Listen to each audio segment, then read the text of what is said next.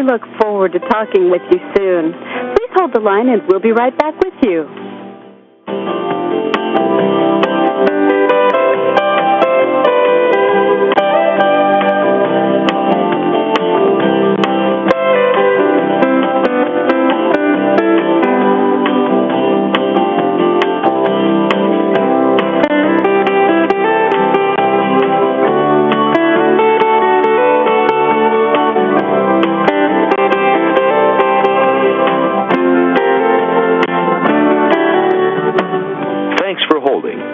Appreciate your time and patience.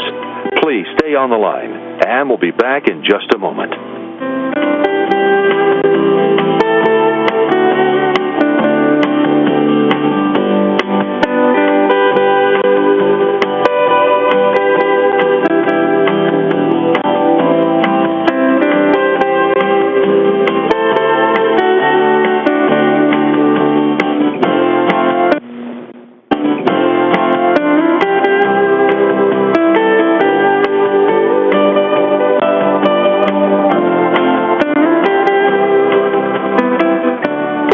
Holding.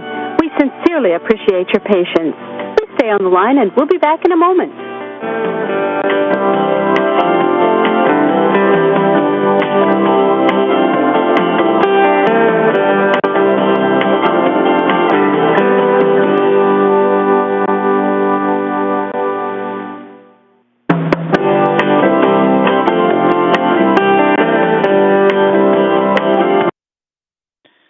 Good evening, ladies and gentlemen. Thank you for holding once again.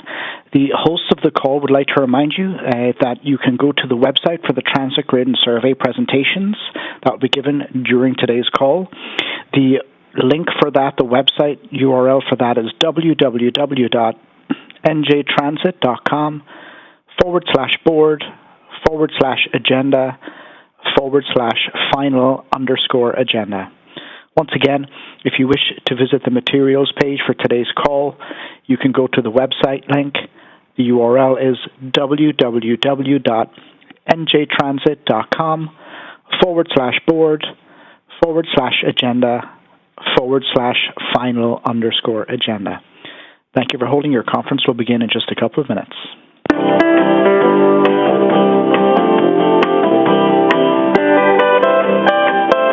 Thank you for holding. We look forward to talking with you soon. Please hold the line and we'll be right back with you.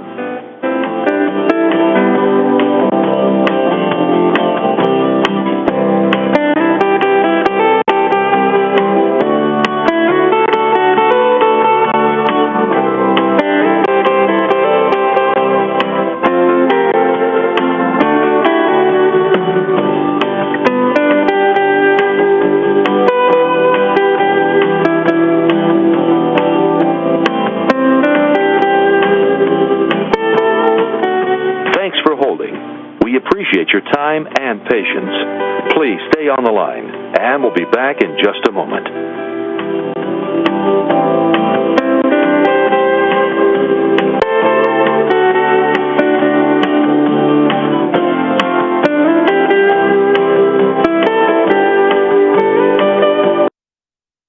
Thanks for holding. We appreciate your time and patience. Please stay on the line, and we'll be back in just a moment.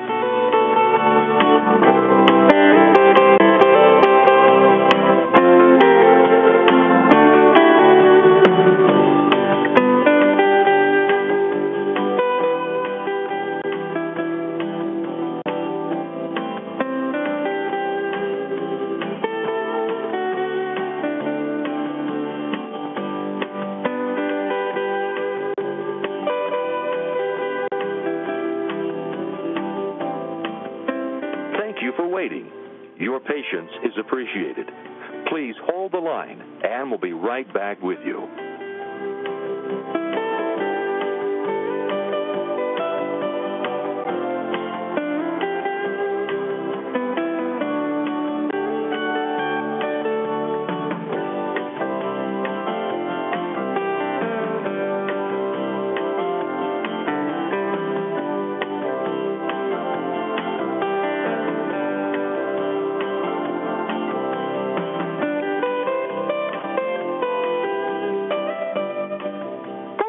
holding.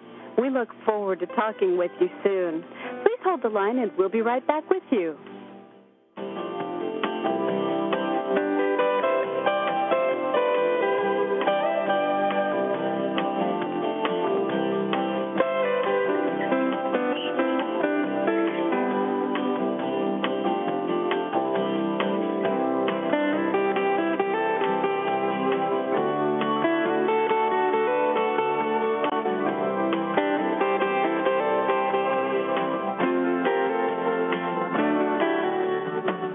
Thanks for holding. We appreciate your time and patience.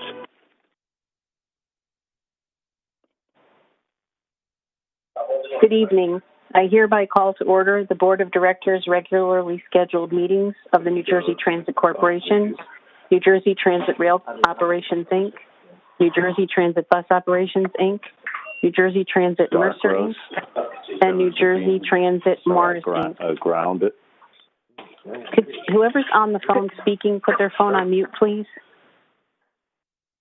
Yes, please Joyce? mute your phone if you're not speaking. Thank you. Good evening, Chair Gutierrez, Scacchetti, and board members. I will now take roll call. Board Member Adams? Yes. Board Member Ajmani? Here. Board Member Doshi? Here. Board Member Fulton? Here. Board Member Gordon? Here.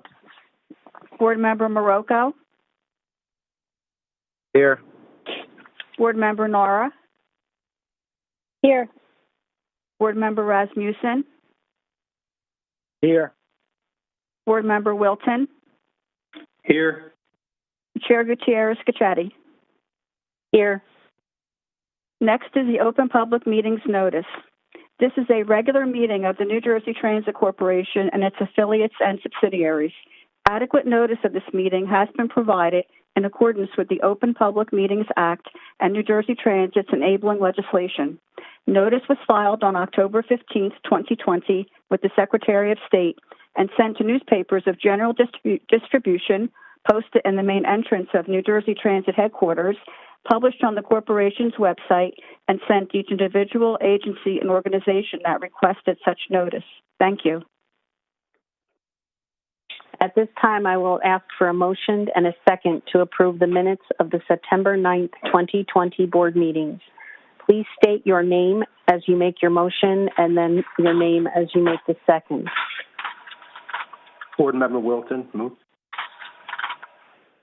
Board Member Nara, second. Is there any discussion on the motion? Hearing none, Joyce, please take a roll call vote. Roll call vote. Board Member Adams? Yes. Board Member Ajmani? Yes. Board Member Doshi? Yes. Board Member Fulton? Yes, Joyce. I dropped off. I'm back on. Yes. Okay, thank you. Board Member Gordon? Yes. Board Member Morocco? Yes. Board Member Nara? Yes. Board Member Wilton? Yes. Chair Gutierrez, Scacchetti. Yes. Motion carried.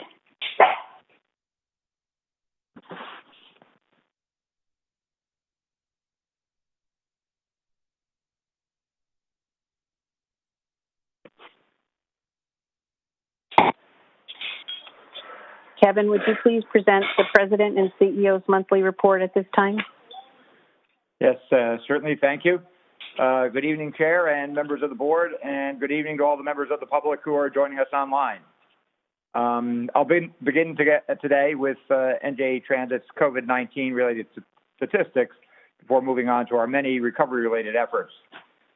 First of all, I'm pleased to report that only 25 New Jersey Transit employees out of a workforce of nearly 12,000 are currently positive for COVID-19. That's down more than 90% from a high of 299 positive cases on April 27th. These statistics reveal just how far New Jersey Transit has come over the past 6 months and are especially notable considering recent coronavirus spikes, both regionally and nationally. I do want to be clear, although the numbers are good, we have no intention of letting our guard down in the least. In fact, we've been working harder than ever to maintain the safest possible travel environment for our customers and employees, particularly as customers are returning to our service. Our aggressive approach to cleaning and disinfection continues, including daily sanitizing of all our vehicles and major stations and terminals. We're redoubling our efforts to reinforce the importance of wearing face coverings on vehicles and stations and on platforms. To ensure compliance with the face covering requirements as outlined on Executive Order 165, we've taken a number of actions. In particular, we're continuing to blanket our system with our Safe MJ signage, including posters, digital signage, regular stations and onboard announcements, regular and frequent social media messaging, and prominent reminders on our website and mobile app. We've also made free cloth masks available at customer service offices and major terminals. To date, we've given out more than 12,000 to customers. Over the last 3 weeks, our New Jersey Transit Police Department has been out in force throughout the system on mask enforcement details, reminding customers to wear them and handing out masks to those who need them. And since our last board meeting, we've expanded our PPE vending machine pilot to 4 additional rail stations. The machines, equipped with cloth and disposable masks, hand sanitizers, disinfecting wipes, and gloves, are now available at New Brunswick, Metro Park, Summit, Secaucus Junction, in addition to Newark Penn Station and Hoboken.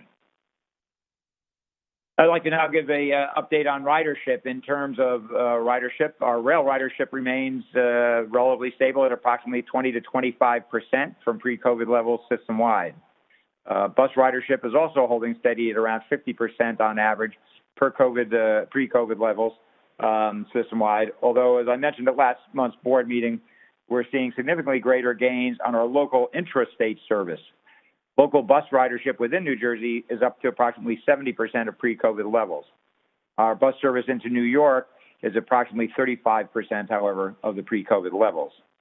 Light rail ridership is up to approximately 55% of pre-COVID levels system-wide, with the HBLR and the Newark Light Rail between 53 and 56%, and the River Line approaching 70% of pre-COVID levels. The ridership still remains down. It is increasing incrementally, and we know that these trends will only continue as New York continues to reopen. To ensure we're fully prepared, we're also hard at working behind the scenes planning for the future.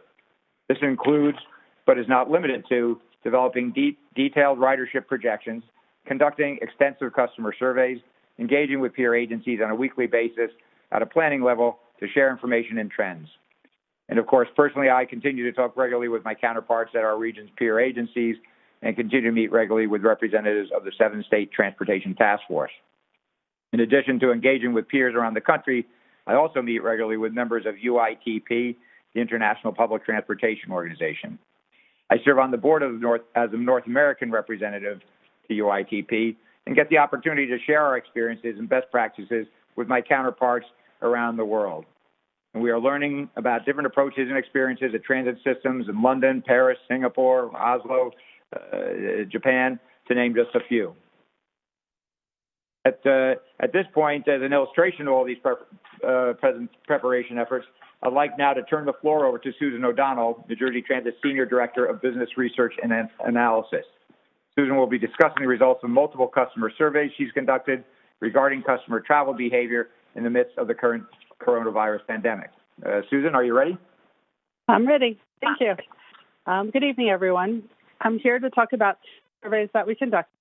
The first was done shortly after the COVID travel restrictions, and the second one was in late June, early July. For convenience, I'm going to go to the April and June survey. If you're looking at slide 2 of the presentation, the survey data is shown in orange, and June survey data is shown in blue. And we the data by customers to work and trips. Non-work includes medical-related trips, personal business, shopping, school, and trips like that. Discretionary trips would be another term for that. In the first survey, I did ask customers to identify what mode they use most often, what New Jersey Transit uses most often, and for what trip purpose. And then in both April, we asked them if they traveled by that mode for purpose. So, for example, if they traveled most often by bus, we said, last 7 days, have you traveled by bus to work? a New Jersey Transit bus, to be specific, to work. And then we follow up with questions about what they traveled by or what they might have used. So this slide, number 2, looks at the different modes or markets, and we have modes: bus, rail, light rail, and access link. Separated bus into 3 separate markets because they're all a little different. We have North Jersey local, South Jersey, and New York State. And as you can see, comparing the June data to the April data, that the percent of customers that were still traveling has increased both for work trips and non-work trips. A little bit closer look, you see a slightly big increase for the trips.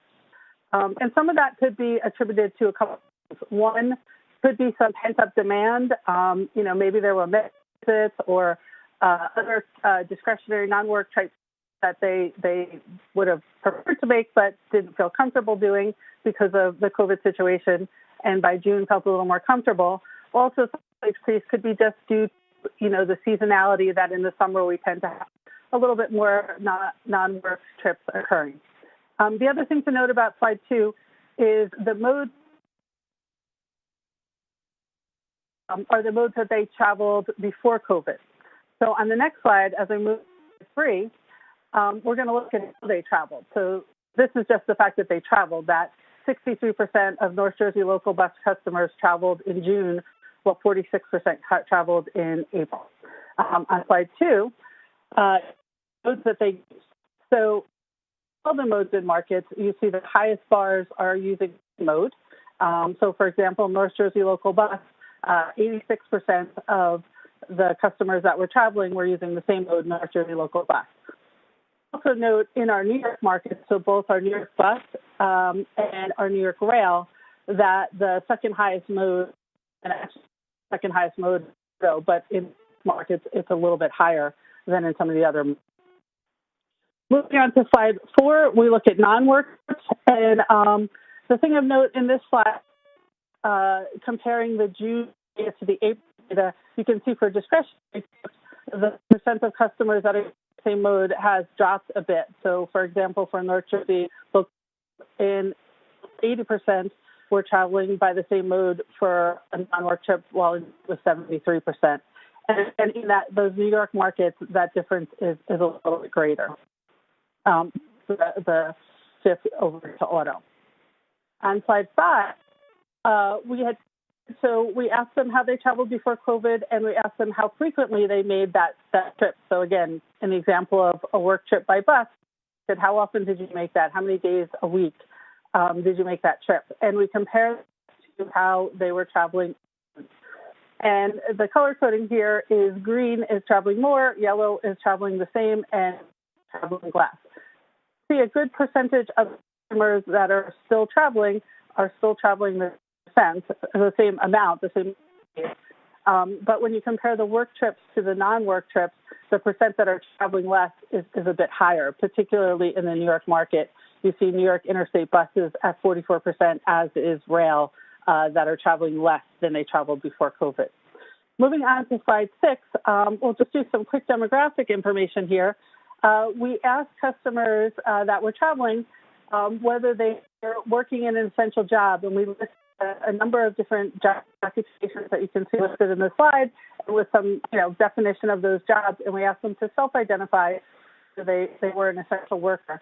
You can see in all the modes, over 60% of the customers are identifying as essential workers, and like South Jersey local bus, or South Jersey bus, 80% said that they were essential workers.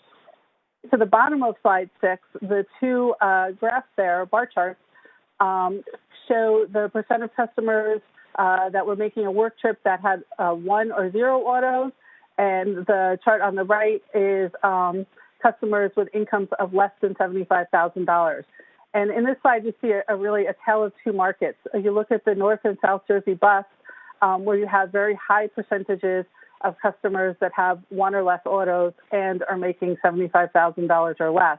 While you can look at the New York bus and the rail markets, and those percentages are much lower. So there's a clear it's there. The next slide, slide 7, We then followed with the customers who said that they had not traveled in the last 7 days in June. And we said, why? Why were you not? This was for work trips. So this slide shows for work trips that for North Jersey Bus and South Jersey Bus, 58 and 45% respectively said that they were working from home. Well, if you look at New York Interstate Rail and Light Rail, over 80% that were able to work from home. So again, you're starting to see those two markets emerge. On slide 8, we asked, once government guidance allows and businesses reopening, if it was up to you, when would you prefer to return to your work office? Remember, this was asked in June. It was late June. So you see the two highest responses were either September, October, or in 2021, each getting, 25% or more. I think personally at that time, I think when people were hopeful that the fall would come, things would get better, schools would open, businesses would open. We're going to ask that again in our next day, and I'm interested to see what the results are. We also identified about, I think it was 29 or 30 different measures that we were either putting in place or were considering to put in place, and we wanted to understand how important they were to customers. And I segmented the data. There's 2 slides here, 9 and 10. Slide 9 is the responses of customers traveling in June, and slide 10 is customers that were not traveling. And I was curious to see if what was important would be different among the two groups. So the first thing is looking at slide 9, I should note that 4 of the top 10 most important items were PPE, personal protective equipment, and 3 of the top 10 were related to cleaning. And you can see that face masks, either worn by customers or employees, were the top 2. What's interesting as I move on to slide 10 is that the top 8 responses are identical for customers and non-customers. Really, the only difference is that the percentages are higher. You can see the face mask percentages are much higher. So clearly, cleaning and personal protective equipment is very important to our customers. The final chart slide, and then there's one more after this, we looked at overall satisfaction. So we asked, how satisfied are you with New Jersey Transit? And we compared in gray our recent full customer satisfaction survey, which was done in November of 2019, and we compared that to April, and then we segmented the June by travelers and not traveling. And what's interesting here is that in all cases, the April and June data is higher, and for rail it's significantly higher scores, better scores than in November 2019. And what I found particularly interesting was looking specifically at those traveling in June to those not traveling in June in our New York market, the New York Bus and the New York Rail. Those tend to be our toughest critics and our toughest on scores. And you can see in both of those markets, the customers that were traveling gave a notably higher score than the customers that weren't traveling. So I think that's encouraging. And then just to close out, results, we shared it with the customer board and with internal senior management and operating groups. We are actively working on a third COVID survey, which will hopefully go out in the next few weeks. And that's the end of my report. Thank you. Great. Thank you, Susan. I would point out that Susan's presentation is online and available for download. Simply visit njtransit.com and click on the Board of Directors link under the About tab. On this page, scroll down past the board's live stream video and click on Board Agenda, where you will find the full presentation at the bottom of the page. A moment ago, I mentioned that New Jersey Transit is working closely with peer agencies to share best practices, protect customers and employees, and plan for the future. In addition to these efforts, we're taking a proactive industry-leading approach to gathering and analyzing information and serving as a resource hub for others. On September 29th, New Jersey Transit proudly partnered with Rutgers University's Blaustein School to convene a full-day online symposium examining the impacts of COVID-19 on transportation, the economy, and the business and tourism industries. We brought together 25 local, national, and international experts to present and participate in conversations which included the future of work, housing, commercial real estate, tourism, hospitality, retail, and entertainment, with a focus on the New York and New Jersey metropolitan regions. with more than 200 people attended, including transportation professionals, city planners, economists, real estate experts, and other decision makers from government and transit agencies. Ultimately, the information and insights we gathered will serve as a critical component in our ongoing planning and forecasting efforts. Videos of the symposium, including the keynotes and 4 expert panels, are now online, and I encourage you all to take a look at njtransit.com/symposium. That link will redirect you to the Blaustein School's website where the symposium lives. We also have a number of technology-related items to report this month, spanning both COVID and non-COVID-related aspects of our service. One innovative initiative that I'm particularly proud of, and which I think will be especially useful to customers, is the introduction last month of the How Full Is My Ride feature on our mobile app. This new feature allows rail and bus customers to see how full their ride is before boarding and enable them to make better informed decisions that optimize their comfort level as they return to our system. For rail and bus customers, green, yellow, and red color-coded icons indicate light, medium, or heavy ridership conditions. On buses, the data is collected automatically through onboard passenger counting technology. On trains on our Raritan Valley, Atlantic City, and Morrison-Essex lines, that is also collected automatically through New Jersey Transit's new handheld devices used by train crews to scan and validate tickets and passes. For other rail lines, customers can crowdsource this information by self-reporting distancing levels, alerting fellow customers to how full their trains are. Crowdsourcing will gradually be phased out as train crews on the additional rail lines receive new handheld ticket validation devices. System-wide distribution of these devices is expected to be completed over the next 5 months.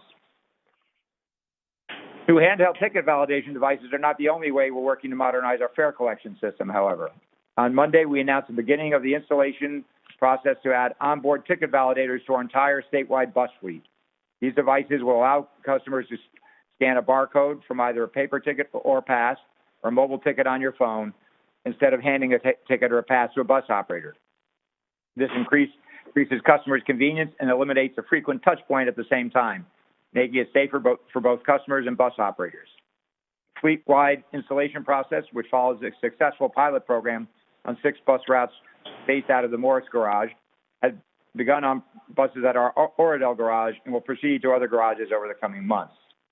As part of our commitment to reducing customer touch points to the greatest extent possible right now, we've identified bus garages serving routes with the highest use of paper tickets for the beginning of the installation process. In subsequent phases of this modernization program, the validators will accept additional fare media, including contactless credit and debit cards, and a New Jersey Transit fare card currently in development.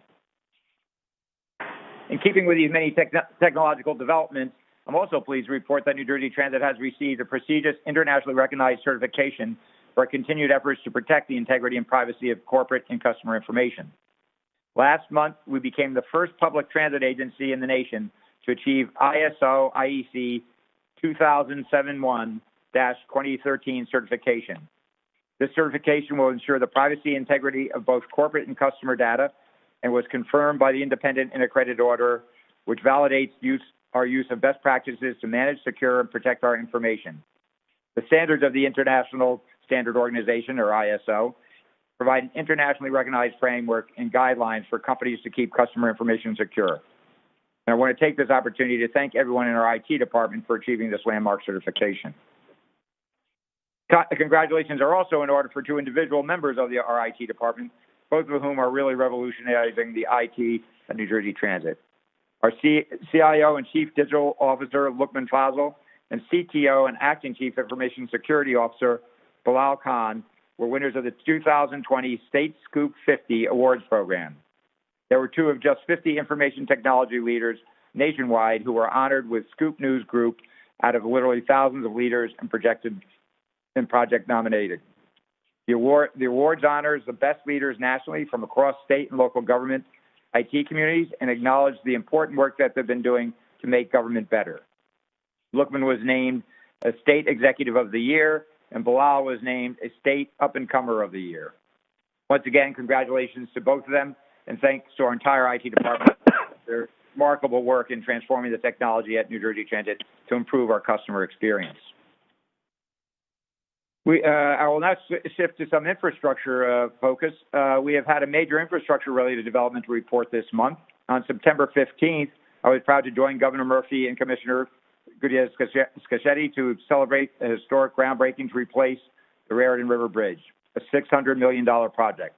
The bridge is a critical link for communities all along the New Jersey coastline and is an essential connector for these communities to major job centers in Newark, Jersey City, and Manhattan.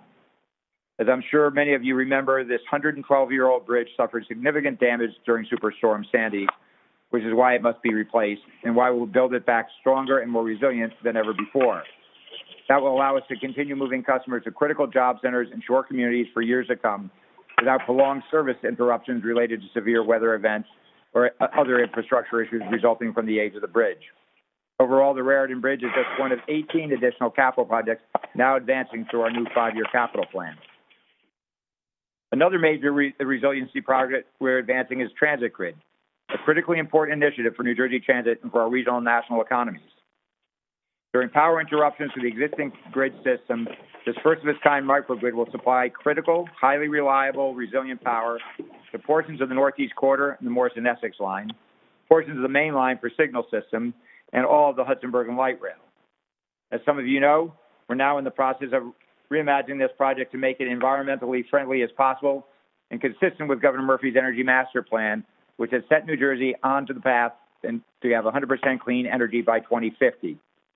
Today, the board will vote on a proposed stipend program for this project, which we believe will encourage innovation and allow us to solicit the best possible technical design and construction solutions from both national and international bidders. In a moment, Eric DeLeo, our Senior Vice President of Capital Programs, will give a presentation covering this aspect of the project, along with our many efforts to maximize the project's use of renewable energy. Before that, I'd like to know... Kevin, just one moment. Yes, Diane. We have members who are not on mute, and I just really need everybody who is not speaking to keep their phone on mute. Continue, yes, Kevin. Okay, thank you, Diane. But before Eric's presentation, I'd just like to note that we'll be holding a market outreach forum for this project next week on October 28th, where interested developers can hear about the project firsthand and learn the strategies that we're using to re-envision it. With that, I'd like to introduce Eric DeLeo to give a presentation on our new approach to project delivery. Eric, you ready? I'm ready. Thank you, Kevin. Good evening. Thank you, President Corbett. I appreciate the opportunity to speak regarding the NJ Transit Grid project. And tonight, as Kevin indicated, I'll be referring to a presentation online called NJ Transit Grid, Reliably Powering the Future. For members of the public joining us who want to follow along, the operator gave instructions at the beginning of the call, but you can access the presentation on the njtransit.com website, and the presentation is a link off of the board agenda page. For more than a year, we have heard from our stakeholders with concerns on the direction of the NJ Transit Grid project. We are committed to building the project, but tonight, after consultation with members of the board of directors, we want to respond directly to the concerns that we've heard that members of the public, including some listening in tonight, have raised. Over the next several minutes, you will hear a plan on how, with the board's support and authorization that we are seeking tonight, we plan to approach the next steps in the project's development in a way that encourages the maximum use of renewables, storage, and other technology to the extent technically feasible.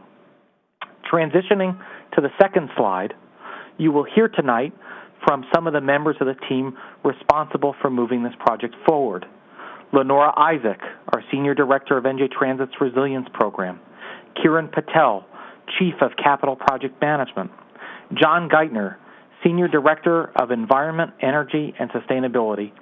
And Megan Strickland, our Chief of Capital Compliance Budget Administration, will conclude the presentation. Transitioning to slide 3. This project was initiated by the Christie administration after Superstorm Sandy. And at the time, it was envisioned as fully a natural gas turbine-powered facility. The Murphy administration is committed to a process that supports the re-envisioning of the design of the project and that prioritizes green technology. Tonight, you'll hear a plan to do just that. Lenora Isaac will present slide 4. Thank you, Eric, and good evening, Commissioner, board members, and everyone who's listening. I'm Lenora Isaac, Senior Director of New Jersey Transit's Resilience Program, and it's my pleasure to speak to you this evening about the vital role NJ Transit Grid plays in NJ Transit's Resilience Program. I will highlight some of the events impacting NJ Transit in our region. Over the past 2 decades, our region has been impacted by a number of weather and other events, resulting in catastrophic and crippling power failures. In 2003, the Northeast blackout resulted in 50 million customers losing power and was the largest blackout in North America that left our passengers stranded and scrambling to find alternate means to get out of New York City or back to their home destinations. Of course, Superstorm Sandy in 2012 impacted states from North Carolina to Vermont and caused unprecedented impacts to NJ Transit's infrastructure and service, again leaving our customers without rail service for some 3 weeks. And just a few months ago, Tropical Storm Isaias caused catastrophic power failures and storm surge, again impacting NJ Transit service while repairs were being completed. Transitioning to slide 5. As NJ Transit endeavors to prepare for the future, decisive action is required in anticipation of future power outages. The Rutgers University Center for Energy, Economic, and Environmental Policy predicts the occurrence of 1.2 hurricanes or tropical storms per year, posing significant threats to the nation's and New Jersey's power systems. Moving on to slide 6. Many or all of us have been affected personally in some way by these storm events and power failures. These power outages, in turn, have significant impacts on our transportation system, to our customers, and to our regional economy. With over 53 million commuter rail trips in and out of New York City each year, any loss of power can severely constrain the economy. The impacts of an extended power outage in our region would impact as many as 200,000 NJ Transit and Amtrak customers, resulting in an estimated $42 million of lost wages each day. Transitioning to slide 7. In order for NJ Transit to deliver reliable service, we need power. Energy resilience is key to transportation. Once the floodwaters subside, electric power is needed to resume service. Electrical outages only serve to complicate our path to recovery, as we rely on current means of emergency generators to energize key equipment. However, diesel generators are not a viable solution for a number of reasons.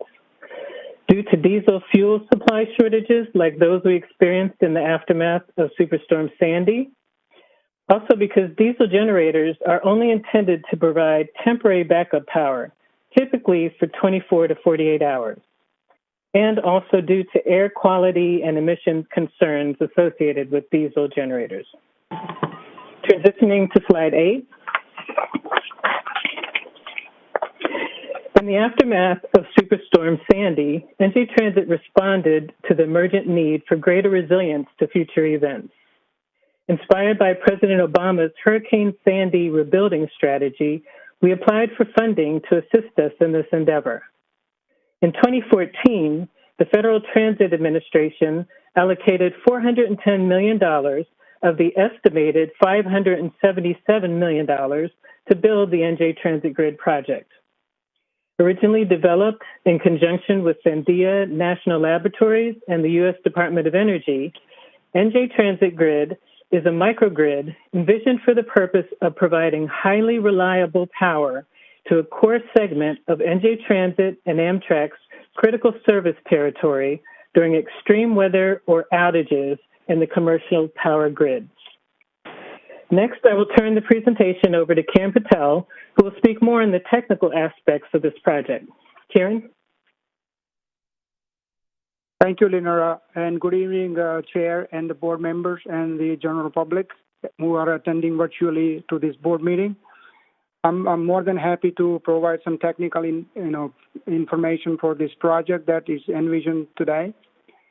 On slide 9, there is a aerial map that shows the proposed site, which is located on the Kearney Peninsula on a 20-acre land owned by New Jersey Transit. That particular site will provide reliable power to a limited operations during the grid outages. The facilities that will include the limited operation is the Northeast Corridor between New York's Penn Station and New Transit's New Jersey Avenue Station in New Brunswick. The Morris and Essex line between Hoboken Terminal and Maplewood Station. A portion of the main line for signal systems, and the Hudson-Bergen Light Rail for its entirety. Transitioning to slide 10, which shows the microgrid center facility rendering, which shows the solar and energy storage, the combined cycle technology, harden the substation to distribute the power that is being generated at this site, and the distribution and critical infrastructure to take the power from the site to the receptors where the power will be used. Transitioning to slide 11, this project provides multiple benefits. The key benefits are listed on the slide 11. The first and foremost is the reliability of the system. This project will prepare New Jersey Transit to better withstand and recover from extreme weather and other events. This project also ensures New Jersey Transit is not subject to broader cybersecurity threats that could otherwise disrupt the New Jersey Transit service. It also eliminates single point of failure at existing interconnection points to reduce cascading impacts of service issues and mitigates commercial grid vulnerability. As a critical infrastructure operator that customers depend on, New Jersey Transit must provide reliable service. Energy is critical to this mission, and this particular project will provide that energy to carry out that critical mission. Transitioning to slide 12. This project will also provide a reliable transportation resource serving our communities, allowing those who rely on mass transit as their only mobility option to travel locally to work, school, and other venues that would otherwise be inaccessible during a commercial grid outage. This project also has some financial benefits. This will create employment opportunities in facility operations, maintenance, and ancillary services. This project will also create operating revenue via power sales. There is a one-time economic impact on the New Jersey economy of $749 million. This project will create 4,200 construction jobs, accounting to $291 million in earnings. And there will be an ongoing economic impact to the New Jersey economy of more than $20 million annually for operation and maintenance of this facility. Now I turn it over to John Geithner, who will provide some more input on the environmental aspect of the project. John? Kieran, thank you. So this is John Geithner, Senior Director for Environment, Energy, and Sustainability. And I join tonight with our board chair, our CEO, members of the board, and members of the public to share just a few short slides and a little bit of information about New Jersey Transit's sustainability program and how this project could dovetail nicely with that program. So looking to start with at slide 13, let's start with a little bit of a history lesson here. So again, the New Jersey Transit Grid project had a birth back in 2014 as part of a grant program, a competitive grant program from the FTA regarding system resiliency and system reliability. So we took a careful look at New Jersey Transit. Again, our business is mobility. What were those things that threatened our ability to provide mobility to the public? And one thing that we took a careful look at was our energy system. And partnering with thought leaders such as Sandia National Lab, we came up with an initial design to take a look at what could be done to make our energy system more resilient, more reliable. Transitioning to slide 14. So our goal here is to look with an eye toward the future. What would New Jersey Transit look like with a reliable energy system, and how could that energy system be as green or as environmentally friendly as possible? So moving to slide 15. So New Jersey Transit does have an energy and sustainability effort. We actually have a department here at New Jersey Transit. I'm proud to be a member of that department, and I'm proud to lead it as you look forward.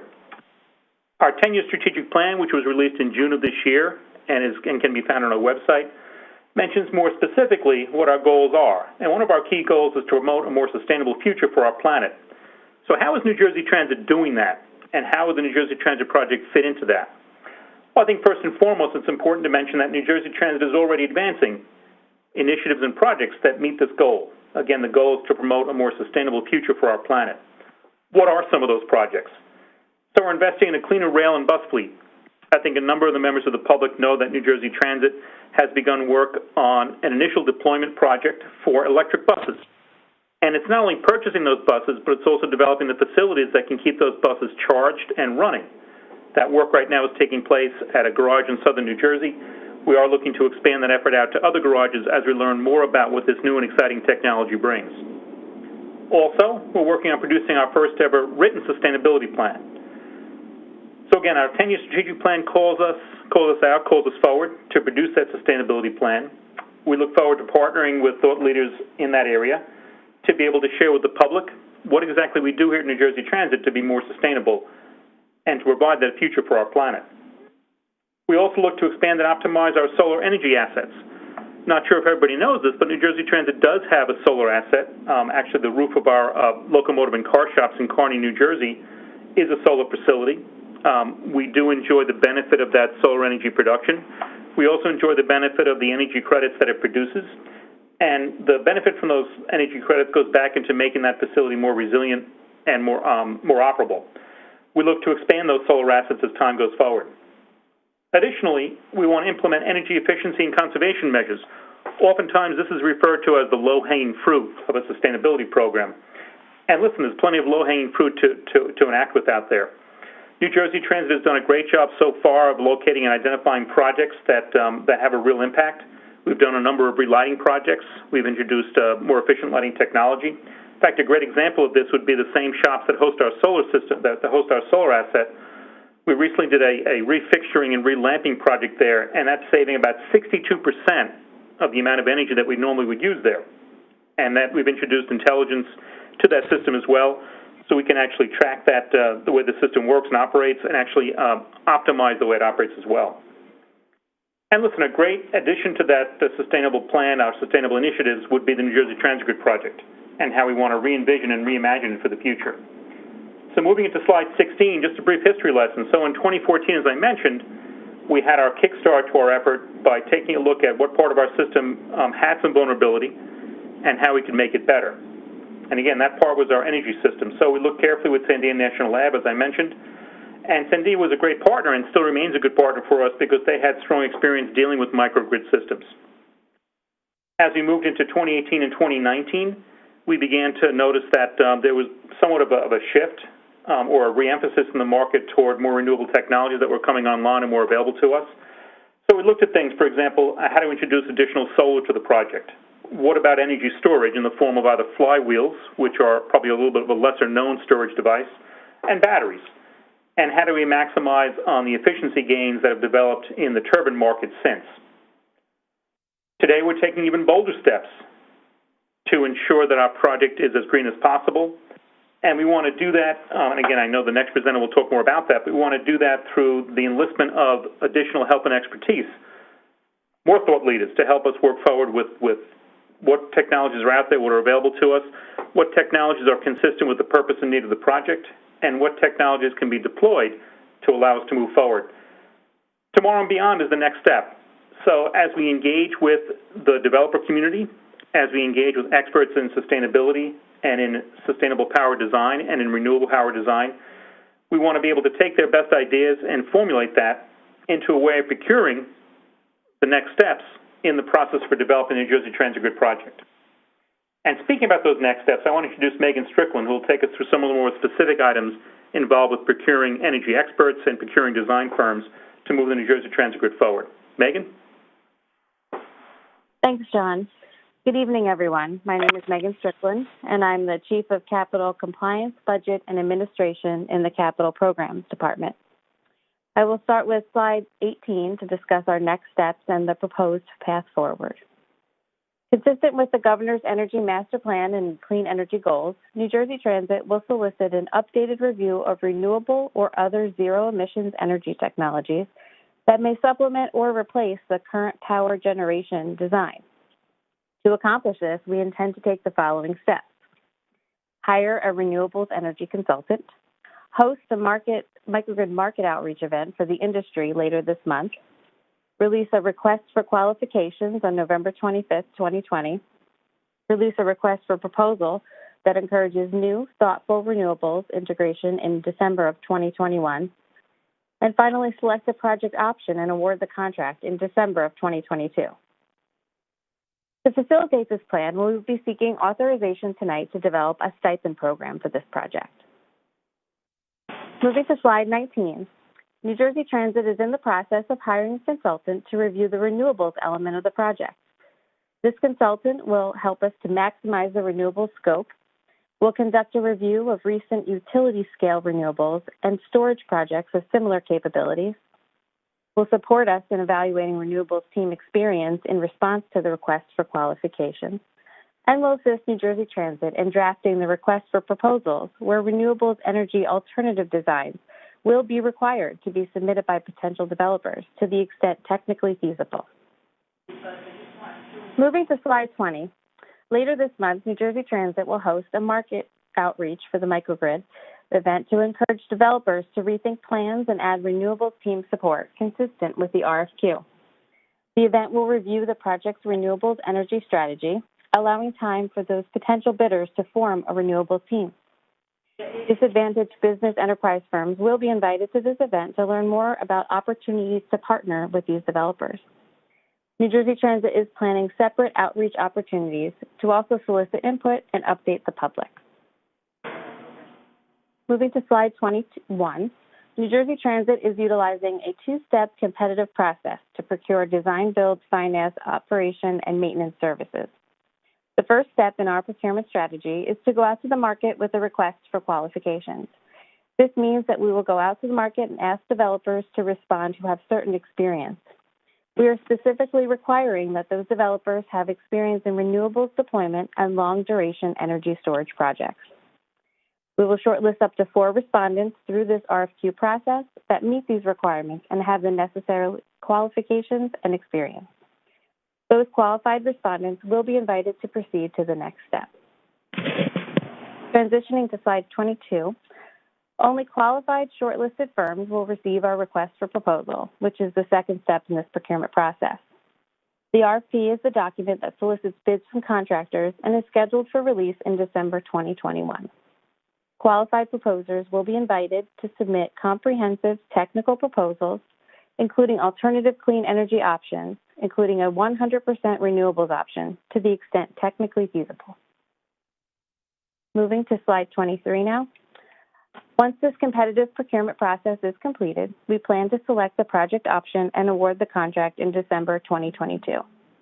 We will then begin construction on a resilient and sustainable microgrid that will support 4,200 good-paying jobs and propel New Jersey's energy economy while creating a reliable transit system and ensuring all federal dollars secured are expended. Slide 24. Tonight, we are asking the Board of Directors to approve a stipend program to encourage this innovation. This stipend program will support the solicitation of the best possible technical design and construction solutions from industry experts, increase market competition, and allow New Jersey Transit to purchase the intellectual property included in the proposals.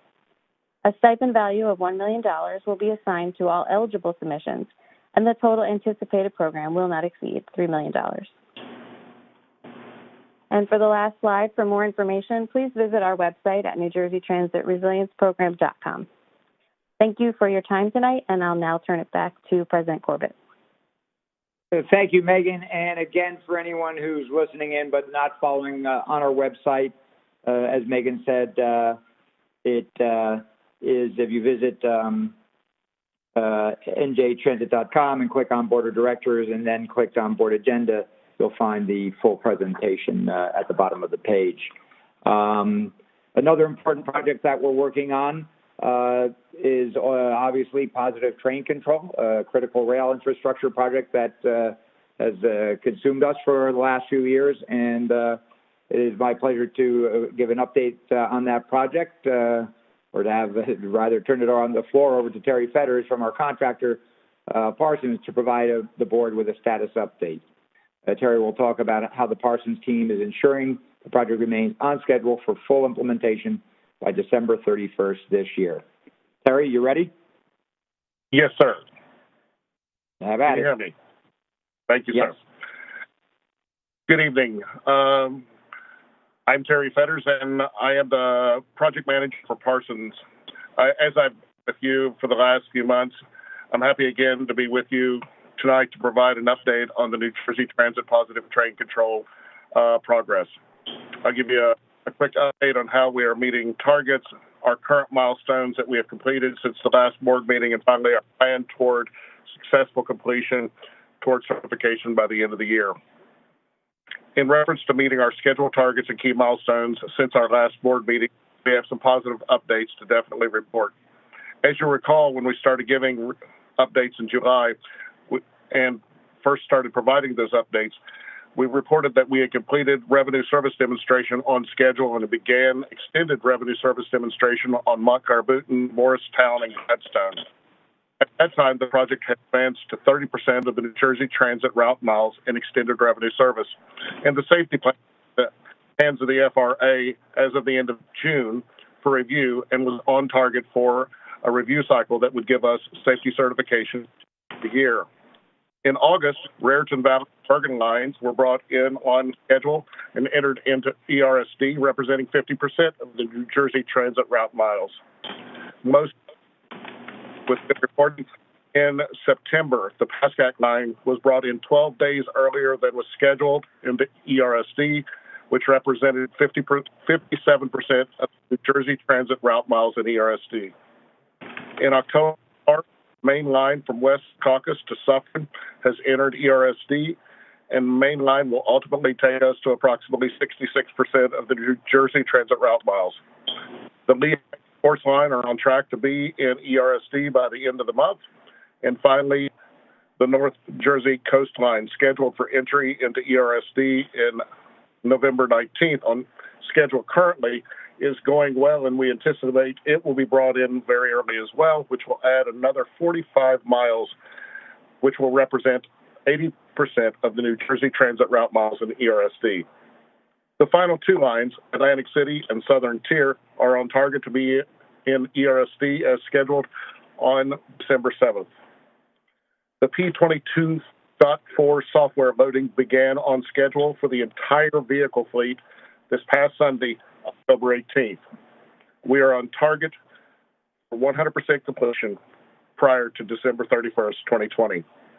Parsons and Alstom are committed to the successful completion of this project.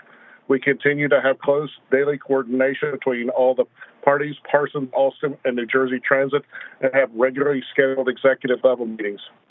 Additionally, we have weekly stakeholders with FRA, Transit, Parsons, and Alstom for collaborative parent discussions to progress the project, to discuss testing results, upcoming schedules, and identify mitigations or opportunities to increase our efficiencies, some of which I identified for you that have just recently occurred in the last 6 weeks.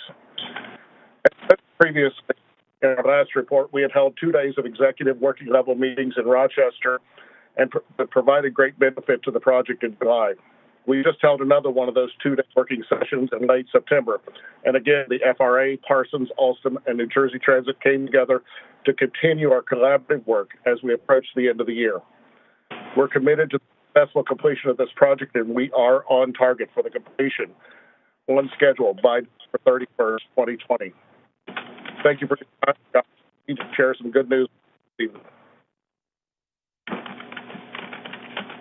Great. Thank you, Terry.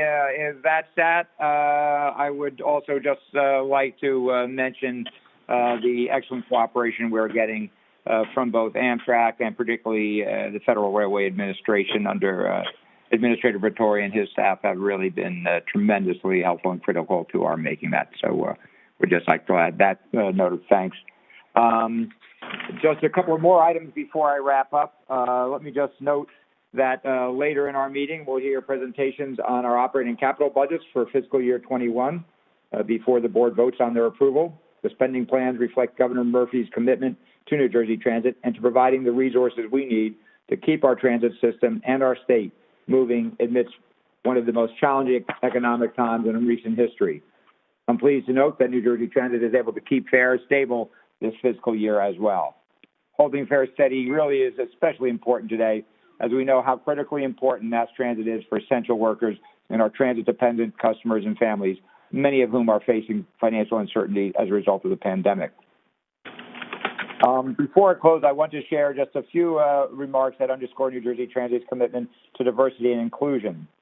Today, more than ever, it's critically important that we not only ensure a discrimination-free travel environment for our customers, that we provide an inclusive experience where the various needs of all our customers are recognized and responded to. We also need to ensure that we provide the same environment in the workplace for our nearly 12,000 New Jersey Transit employees. To that end, I'm proud to announce that next week, New Jersey Transit will launch a new diversity and inclusion initiative. Our goal is to help drive inclusion for our key constituencies, our customers, our business partners, our community partners, and of course, our employees. We're very proud of the diversity of our employees, and I know this initiative will be well received. The initiative will be led by our Chief of Diversity and Inclusion, Leota Sanders, and supported by myself and New Jersey Transit's entire executive management team. With that, Chair, I conclude my remarks and turn the floor back to you. Thanks, Kevin. Normally we would go right into public comment, but before we do, I'd just like to talk a little bit more about the Transit Grid project. So the goal would be that you can comment on it in the public comments that those registered have decided to make. But clearly over the last several board meetings, we have heard many public comments regarding energy and sustainability, and we have heard you loud and clear. And I certainly recognize that as we move forward to implementing the governor's vision, there's a need for New Jersey Transit to focus on its commitment to our environment and sustainability goals. And fulfillment of that vision should be highly visible and transparent. So in listening to our stakeholders and in looking at how we can make for a strong public engagement process, it appears that the best thing for us to do would be to form a new ad hoc committee of the board. And I say ad hoc only because in accordance with the bylaws of New Jersey Transit, a formal committee will have to be part of an amendment to the bylaws, and we don't want to wait for that process. So it will be considered an ad hoc committee for now, and it will be the formation of an energy and sustainability policy committee made up of board members. The new committee will meet as necessary, and it will consist of 3 board members. The committee meetings will be open to the public and will ultimately allow for public engagement and dialogue on the projects. From time to time, as appropriate, the committee can refer issues to the full board for consideration if warranted. As part of this new initiative, I'm asking the committee to consider issues related to the development, construction, and future operations of New Jersey Transit Grid project, including the implementation of the action items that staff has articulated today as part of our approach to reimagine this project. In addition, the committee will review Transit's efforts to provide and promote zero-emission vehicles in its revenue and non-revenue fleet, issues related to electrification, NJ Transit's development of a sustainability plan as called for in NJT's 2030 strategic plan, and other issues that may be appropriate as determined by the board through the chair. I've heard comments not only from board members and from the public, but from the stakeholders, but the public in general. And we had a stakeholder meeting on Friday, which I think was an excellent first step. And I think the most important thing we can do as all members of the same state and the same society is to work closely together to make all that we do successful. I want to compliment the staff. I think they did an excellent job tonight in explaining to you what the plan is. I think they'll continue to work hard with the members of this committee and our public stakeholders to ensure that everyone is informed and we listen to all ideas. And that's certainly the purpose of next week's event, is to make sure that we have broad input into whatever becomes of the transit grid. So I think that I can do two things now. I could tell you that I would like to name to this committee Board Members Doshi, Board Members Adams, and Board Member Fulton, and ask Board Member Fulton to chair the committee. I think that they've been very active in this regard, and I think they'll be very, very important to us to have them as board members available as a committee and then reporting back to the board, just as we do with other committees of transit. I think if we use this mechanism, it will be very beneficial to everyone. But I'm going to say the same thing I said on Friday. Nothing is perfect. And if it's not perfect in the beginning, it will evolve into something that everyone feels is workable and is, at the end of the day, has a substantive benefit. This is meant to be impactful. Nobody wants to take time out of their day if we're not going to actually make use of the time and make use of the information we get. It's meant to be impactful, and that's a commitment that's made by the board. It's made by me, and I know that it's what the governor expects of all of us. So with that, we will begin the process of establishing a schedule for the committee in the very, very, very near future. Not tonight, because I think I probably surprised at least two of the three board members tonight, maybe not. But I think that at the end of the day, they're great representatives for us in this regard. But I do have one other announcement that I would like to make tonight. We will not need a motion on it this month, but I will formalize it next month. In addition to Cedric Fulton serving as chair of this board, I will appoint Cedric tonight as the acting vice chair of the Board of New Jersey Transit. We have been without a vice chair for quite a long time. I think probably my entire tenure on the board. And as we continue to fill the plates of board members with work and the work of New Jersey Transit, I can think of no one better than Cedric Fulton to take the role on of vice chair. In accordance with our reform legislation, we will post it on the agenda for next month, and we will vote on it formally. But at this time, beginning right away, Cedric will be the acting vice chair and will be a tremendous, tremendous aid to me as chair and commissioner of transportation with his extraordinary expertise and his extraordinary knowledge of just how government works and how transportation works, and a demeanor that is second to none in the way he handles any crisis that comes his way. And I couldn't be happier to have him working so closely with me. And Cedric, if we could applaud you, we would. But this is just so anticlimactic when it comes to when it comes to virtual meetings. So I'm so pleased. I really hope everyone, I know I've talked to all the board members. I think we all share that feeling. And so next month we will absolutely formalize the action. And then the final piece is, you heard the presentation on the transit grid and the Reimagined project. We cannot vote on it until we have the ability for public comment to continue or to begin, because we don't vote on items before we hear public comment. So you've heard exactly what you would have. We're not going to repeat the presentation, I promise you, in the voting part of the meeting, but we will vote that item ahead of all others while it is still fresh in everyone's mind. And with that, I would ask the operator to begin the process of public comment. Certainly. Ladies and gentlemen, the floor is now open for public comments. If you would like to make a public comment, please press *1 on your telephone keypad to enter the queue. You will hear a brief tone to indicate you have successfully entered the queue. Priority access will be given to any participant who has pre-registered, and these comments will be taken in turn. We will then take public comments from remaining participants on a first-come, first-served basis. Each person will have 3 minutes for their public comment. A warning will be provided with 1 minute remaining, and again with 15 seconds remaining. Once again, please press *1 on your telephone keypad now to enter the queue to make public comment.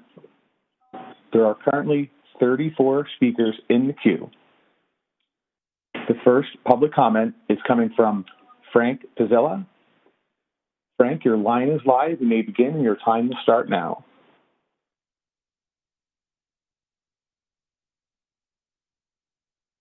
Hello, Frank Pizzilla, your line is now live, and your public comment time will begin now.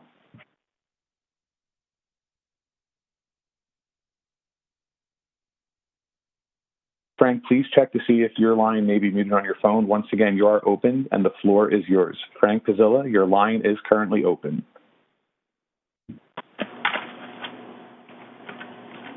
Hello, Frank, can you hear me? Chair, with permission, would you like me to take the next person, and we'll see if we can get Frank back on into the queue?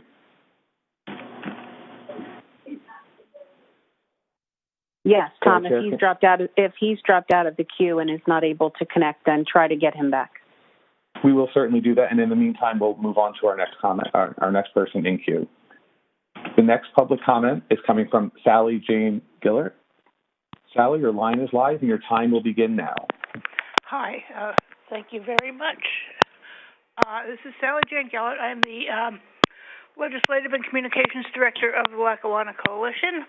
My first request, please open our stations. Passengers look for indoor seating and restrooms while waiting in cold weather. Buses, often bus stop benches, are full. Rail ridership is low, yet stations without ticket agents are locked and restrooms open only during agent hours with benches blocked.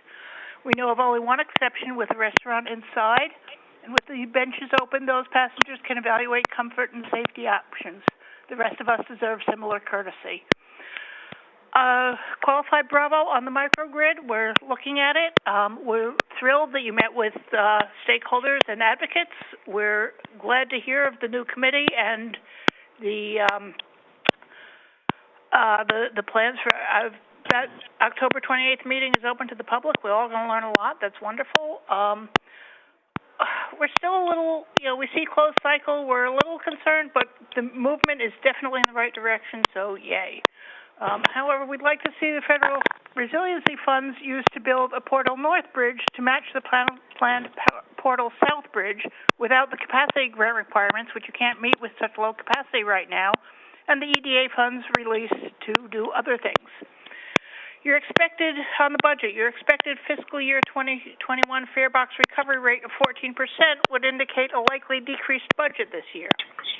Instead, you seem to be either incredibly optimistic or disconnected from reality, with the fiscal 21 budget actually higher than fiscal years 2019 and 2020. Since April, you've cut $851 million from projected income, plugging the gap with 90% of the remaining federal CARES Act funding and state funding. Fiscal 2021 is also the last year of the contract with the New Jersey Turnpike Authority, and we ask for documentation of the Commissioner's promises, which would be a big help. Reform legislation called for a projection for the year after the budget year. 1 minute remaining. We'd like to see that. The 35% cut in state subsidies is much greater than other agencies. How is that going to be made up in 2022? The planning for the future, the ridership pattern has changed. Reverse commuting, so-called, has picked up. Midday and weekend ridership has picked up. We encourage you to rethink your scheduled service in light of this pattern, to reimagine schedules for a post-pandemic world. We see some agencies doing interesting discount things like rather than the 5-day-a-week, 2-time round-trip discount, a discount for 3 days a week or for 5 round trips. 15 seconds remaining. I've got a bunch of things that I'm sending about the website. Zip codes without a leading zero. We need some work on your website. So thank you very much. Check. Thank you. We do have Frank Pizzilla in queue now. Frank, your line is now live. You may begin. Thank you. Okay, can you hear me? Yes, we can hear you now. Please begin, Frank. Okay. Thank you. So my name is Frank Pizzella. I'm a councilman in Hillsdale, a suburban community in Pascack Valley Line.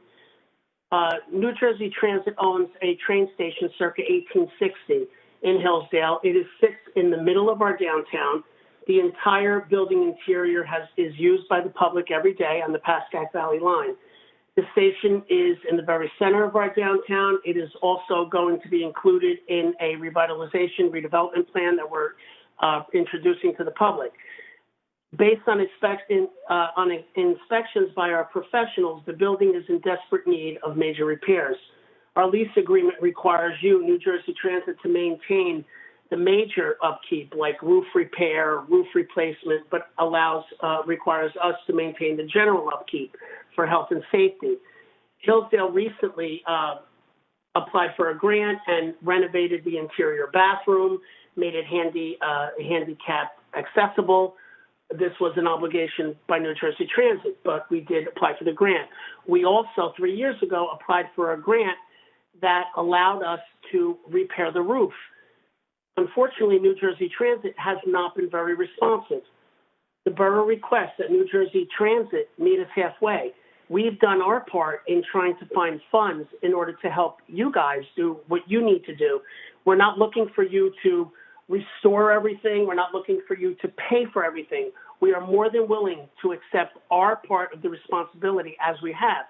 But recently, we almost lost this grant because New Jersey Transit was non-responsive in helping us respond to the Bergen County Historic Preservation Society. And so we're now here asking you to please meet us halfway. Can you appoint us a contact person with whom we can communicate with in order to get this moving along? We have to show some progress. Some progress would be that we are in communication with you, that you understand that we have the grant, that you understand that the grant is allowed to pay for certain things, and that you're working with us. Our borough engineer is well experienced in New Jersey Transit with planning, with capital improvement projects, and with your staff. And so I respectfully request that you allow us to at least meet with somebody that you appoint to us, or that you allow us to address you next month to continue the discussion, the dialogue with the board, and answer any of the board's questions. I did submit the request for the expansion of the grant in order not to lose it, and some other documents. Again, I'm sorry if I was not as articulate as I should be. I'm usually not limited to such a 3-minute time, and, I'm an attorney, so we talk a lot. Sorry. But that's basically it. Thank you. My apologies, Frank. You may continue if you'd like now. Did you hear everything that I said up to this point? Yes, we did. Tom, we appreciate the comments. And as far as the contact person, who have you been working with at Transit up to now? We've been working with somebody by the name of John Del Calle, but then he was replaced by another individual. We haven't heard back from John Del Calle, who then was brought back to the same position he was at in over a year. And I'm not trying to disparage this individual in any way. I'm sure he's doing his job, and I'm sure that he is doing whatever is within his power to do.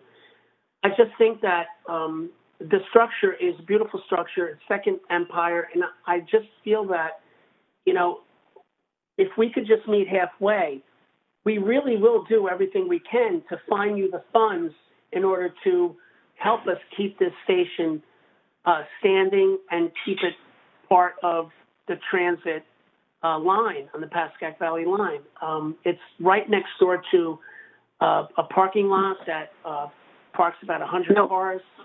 And I appreciate that. I certainly understand. What we will do is we will let you know that tomorrow Mr. Wyckoff will reach out to you, or Justin Davis will reach out to you and set up time to have that conversation.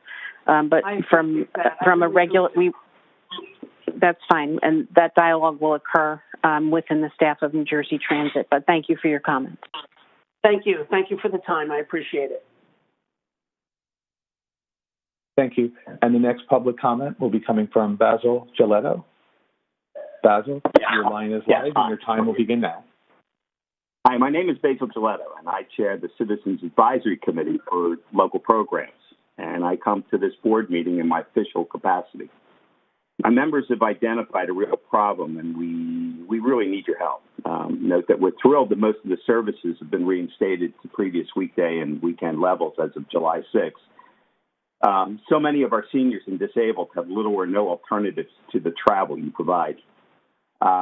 But now that we're back in your buses and trains, we find in many instances that we have no access to bathrooms or waiting rooms. And it's a major problem. Because of the governor's executive orders, waiting rooms are completely off limits. In the majority of your stations, we have no place to sit. That's a problem. Many of our seniors are frail, their system is compromised. In most stations, there just isn't enough outdoor seating, and therefore it's impossible to maintain social distancing, which is very important to our age group. With no one allowed in the waiting rooms, our constituents are herded in the remaining spaces where they're forced to put their health at risk while waiting for their trains or buses. This especially is of concern when transfers require an extended stay at a particular station. As stated, they very possibly could be frail and not capable of standing in an extended period of time until their transport arrives. Outdoor seating, their alternative, will be even less favorable solution once the weather becomes severe. At least consider opening every third seat in a waiting room, even if you require a ticket to use one of these seats. Anything you could do to help would be absolutely appreciated. Conditions requiring frequent use of bathroom further complicates their attempts to use New Jersey Transit. Currently, bathrooms are only open if there is a ticketing agent on site. This alone would be enough to prevent some of our constituents from using mass transit during non-peak hours. Opening stations to pre-pandemic hours would go a long way to help rectify this situation. I've spoken to this board 3 times so far, and in each instance have taken the position that more and more seniors are going to lose their ability to drive and will turn to New Jersey Transit. I've asked that you invest in this age group's needs, stating that the resultant increase in revenue would justify the effort. And baby boomers will require your services for at least another 40 years. They will only do so, however, if they find this type of travel both accommodating and safe. The reopening of waiting rooms and bathrooms as soon as humanly possible to do so safely will go a long way in meeting that goal. There is a further concern. It's extremely possible that this pandemic could require a second shutdown of our economy. Your help in accommodating the needs of seniors and disabled when addressing such is going to be critical for many that we represent. I just want to thank you for allowing me time to discuss this issue. It's very important to us. My committee would be available at your convenience to provide insight and advice if you so desire. And I just want to thank you for at least listening. Again, Basil Gilletto, the chair of the Citizens Advisory Committee. Thank you. I give up the rest of my time. Thank you. The next public comment is coming from Samantha DeFalco. Samantha, your line is live, and your time will begin now. Hi, good evening. My name is Sam DeFalco, and I'm an organizer with Food and Water Action. On behalf of our 72,000 members and supporters in New Jersey, I'd like to share our appreciation to Governor Murphy and NJ Transit for coming to the decision to shelve the proposal to build and operate a frac gas power plant in the Kearney Meadowlands and sincerely explore constructing the Transit Grid project using 100% renewable technologies. This decision will keep 571,000 additional tons of greenhouse gas emissions out of our atmosphere and additional toxic fossil fuel pollution, harmful particulate matter, and ground-level ozone precursors out of environmental justice communities already overburdened with dangerous levels of pollution. This is a huge step in the right direction towards fulfilling the goals laid out in Governor Murphy's clean energy and environmental justice commitments. We hope he will stick to this course by enacting a moratorium on all fossil fuel projects in our state. This is an exciting opportunity to leverage public enthusiasm for clean energy and bold climate action to set NJ Transit on the right track, not only to design and construct this microgrid using renewable technologies, but to develop a whole transit system powered by renewable energy. This could truly be a model for the whole country. We hope this is just the first step towards NJ Transit working to become the nation's leader in renewable-powered public transportation. Our coalition, Don't Gas the Meadowlands, is excited about participating in a meaningful public process in the development of this microgrid, and in the future, other projects that will put NJ Transit on the right track to becoming the first transportation system that will be powered 100% by clean energy. This decision also provides a huge opportunity for our state to make long-term investments in good union jobs in clean energy and will help facilitate a just transition off of fossil fuels, driving us towards a Green New Deal. Thanks again to NJ Transit and Governor Murphy for taking this great step towards stopping all fossil fuel development in New Jersey and for your commitment to real climate and sustainability solutions.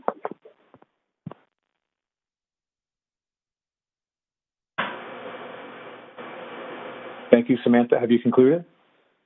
Yep. Thank you very much. The next public comment is coming from Matthew Smith.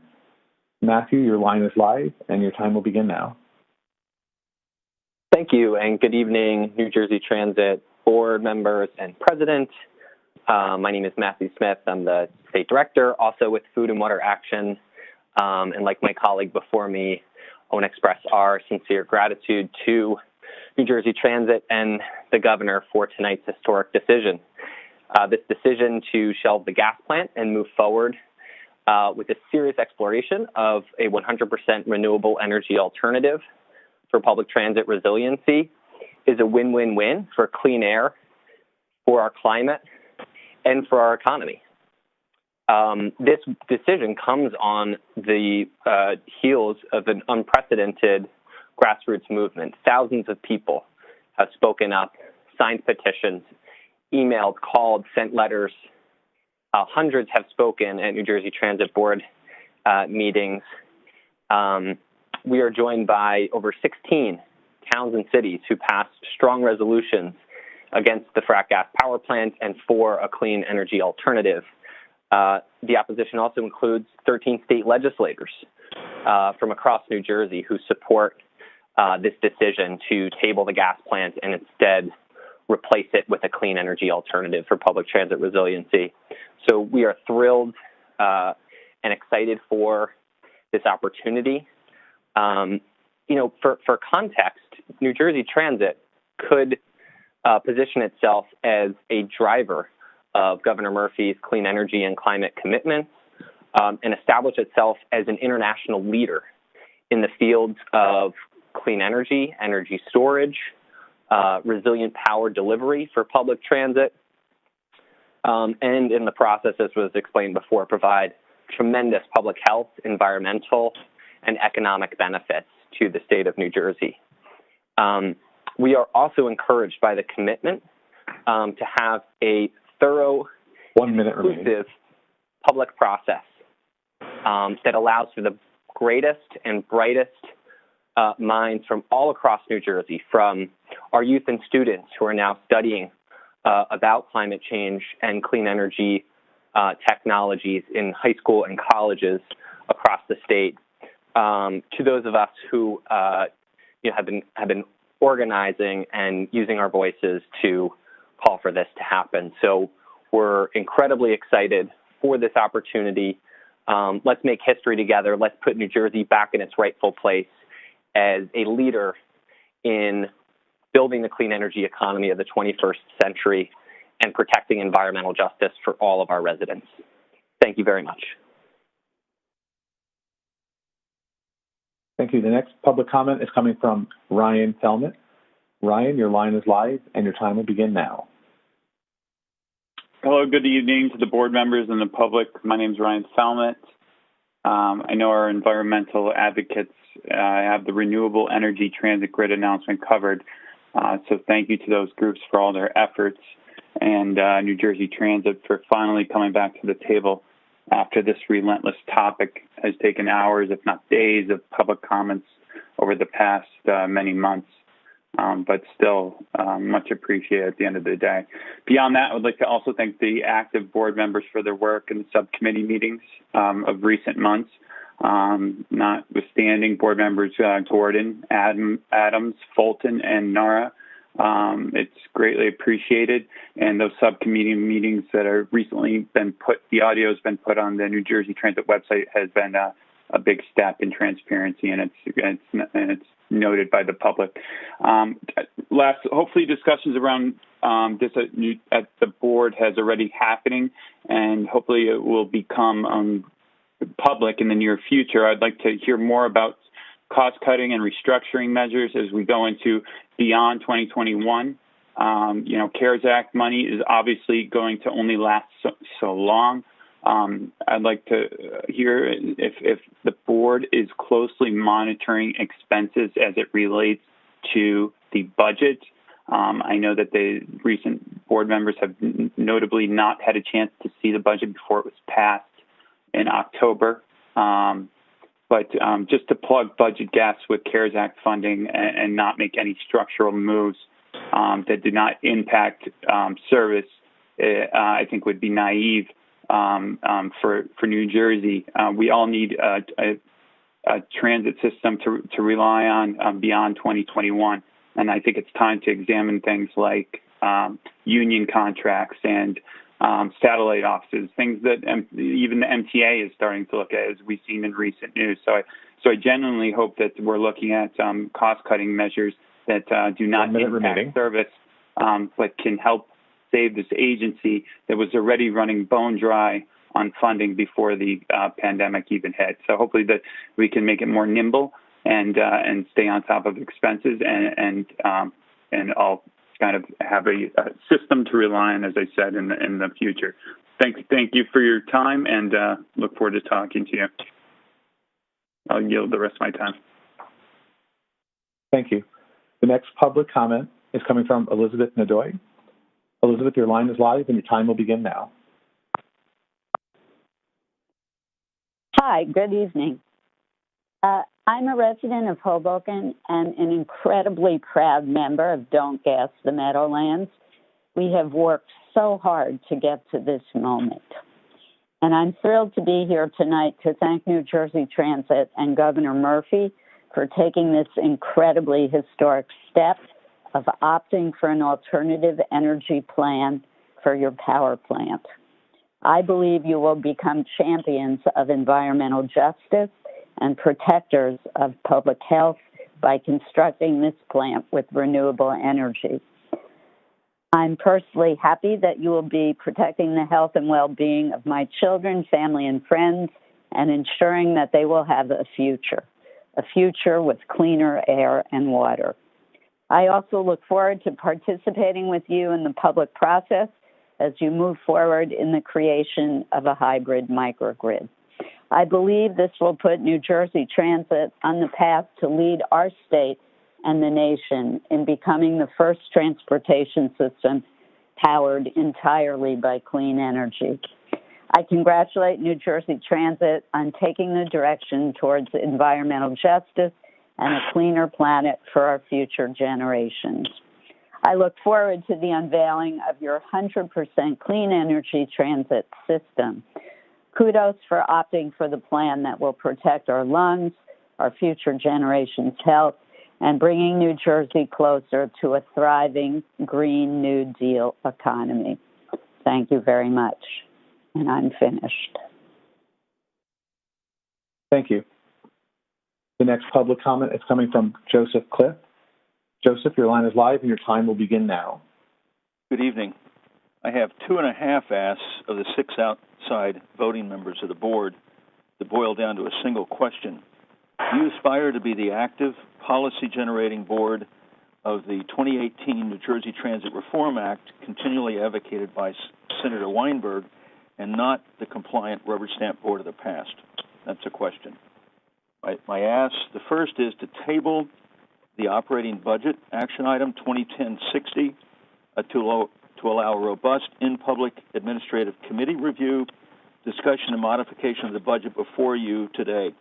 As required by the Act, not a single word or number in today's proposed budget has been presented or discussed at even one of the committee's monthly meetings, not a single one this year, despite the Act's mandate, which says the committee shall advise the board of directors on financial matters, including but not limited to proposed budgets, including the capital program, major expenditures of the corporation, and all financial policies. On the operating budget, missing work that should be covered is a hard look at fiscal 22. My quick analysis suggests that the state appropriation support is going to mushroom from $386 million in fiscal 21 to over $800 million in fiscal 22. That's because of a third cut, $203 million in New Jersey's pre-COVID subsidy from the state. Second, more aggressive waste cutting and efficiencies. Third, setting smart instead of amorphous goals, specifically specific, measurable, achievable, relevant, time-bound. Right now, there are no specific goals in the budget. And specifically then, a date certain for the return of dozens of trains temporarily discontinued in 2018 due to PTC implementation. Those should all be restorable with the full locomotive engineer roster in early 21. Second item, table the capital plan process to allow the same legally required action by the administrative committee previously described. An in-depth in-public review. This is necessary because some items, big items like Portal North Bridge, no longer have to be built. In the details of the project sheets presented in today's massive agenda, Portal South is a $400 million bridge. That should be done with Portal North. The sky will not fall and life will go on if these deferrals are taken today. The same action was taken in 2018. The actions were deferred for a month. These actions do not have to be approved today. New Jersey Transit is operating on the resolution for last year's fiscal budget. And 15 finally, seconds remaining. At the September 30th Administrative Committee meeting, members were completely misled when the CEO and CFO stated the board had approved the fiscal 21 budget at the March 11th 20 board meeting. It did not. All that was done that day was send in proposed numbers. Thank you very much. Thank you. The next public comment is coming from Ellen Lee. Ellen, your line is live and your time will begin now.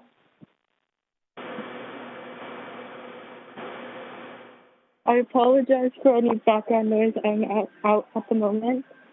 But thank you to the NJ Transit Board for stopping any further development on this power plant and continuing to protect public health, environmental justice communities, and the future of our state. As a student, I'm glad to see that you are taking considerations for my fellow youth at High Tech and the school surrounding Kearney. As someone who wants to be an engineer, I'm excited to see the new proposals for the transit grid in the future with the implementation of the proposed stipend program. Despite this exciting announcement, I want to make sure that you understand that we aren't leaving you alone. We'll continue to follow any future decisions and make sure that the new project will be clean. There should be no use of natural gases that harm our lungs, communities, and environment, but rather a sustainable energy source that provides our state its first steps in investing in good union jobs through a just transition. This decision puts my home state in a position to become a national leader in the transition away from fossil fuels and toward clean energy, allowing us to achieve the goals of the Green New Deal. Thank you. Have a good night. Thank you. The next public comment is coming from Paula Rogovin. Paula, your line is live and your time will begin now. Hi, I'm Paula Rogovin from the Coalition to Ban Unsafe Oil Trains and the Don't Gas the Meadowlands Coalition. As one of the thousands of people who signed petitions, rallied and marched, held forums, who lobbied state legislators and local town councils, and spoke at these board meetings month after month to stop the New Jersey Transit's original project, a dirty frack gas power plant, I am sincerely delighted that we are finally heard. How exciting that Governor Murphy and New Jersey Transit are now on board with the renewable energy hybrid microgrid to power New Jersey Transit trains, an alternative program proposal that came directly from the Don't Gas the Meadowlands Coalition. We can now imagine a renewable energy hybrid microgrid for transportation throughout the state of New Jersey and for the whole country. We look forward to New Jersey leading the nation in renewable energy rail. This is so exciting. What a victory for environmental justice, for the air, for the environment, a victory for everyone. We want to express our appreciation of the fact that Governor Murphy has taken a bold stand, which puts into practice what he has been saying for several years. Climate change is real. We must follow the science. This moves his Executive Order 23 and the spirit of S232, the new cumulative impacts law, from something theoretical to a real and significant change. I think that we all saw that speaking at a New Jersey Transit Board meeting is not enough. We are thrilled to see also that New Jersey Transit will be creating a real means for public participation, an actual dialogue, and at the ad hoc for energy.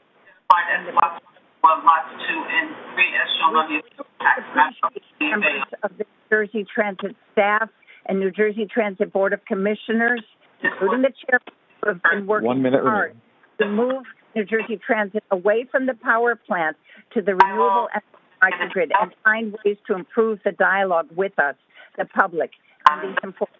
Allow for a multi-family building on a corner lot, and it will permit up to 7 stories and max density of 42 units and 40 parking spaces. I know there are many activists who've been part of this long struggle who are listening to this virtual meeting. We, students, all the way to seniors, are all part of this effort and this victory for our Earth. To New Jersey Transit and representatives from the Department of Environmental Protection and the Governor's Office, we look forward to working with you. Thank you so much. Thank you. The next public comment. Tom, before we continue, I must insist that if people aren't talking, they must put their phone on mute. The background noise makes it very difficult to hear people speaking who've been waiting to speak. So if you're not speaking, please put your phone on mute. Thank you very much. And the next public comment is coming from Edward Potosnik. Edward, your line is now live and your time will begin now. Hi, thank you. Good evening. Ed Potosnik, Executive Director with New Jersey League of Conservation Voters. I'm here to support 2010-64, the proposed New Jersey Transit Grid project, which offers up to $3 million in stipends to convert the outdated and dirty fossil fuel power plant to a clean and renewable alternative. I join others on the call who are pleased and offer a few comments. New Jersey LCV is not 100% certain that the large scope, 140 megawatts of the project, is needed, and would encourage an independent analysis to validate the actual need through what I'm calling the COVID lens. I think we've learned a lot in COVID times about what we truly need in a time of crisis. And while I'm sure most people would agree it's critical to ensure the trains continue to run, like they say on Broadway, the show must go on, the reality is Broadway today is dark, and life as we know it has changed. And it seems rational that today, in a large-scale power outage like those described in Slide 4, New Jersey Transit wouldn't need to run at peak power usage of 140 megawatts. So lots of places would be out of power, and 2, there would be no workplace to go to. And I think by now we all know we're very Zoom proficient. Therefore, the size of the project should be reevaluated by a third party to make sure it's aiming for the right goal. And while we prefer to see a sort of redesign from the beginning in the scope, we are very pleased. You are embracing the governor's clean energy vision by offering stipends for non-fossil fuel-driven power generation and the good local jobs that go with it. We are optimistic and will carefully be watching the progress as we know the air permit for the outdated air polluting facility has not been withdrawn. In fact, we urge you to withdraw those permits. What I'm calling Transit Grid 2.0 needs to be more than a good faith effort to develop a clean and renewable alternative. You really need to hit it out of the park. There's no room for a hybrid 1 minute model, remaining. Dirty carbon burning power generation or half measures.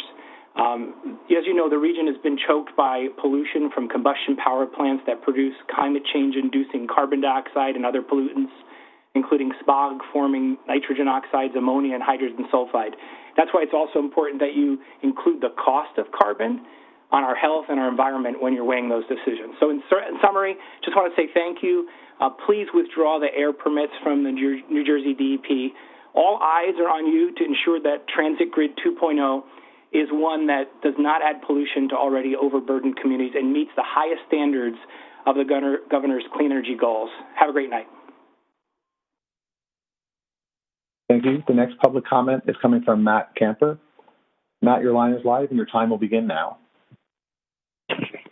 Good evening, New Jersey Transit Board. My name is Matt Camper, and I am a regional director for Passengers United, which is a regional organization which represents passengers across the New York metropolitan area, including New Jersey. And I'm here tonight to speak about item number 2010-61, which is the fiscal year 2021 to 2025 capital plan. I am in full support of this as there are a lot of amazing things that you guys at New Jersey Transit are planning on doing with this capital plan.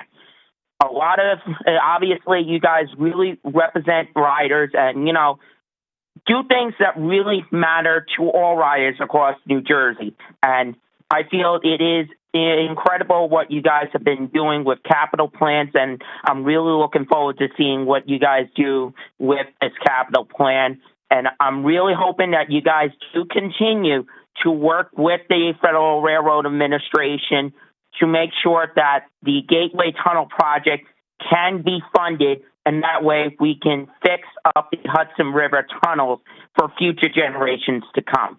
Also, a couple of other items I want to bring up. I'm really pleased to see you guys are continuing to update us on a monthly basis on Positive Train Control, and I'm really hoping you guys continue to do that.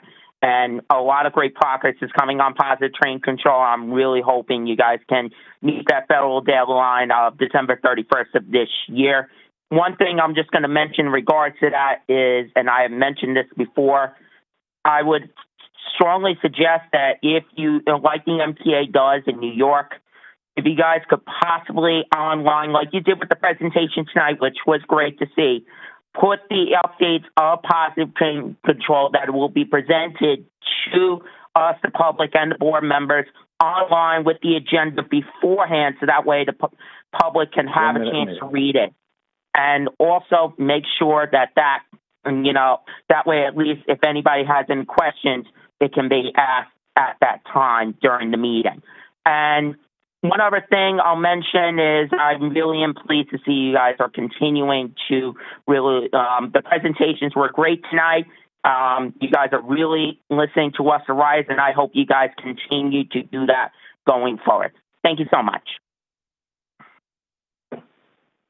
Thank you. The next public comment is coming from Jason Anthony. Jason, your line is live, and your time will begin now. Good evening, President Kevin Corbett, Diane Gutierrez-Gacheri, and the rest of the board members. My name is Jason Anthony, Vice President of Passengers United. Echoing what my colleague Matt Camper mentioned about the fiscal year 2021 to 2025, it is a good deal. And we need this deal to be funded by the federal government that right now is not giving $0 for transit. And I know that Kevin Corbett, along with Pat Foy in the MTA, have been advocating for federal funding for transit. And this capital plan, wow, when I saw it, I was impressed. You guys are covering the whole region and satisfying all the riders' needs. And that's what we need to put New Jersey Transit back to the glorious day. And I'll wrap up saying that renewable energy is a good thing. We need it, and that's why we're going to advocate for generations to come. That's all I have to say for this month. Thank you. The next public comment is coming from Jeff Tittle. Jeff, your line is live, and your time will begin now. Hi, Jeff Tittle. Can you hear me?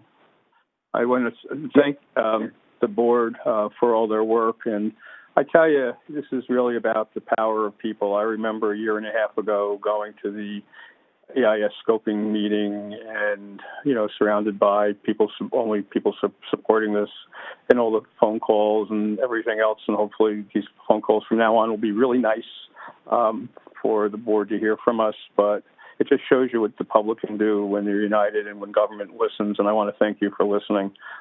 This is a true victory for the environment and for the people of New Jersey that we went from a project that was the wrong project in the wrong place at the wrong time to now the potential of having the right project in the right place at the right time, that we've gone from the fossil foolishness of the past to a clean energy future, and that is tremendous. I know there's a lot of work to do, and I know that this is not going to happen overnight, but it's critical, to have this committee and to reach out to the public and to get that input. And I'd also say you should reach out to Rocky Mountain Institute and NJIT and Stevens, because I think there's some good minds that can help with sustainability and move this forward in the state and even, nationally, because this is a project of national significance. We would be the first major microgrid to run a transportation system on this continent, and that is critical. And even around the world, this would show international leadership.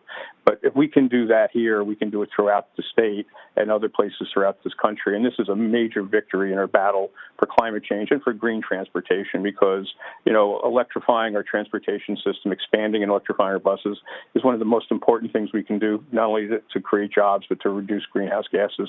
This is our future, and I'm so glad that the board has grabbed in that future, because this is critical going forward. And I want to mention that not only can you do this through a combination of microgrid, this hybrid microgrid through solar, battery storage, probably even fuel cells, so that you wouldn't even need any natural gas as a supplement. 1 minute. And the other point that I want to make is that we need to also have the state do an assessment of lands available in the area, so we know where we can put the solar panels. There are 3 landfills owned by the Sports Authority that are perfect for solar. There's areas in New Jersey Turnpike along their rights of way, besides the lands owned by New Jersey Transit. And so I think what's so important about today, that together we can make this happen, that we can really pull the state forward and pull New Jersey Transit forward to that where New Jersey Transit is going to be, will be proud again as being the national leader in transportation, but more importantly, the national leader in green transportation. We can all breathe easier. We're not going to worry about polluting fossil fuel plants. We're not going to worry about building in the floodplain. And instead, we're together building a good green future. And thank you very much for the time to speak and all your work. Thank you. The next public comment is coming from Andy Pollock. Andy, your line is live, and your time will begin now. Good evening, members of the board, Commissioner Gutierrez, President Corbett. I am Andy Pollock. I am the public advisor to Passengers United. Let's get down to business. It is almost 8 o'clock, so let's be careful with the time here. Number one, thank you very much for a very important board action you approved in July with Action 2007-52, which approved the new Portal Drawbridge. It was long overdue. It got done over the summer, approving this important board action, and I'm very grateful for it. Second, let's get into the other matter at hand. I have noticed in the past couple of months, and even before the pandemic, that we do see a lot of trains get canceled because there is not enough engineer availability. I would still like to know when the engineers are coming, because that is a very noticeable thing. When multiple trains get canceled, you have overcrowding. And if we had a situation like this in New York, there'd be more controversy with MTA, with the Metro North and Long Island Railroad. So let's hope that we can get more engineers sometime in 2021 and even going into 2022. Third, we want an update on positive train control. The December 31st deadline is coming up. It's almost 2 months away. If PTC is not implemented starting on January 1st, New Jersey Transit rail trains will not be able to operate unless it is fully implemented on 100% of the network. And lastly, there is a positive here. I know I've made a little bit of negative stuff. 1 minute remaining. I'm very happy to see on page 9 of the agenda book, this has been long overdue, and I've noticed this over the years when I pay attention to these meetings. A lot of people complain about electrifying buses. This is long overdue. I am glad that this 2021-2025 capital plan assures that New Jersey Transit is going to finally start electrifying the buses, because diesel fuel is not healthy for our environment. We need to start electrifying the buses, especially the interstate buses that go between New York and New Jersey. So with that, thank you all very much. I yield my time, and enjoy the rest of your evening. Thank you. The next public comment is coming from Richard Grant. Richard, your line is live and your time will begin now.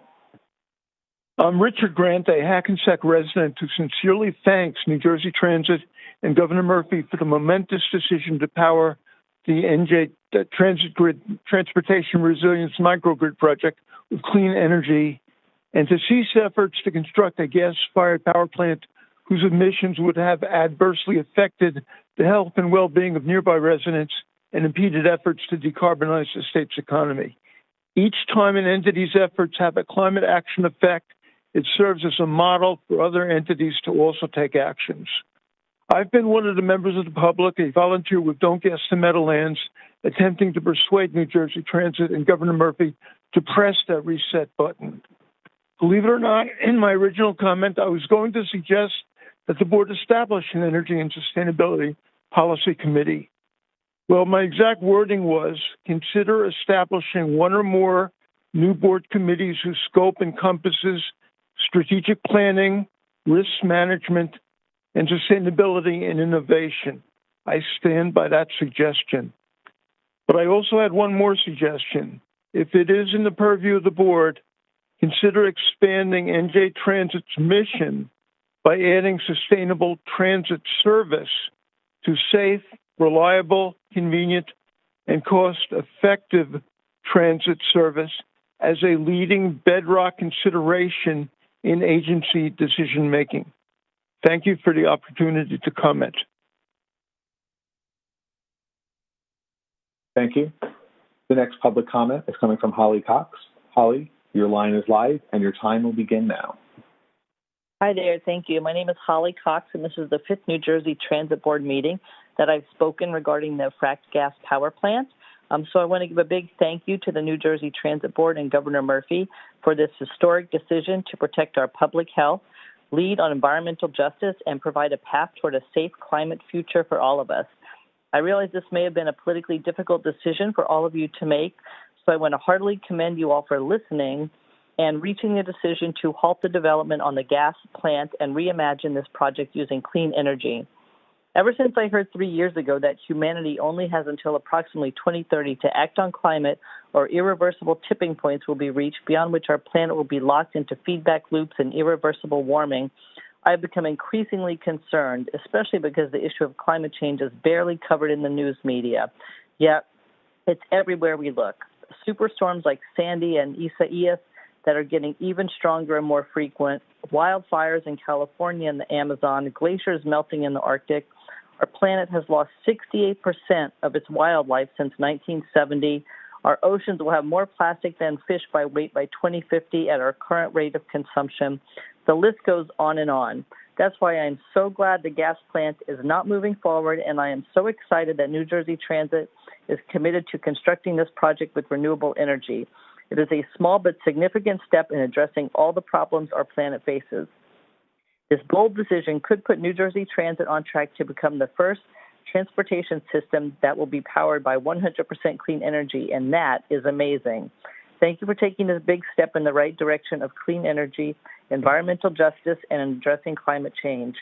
And I encourage you to please take an even bolder step and enact a moratorium on all fossil fuel projects. I would ask that Governor Phil Murphy would do that. This decision puts New Jersey on course to become the national leader in the transition of 1 minute remaining fossil fuels and towards clean energy. So once again, I commend you, New Jersey Transit Board members and Governor Phil Murphy, for listening to all of us through all these meetings and having the courage to take this bold step and put New Jersey and hopefully the world on the path to a clean future. Thank you. Thank you very much. The next public comment is coming from Andy Quito. Andy, your line is live and your time will begin now. Hey, good evening. I know it's very late right now. My name is Andy Quito, and I'm a member of Passengers United.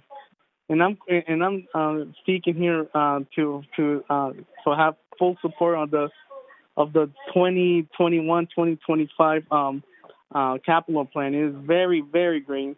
And then you guys are doing excellent for the environment. And the proposal is very great, even better than the MTA. That shows you that you guys care about the the environment and us, the riders, unlike the MTA, who only cares about a certain interest. But yeah, I cannot wait for the new bi-level cars that are coming in. I hope you guys can expand service, like especially on the coastline and for the summer months. Like, and speaking of the coastline, if you guys can I can give you a suggestion. If you guys can have like a semi-express, like half-hourly service on the coastline with every other train terminating at Aberdeen, Matterhorn, and then the express will go to Long Branch to connect up with the shuttle service to, points out to Bayhead.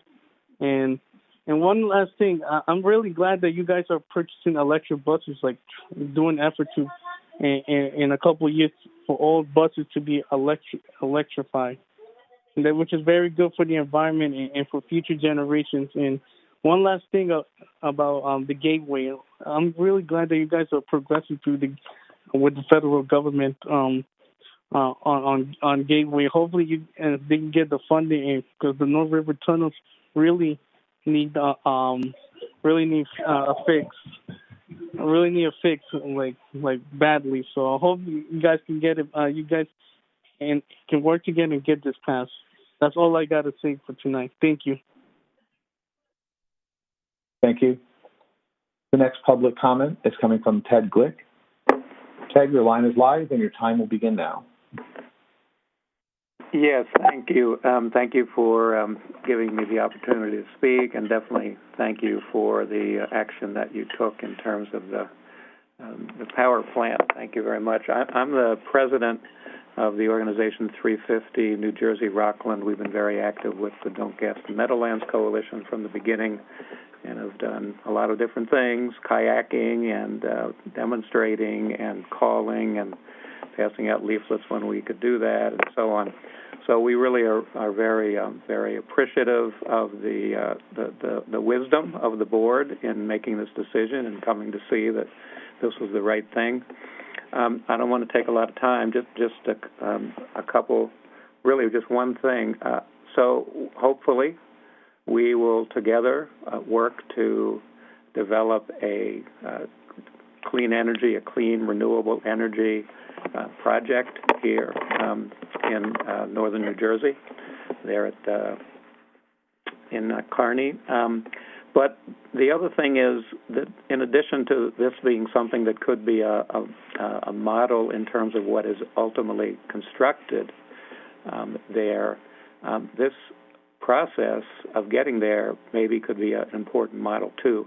I personally and many people in my organization and people in our coalition have had lots of experiences with government officials and government agencies essentially either trying to kind of shut us up or kind of humor us while they go about doing what they really want to do, whoever it is that's behind what it is that they want to do.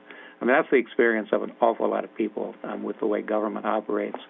And maybe in addition to a very new model in terms of making this shift that's so essential to renewable energy and electrification and energy efficiency. 1 minute remaining.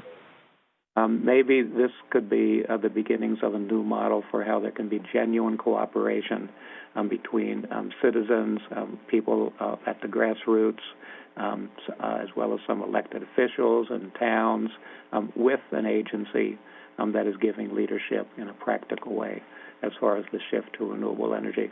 And I certainly hope that's true. That also could be very, very significant in terms of giving leadership to the country in a new way of developing these types of projects. So thank you. That's it.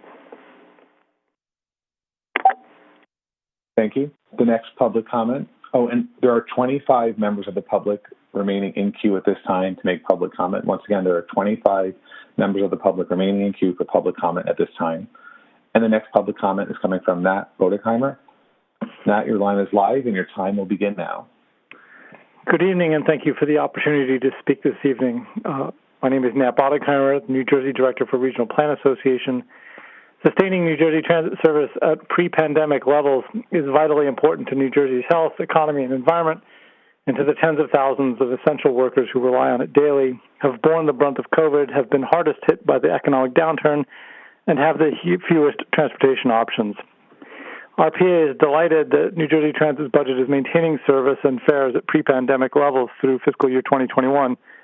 However, as we look to fiscal year 22 and beyond, we have deep concerns about the availability of needed transit funding to continue this crucial service. With no guarantee of new additional federal relief funds beyond those already received, it's critical that our federal elected leaders keep the pressure up for a second round of COVID relief funding.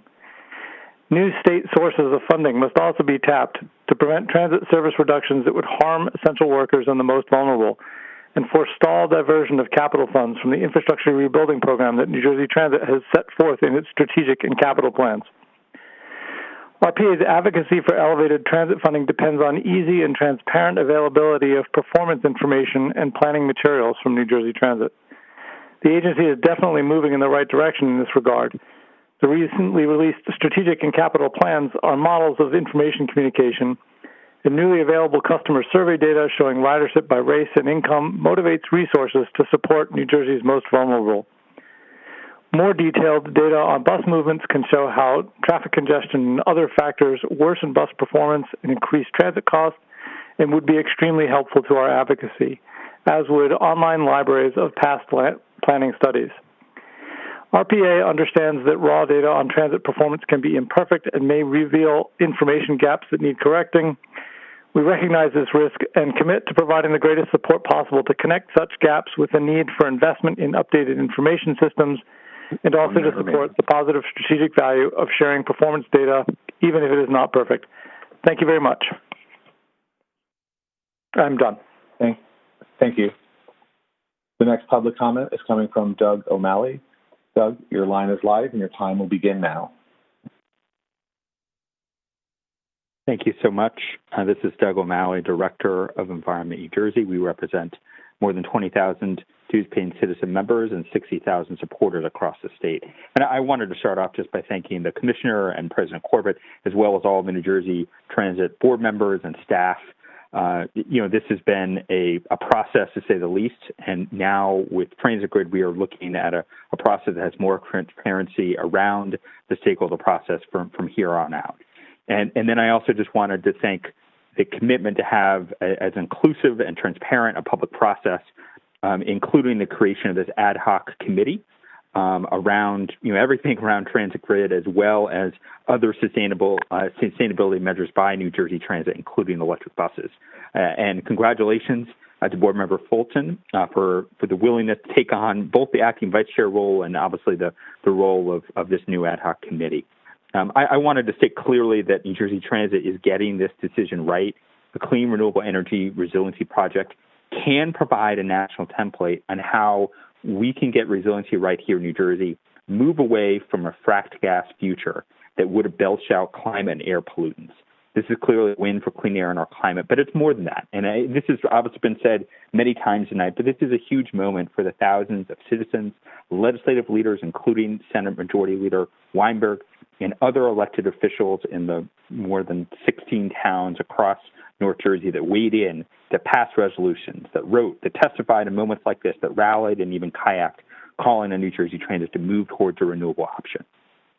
This is also, as many people have said, is potential to be the largest solar and energy storage microgrid project in the country. This is exactly the sort of project that New Jersey should be investing in. This is what a clean, renewable energy future looks like. And I think it's also critical to note that we will see more extreme weather events and more power outages, and we should not double down on fossil fuels. Specifically, the New Jersey Transit presentation referenced a study from Rutgers saying there are real significant threats to our power systems because of severe weather. That means we need to prepare with resilient options and with clean energy options, because that's not only the mandate from Governor Murphy with the State's Energy Master Plan, that's also the mandate in law from the Global Warming Response Act. And the report that came out last Thursday shows that we still have a long way to go. I wanted just to conclude just with a quick analysis from the Rocky Mountain Institute that put out a study last fall that showed that in 15 years, more than 90% of proposed new gas plants, if they would be built, would be uneconomic. And so a big reason, obviously, why we need to move forward is because gas is on its way out, and it's drowning us on climate. That's why we need to invest in clean, renewable energy futures, and that's why we're excited to work with New Jersey Transit on what that future looks like. Thank you. Thank you. The next public comment is coming from Jana Chernitz. Jana, your line is live, and your time will begin now. Thank you. Good evening. I am Jana Chernitz, the Deputy Director of Tri-State Transportation Campaign. Obviously, the tail end of fiscal year 20 and the entire fiscal year 21 is like nothing we've ever seen before for transit. The nearly 100% reduction in ridership at the onset of the lockdown decimated just about half the agency's operating budget. As the state enters the 9th month of COVID, with substantial number of restrictions lifted, ridership levels continue to be a mere fraction of what they were pre-COVID. However, thanks to leadership in D.C., money allocated to New Jersey Transit and her CARES was sufficient to carry the agency through 21. A number of experts have opined that COVID expedited trends in our region that we're already seeing. However, this calls into question whether New Jersey is able to respond in an equivalent expedited manner. I want to acknowledge Susan O'Donnell and her team for the work they have undertaken to understand the shifts in rider behavior. Tri-State will also continue to survey and organize riders to elevate their voices so that their needs are heard, and we look forward to our continued dialogue with transit in this matter. While we know these findings are temporary, there are hints that ridership could potentially not rebound fully. Although surveyed, 1% permanently work from home, 6% through the end of 20, and 14% through the end of 21, which impacts the fiscal year 22 budget cycle. 83 of respondents indicated some sort of shift in flexibility in work hours or a hybrid schedule. Leading experts have opined that 20% of businesses will opt for permanent work from home status, with 30% choosing a hybrid format. Nonetheless, wherever we land, it is clear that without additional emergency assistance from D.C., New Jersey Transit will be in a precarious position come fiscal year 22 to compensate for this loss of revenue. To further complicate fiscal forecasting, we are now in a second wave of COVID. Some of the budget documents in the current board package indicate were not considered. COVID has also highlighted the vulnerable customer, the transit-dependent and the elderly. Interstate bus riders, who represent a majority of New Jersey Transit riders, continue to ride throughout the pandemic. This also includes essential workers, recognizing that people of color account for 43% of essential workers, jobs that often pay less than the median hourly rate of non-essential positions. I'd like to share 2 examples of transportation challenges affecting our older population. A gentleman who resides in a group home for people with developmental disabilities in Monmouth County relies on public transit to get to his job every day. His employer prohibited him from working if he used public transit. Some county and our municipal government, municipal senior transportation were strictly reduced or halted altogether during COVID. This prevented seniors from accessing meals and social educational opportunities, compounding the issues of social isolation. It's a perfect time for the newly minted Office of TOD to work with municipalities to attract smaller offices of businesses that have chosen to downsize or leave the high rents of New York City and encourage more interstate travel along existing rail corridors. This could be an economic boon not only for the local economies, but for the state overall, and could recapture increased New Jersey Transit ridership. Given the ubiquitous status of the business landscape, the over-reliance on passenger revenues, and the unpredictable, unstable nature of our state subsidy, fiscal year 22 is looking like an inevitable fiscal cliff for the agency. Unless a dedicated funding source for transit is identified, New Jersey Transit will be hard-pressed to compensate for this loss of revenue, which could lead to fare hikes and service cuts. Thank you. Thank you. The next public comment is coming from Jeff Rappaport. Jeff, your line is live and your time will begin now. I want to thank Governor Murphy and the board for the path you've laid out today. It's been very well described in a wonderful presentation. I know I must remain an active citizen on many, many fronts in the environment, but this was gratifying, and it was good to see, and I'm glad to see you did this. The board has sat through a lot, and I appreciate that. And I'm here for the children. So I just want to give you a big, big thank you. And the biggest way I know how to do it is say good night, and I'll continue to hear others. Thank you. Thank you. The next public comment is coming from Joe Bezrelian. Joe, your line is live, and your time will begin now. Thank you. And thank you to everyone. I just wanted to thank the People's Agency for reimagining the Transit Grid project. Thanks always go out to you, the board, the governor, and his administration.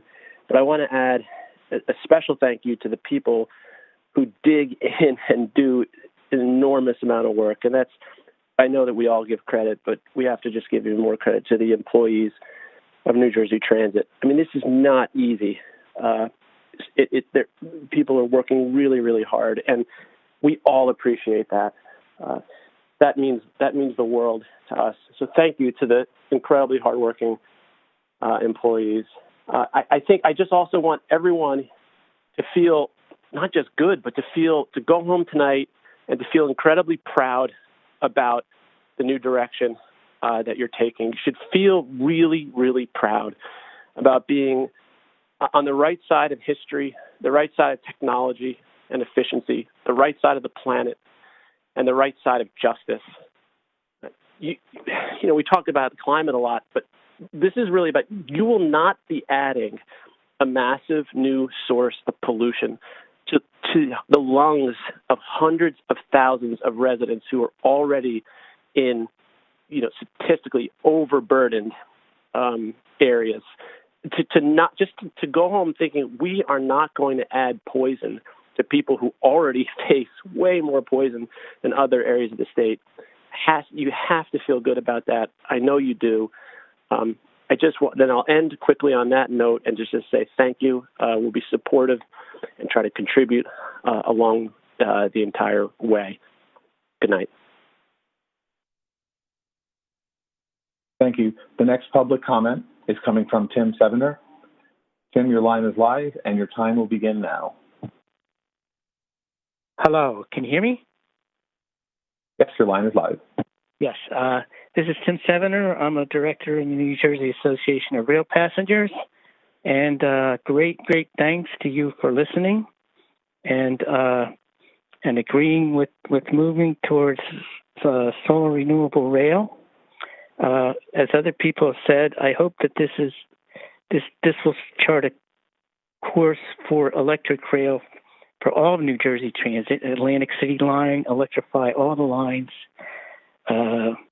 electrify the Boonton line on the 8-mile segment where it isn't, from Montclair State to Denville, and then power that with renewable energy. I think that will make us the green transit leader of the United States as the most densely populated state. We have a great option for rail.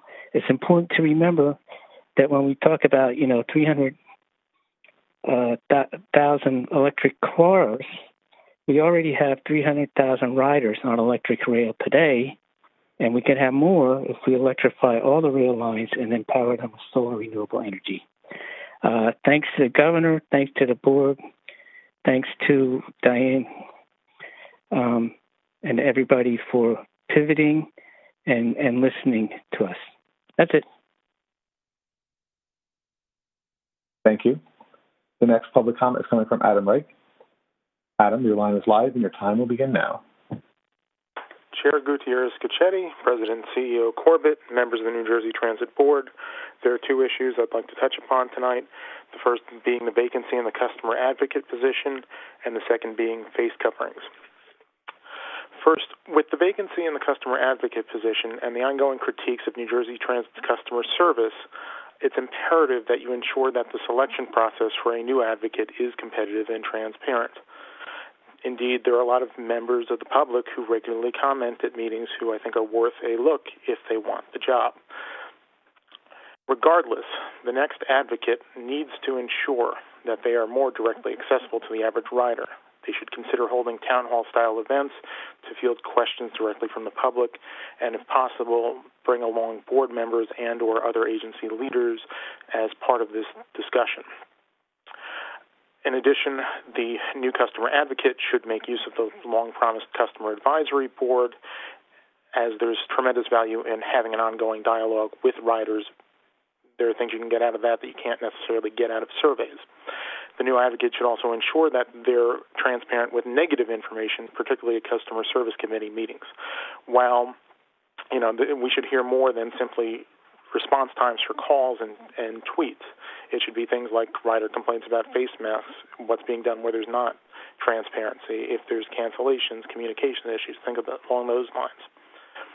Turning to face covering specifically, If riders are going to trust the agency, there needs to be greater enforcement, but also greater clarity with regard to compliance and the data that you're gathering. I visit my local station in Metuchen regularly.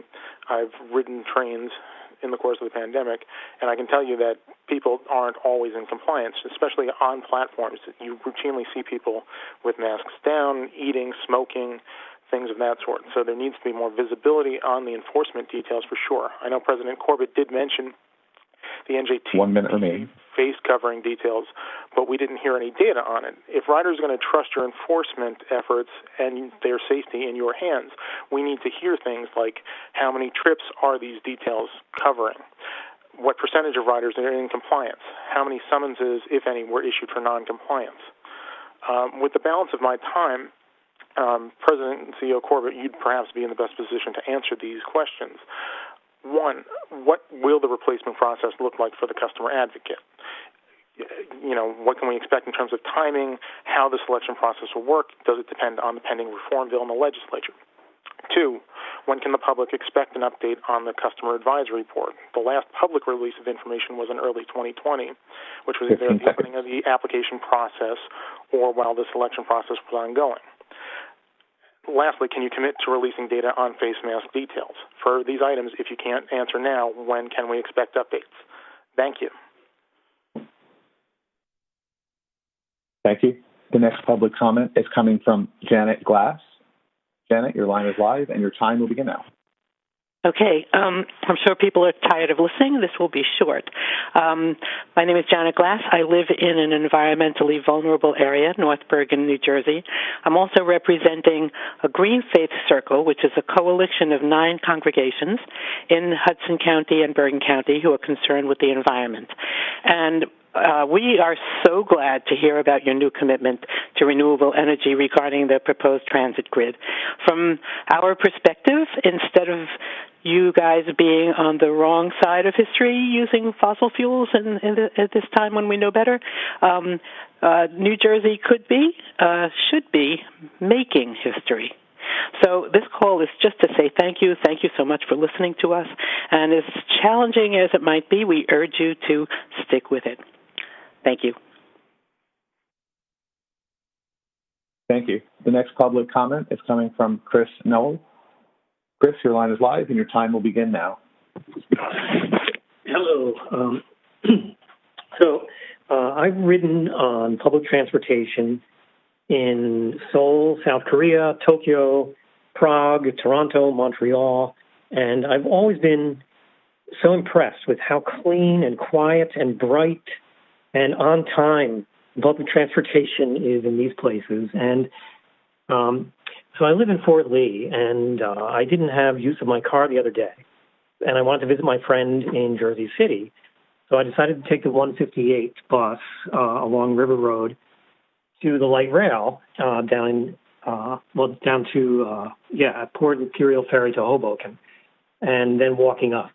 So, the 158. And anyway, a lot of the buses, it's incredibly rickety and noisy, and it sounds like it's going to fall apart at any second, or a compartment is going to collapse on you. And so, I've also taken this bus late at night many times from Port Authority in New York, and there are tourists on the bus who are visiting New York City, and they're staying over in New Jersey, and, like in a hotel in Edgewater or something, and I kind of feel a little embarrassed and hoping that, the public transportation where they come from isn't too spectacular. But anyway, so then once I got to Port Imperial Ferry, I transferred to the light rail, and it was like stepping into the future. I mean, I know that light rail has been there for at least 20 years, and I've ridden it in the past, but I actually felt a sense of pride, like this is here in New Jersey. This is pretty amazing. And I think you can see a metaphor in my story here, that, a fracked gas power plant would have relied on an obsolete technology and fuel. And this renewable alternative is the reality that we absolutely can't afford not to have. And, this is not only the environmentally and economically sound decision, it's an ethically sound decision. And I really do hope that you all feel a sense of pride in making this commitment, like how I felt when I got on the light rail. And, I'm just so excited that together we can make New Jersey a shining model for other cities and states around this country and around the world to emulate. And that's it. So thank you again very much. Thank you. The next public comment is coming from Brian Scanlon. Brian, your line is live and your time will begin now. Thank you. I'm Brian Scanlon, and I'm a former councilman and mayor of Wyckoff, New Jersey, and a volunteer with Food and Water Action. And I'm going to be very brief. I just want to thank you for listening to us and to the feedback that you got on the Kearney plant. And I rode New Jersey Transit right up until the start of the pandemic, so I'm in that percentage that's no longer using this service, but I'll certainly be back to it after the pandemic. And that's really almost 40 years now of a bus line, now called 148, and the Bergen County line.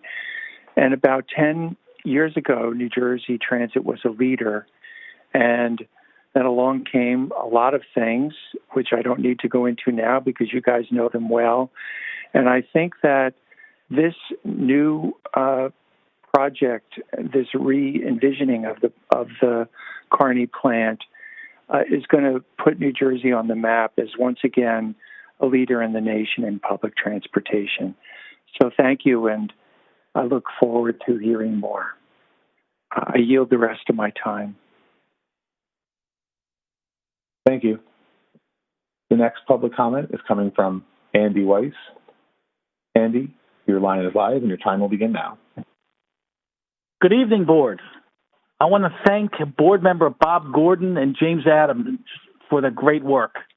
I contacted Commissioner Gordon and told him that the Lincoln Tunnel exclusive bus lane was closed, one of the most important bus lanes in the region in the United States.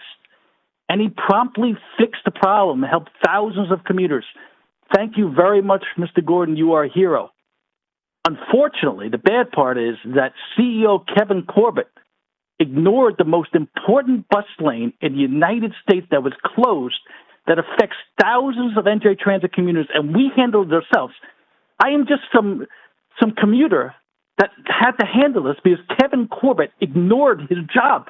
This is crucial. This bus lane was crucial, and he did nothing, like usual. I want Governor Murphy to hear what I'm saying. This guy is terrible. Is anybody surprised that Kevin Corbett and Diane allowed the crucial Lincoln Tunnel exclusive bus lane to close? They never fight for us. It would still be closed right now if I did not contact Mr. Gordon. Kevin, I should get paid your $280,000 salary for doing your job. I really should. A bus departed the Port Authority bus terminal with broken glass on the front bus door. Broken glass. NJ Transit did a great job. The customer service lady promptly responded. And I got two different stories about it from NJ Transit. Two, kind of unusual. I don't know. I don't know if it's true or not. But I believe Michael Kilcoyne needs to be held accountable for these dangerous and degrading conditions. Respectfully. I mean, we can't have hanging wires. We can't have broken glass on bus doors. We can't have that. Accountability. We need accountability for that. And he's the chief of buses, and he needs to be held accountable. Why is NJ Transit hiring 26 more NJ Transit police officers while cutting bus and train service? How tone deaf is that? Is that the Murphy administration? Is this their philosophy? Hiring more transit police officers while cutting bus and train service? Governor Murphy, if you hear me, is this your fair policy for the state? NJ Transit Police Chief Trucilla spends like a drunken sailor, and they already have 40 sergeants, close to 40 sergeants, 15 lieutenants, 2 deputy chiefs, and a huge department with 322 members. They keep growing when bus and train service is cut, and this is outrageous. Chief Trucilla is selfish and keeps using desperately needed transit money for another hiring spree to more transit police officers while we get one bus an hour. Chief Trucilla does not care that our bus and train service is cut, and he keeps spending without care. Does Chief Trucilla ever say to himself that bus and train service is cut and to stop hiring more officers? No, he never says it. Does he notice how tone deaf it is to hire more NJ Transit police officers while NJ Transit is cutting service? Do you hear that, Governor Murphy? Is that your fair philosophy for New Jersey? More police and cutting buses? 15 seconds. I hope you're listening. I hope you're listening to this. This is who we have leading our agency.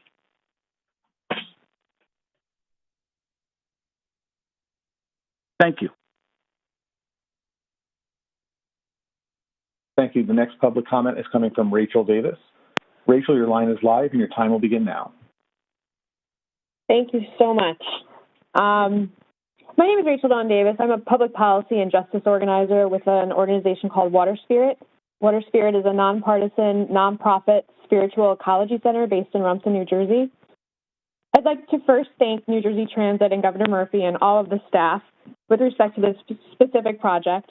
We appreciate and bear witness to this historic decision to protect public health, put environmental justice at the forefront, and focus on planning for a safe climate future for future generations. The educational effort we commented about at the last New Jersey Transit Board meeting, which yielded towns passing resolutions against a gas power plant, proved it was ever evident that the communities knew a gas-powered plant was not in their best interest. The follow-up commitment from New Jersey Transit to focus on construction with renewable energy, 100% renewable energy, demonstrates what is possible when communities are educated. Clean water, as everyone knows, is a human right, and protecting it is our sacred duty. I'm going to quote PV Magazine from last year. 100% renewable energy translates to 95% less water consumption than that used for conventional power generation. So developing this project with clean energy rather than natural gas will not only prevent climate and lung-destroying fossil fuel pollution emissions in Kearney and other neighboring towns, but developing this project with clean energy versus natural gas will lessen our reliance on the destructive process of hydraulic fracturing that we all know is harmful to our climate and devastating to communities living near drill sites. The amount of freshwater resources wasted through gas power and all fossil fuels operations is an amount we cannot afford to waste any longer. It is so heartening to demonstrate to young people living not only in these immediately impacted communities, but all across the state, that through dialogue, discourse, projects can be changed to become better for all stakeholder groups, all community members.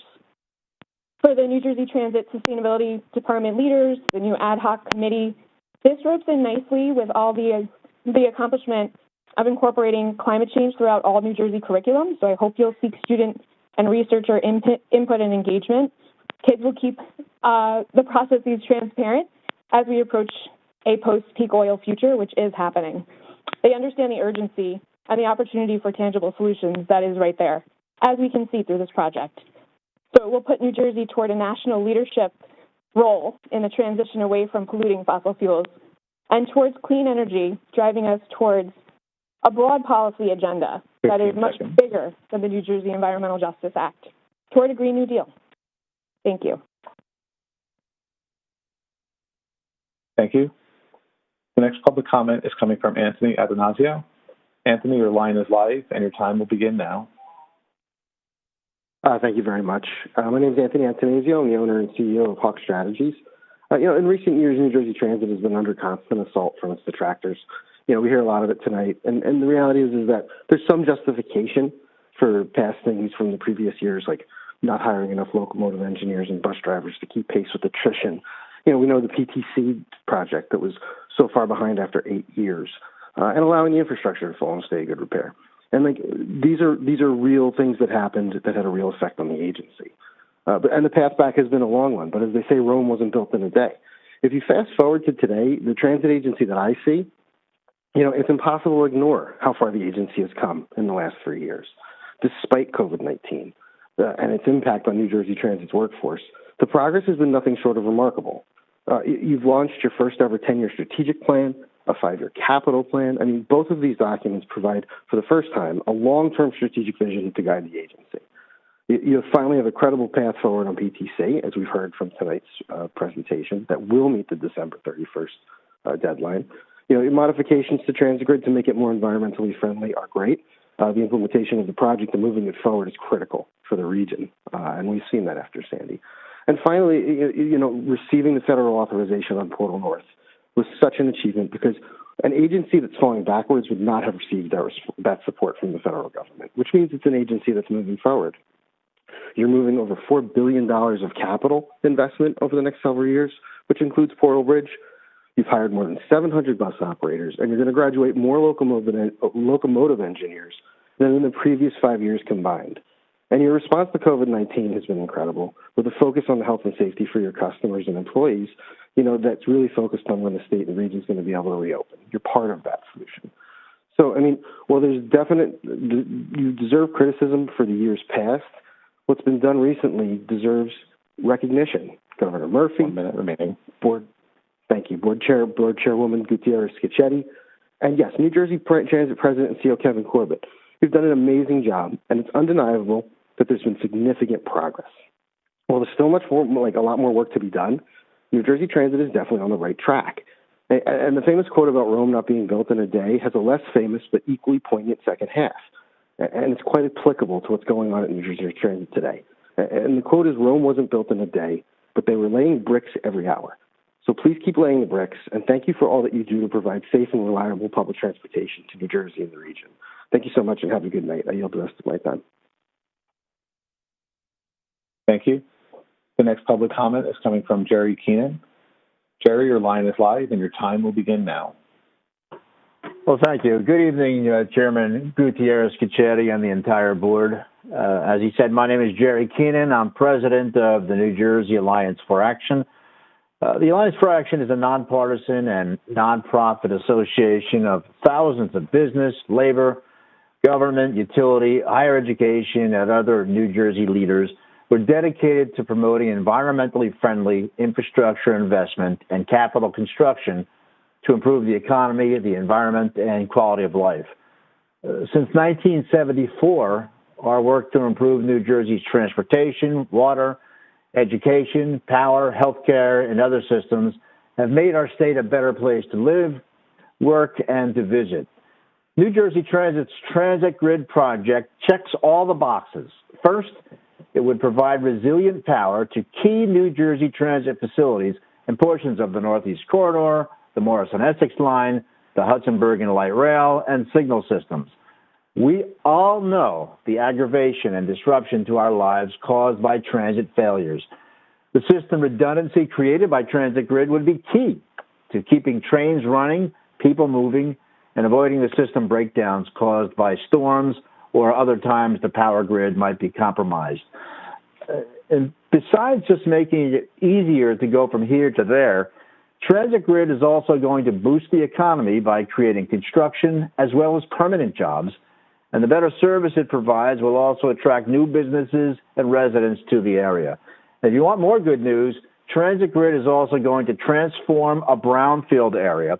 And New Jersey Transit's commitment to maximizing the use of renewable energy sources to power the microgrid to the greatest extent possible is really going to have a terrific, great impact on the environment. Improvements like these are going to help us build back New Jersey as we look to recover from the COVID-19 pandemic. We're looking forward to the start of work because Transit Grid will create a better commute, a stronger economy, and a cleaner environment. And that's why the Alliance for Action is calling on New Jersey Transit to move forward on Transit Grid as quickly as possible. And I do want to point out, congratulations to Chairwoman Gutierrez-Scicchetti, Kevin Corbett, and the entire New Jersey Transit Board for your leadership and for moving forward on this project. So I just want to say thank you for the opportunity today, and once again, congratulations to everyone involved. Thank you. There are 10 members of the public remaining in the queue at this time. Once again, there are 10 public comments remaining at this time, and the next public comment is coming from Patty Kronheim. Patty, your line is live, and your time will begin now. Thank you very much. Can you hear me? Yes, your line is live. Great. Hi. Good evening, Commissioner Gutierrez-Scicchetti and the New Jersey Transit Board. I'm Patty Kronheim, Campaigns Director at New Jersey League of Conservation Voters. I want to thank you for the opportunity to speak with you on the proposed New Jersey Transit Grid micro project, and thank you for your decision to take this project in a new clean energy direction. We are very encouraged that New Jersey Transit is establishing a bidding process that incentivizes alternative, clean, renewable energy solutions as a replacement to the original gas-fired plan. And we fully support and applaud this decision. While we are very encouraged, we are not certain that the current project's previously determined energy needs requirement is exactly in sync with the new renewable energy goals. We really urge the board to review the requirements based on an independent needs analysis that is built on and integrates its new stated goals for the renewable project from the very beginning. And their name has been mentioned twice, so I'm going to mention them again.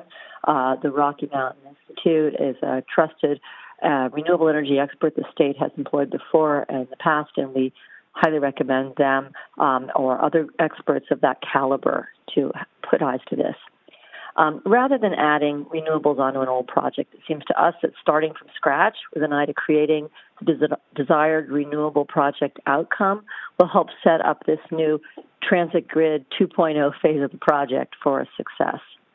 As an act of good faith, if you want to further demonstrate to the public that you're committed to renewable solutions to a project, we also strongly urge you to withdraw the NJDEP air permit for the gas-fired plant. As you know, the plant would have released roughly 571,000 tons of carbon dioxide per year in Hudson County's already overburdened communities. 1 minute remaining. By keeping this permit alive, the original plant continues to fall under outdated rules that would allow it to spew more toxins into the air. It avoids the newly signed cumulative impacts bill designed to protect environmental justice communities, as well as the new bill that requires the state to use 20-year time horizon instead of a 100-year horizon to evaluate the impacts of greenhouse gases such as methane. I'm sure you'll agree that as a state agency, New Jersey Transit should meet the highest current level of protection for its citizens under the law. By withdrawing the air permit and redesigning the project from the ground up to ensure renewables can succeed, New Jersey Transit can show its commitment to clean energy. Once again, we commend New Jersey Transit and Governor Murphy for taking this important step toward being a national leader in clean energy. Thank you for allowing me to comment. Thank you. The next public comment is coming from Robert Hale. Robert, your line is live and your time will begin now. Yes, hi there. I just wanted to talk a little bit about the capital plan. And while in general it's a good blueprint, there's a lot of work that's got to be done on the particulars. First off, there should be no investment into ferries. One ferry can carry a maximum two or three rail cars worth of people. They have way too low capacity. The entire ridership of New York Waterway is 15,000 people in and another 15,000 people back out every day. The ridership across the Hudson Tunnel today is around 200,000, so 100,000 and 100,000 back out. And I will also note that the cost of the proposed ferry capital plan plus transit grid is almost $1 billion. And that brings me to my next point, which is cost control. You just have to get as much tunnel out every dollar as the MTA got under 2nd Avenue. If you do that and you build that Hudson Tunnel at that cost at $500 million a mile, that $1 billion that you're proposing to spend on transit grid and on ferries gets you most of the way to that new Hudson Tunnel. If you build it at the Channel Tunnel cost of $350 million a mile, you get to it inside of $1 billion. What New Jersey Transit's got to do now, along with Amtrak and the Port Authority, is invest in bringing down these project costs, not just for tunnels, but for all of its state of good repair work and expansion work. It needs to invest in internal design and planning staff to cut out most, if not all, of its need for consultants. It needs to learn from overseas rail operators and infrastructure managers 1 minute remaining to build and coordinate projects. They do most of the supervision and planning in-house. There is, in the words of Brian Rosenthal in his piece on the Second Avenue subway, scant use of consultants everywhere else but America. So I will just add on, I've brought up to board members Adams and Gordon, thank you for your time, both of you. Don't go ahead with the multi-level cars. They add a minute of time to every stop and can't through run. You need to go with something like the Class 700. 15 seconds remaining. And I saw one more thing. The Monmouth County bus routes are being renewed. This should be an opportunity to redo that route map. The bus lines duplicate themselves and duplicate the coastline, and that just wastes money. It's time for that to be rethought. Thank you. And the next public comment is coming from David Pringle. David, your line is live and your time will begin now. Can you hear me? Yes, your line is live, David. You may begin now. Thank you. I'll reduce my comments in respect to the board's time for very quick. Representing. We are ecstatic that New Jersey Transit's mid-course correction on transit grid. Thank you, New Jersey Transit. And especially thank you,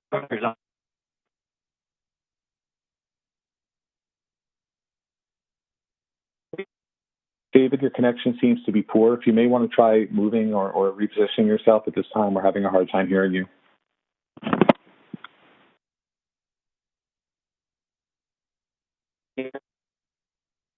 David, once again, we're having a difficult time hearing you at this time. We'll give you another opportunity if you wouldn't mind. Can you? No, it's still quite muffled and very difficult to hear you.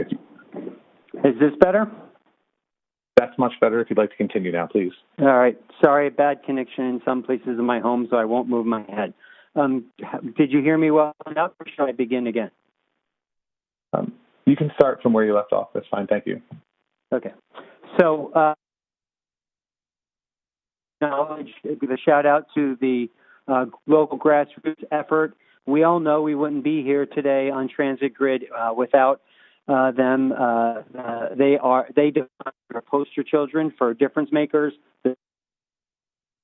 Both New Jersey City, Don't Gas the Meadowlands, Coalition to Ban Unsafe Oil Trains,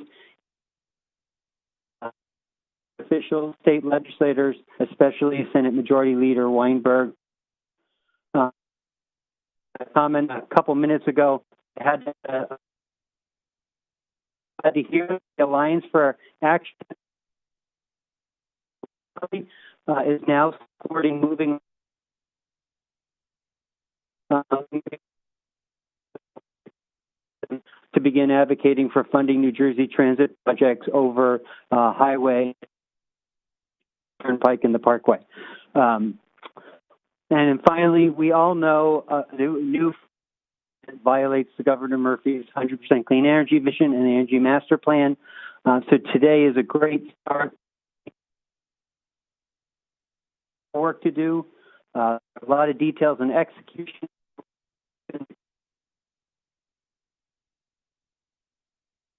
We have 100% renewable grid. So let's get to it. Make New Jersey the leader we should be. Thank you. Thank you very much. The next public comment is coming from John Reichman. John, your line is live, and your time will begin now. Thank you very much. I'm John Richmond. I'm the chair of Blue Wave New Jersey's Environmental Committee, and I'm on the steering committee of Empower New Jersey. I'd like to thank the board and the commissioner for reversing course with respect to the transit grid project. It's not easy for anyone, much less a government agency that has been working on a project for years to reverse course.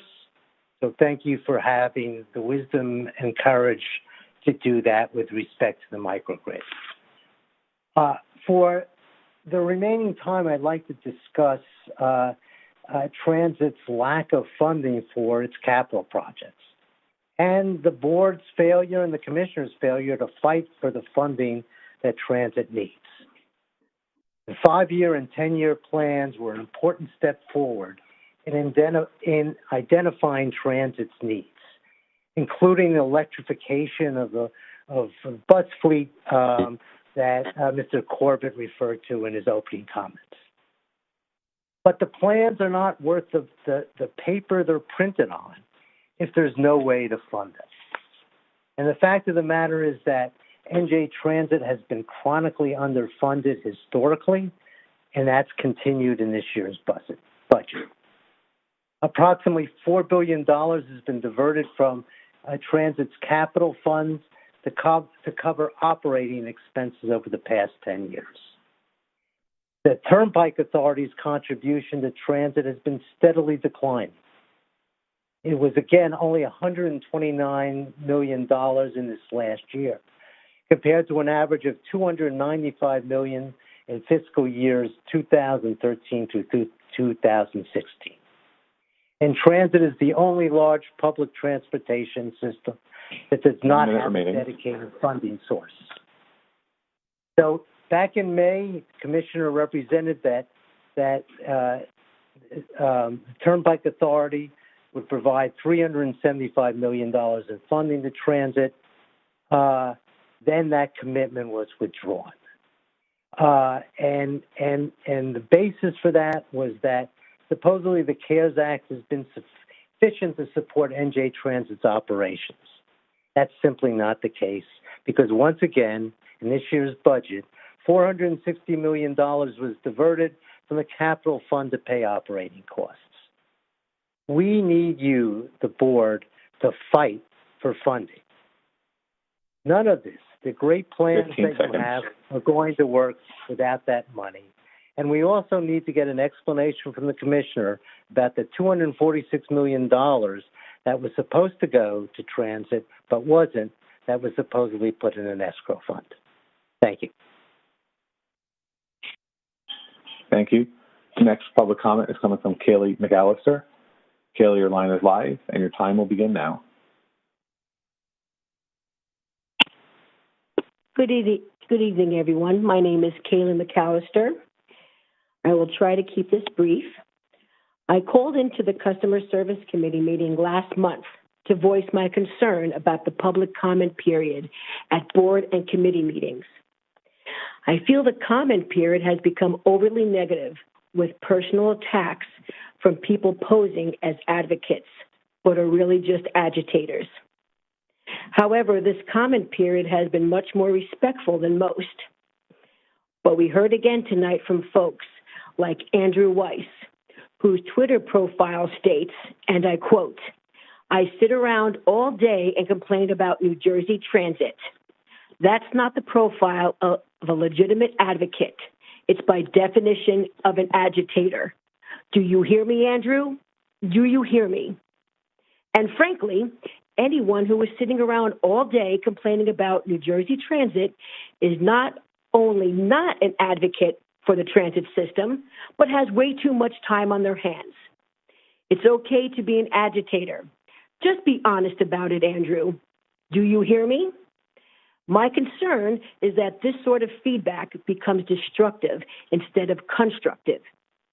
It appears you are working with the legitimate advocates by how you've responded to the feedback on the TransGrid project.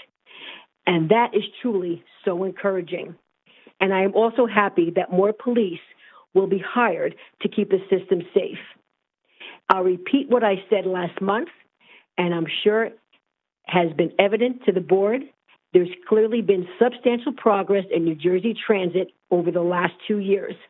Is it perfect? Not at all. But transit needs our support, and I have full confidence in the current board, who has done a very good job since joining. And it is my sincere hope that the board continues to ensure this positive momentum and continues not to be distracted by those who clearly do not have the best interest of us customers at heart. Thank you very much, and have a wonderful evening.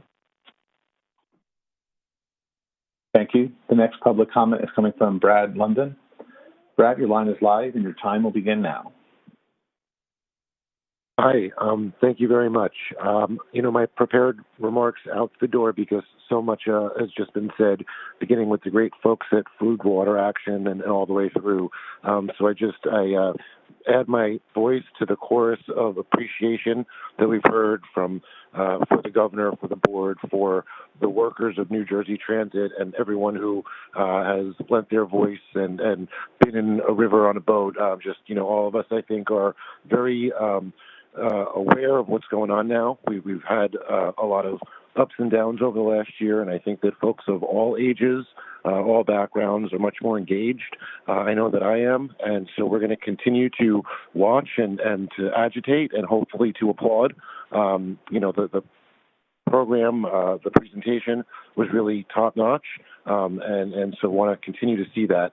But I would just say in closing that, it's a crazy question when we consider investing in dirty fossil fuels and the sort. We may not have all the answers always, but the response has to be looking out for people's lives and health and the environment that we're going to pass on. And so let that continue to be our guiding light, because anything else just doesn't make sense to me. So thank you again. Thanks so much. Thank you. There are 5 members of the public remaining in the public comment queue at this time. Once again, there are 5 public comments remaining at this time. And the next public comment is coming from Alida Dupree. Alida, your line is live, and your time will begin now. Thank you, Board Chair Diane Gutierrez-Scassetti, and members. Alida Dupree for the record. My pronouns are she and her. It's good to be back with you. First of all, thank you for the updates to the NJ Transit MyTix app, in which I am now able to buy individual light rail tickets on my phone. It's going to be very, very helpful to me and other people. It's time to get rid of paper tickets. So I appreciate you listening to me on that. And I did get to read a little of the capital plan, lots of good things in it. I think ADA accessibility is very, very important. I think that all stations on New Jersey Transit should be ADA accessible. And I advocate us buying hundreds of electric buses and fuel cell as well, staying renewable, working toward 100%. I believe it's possible. And I continue to advocate for the electrification of the Raritan Valley line, which is a line that I used to use quite a bit. And we're buying dual-mode locomotives, and whenever we are under wire, we should always ensure that we use electricity to run them. We don't want to be using diesel if we're under wire. And to try to look for a renewable diesel product so we can move away from standard petroleum diesel and continue to work on our emissions and our particulates reductions. We want to reduce emissions and particulates. Again, thank you for the work with making changes to transit grid. I want to see a 100% renewable solution of at least 140 megawatts.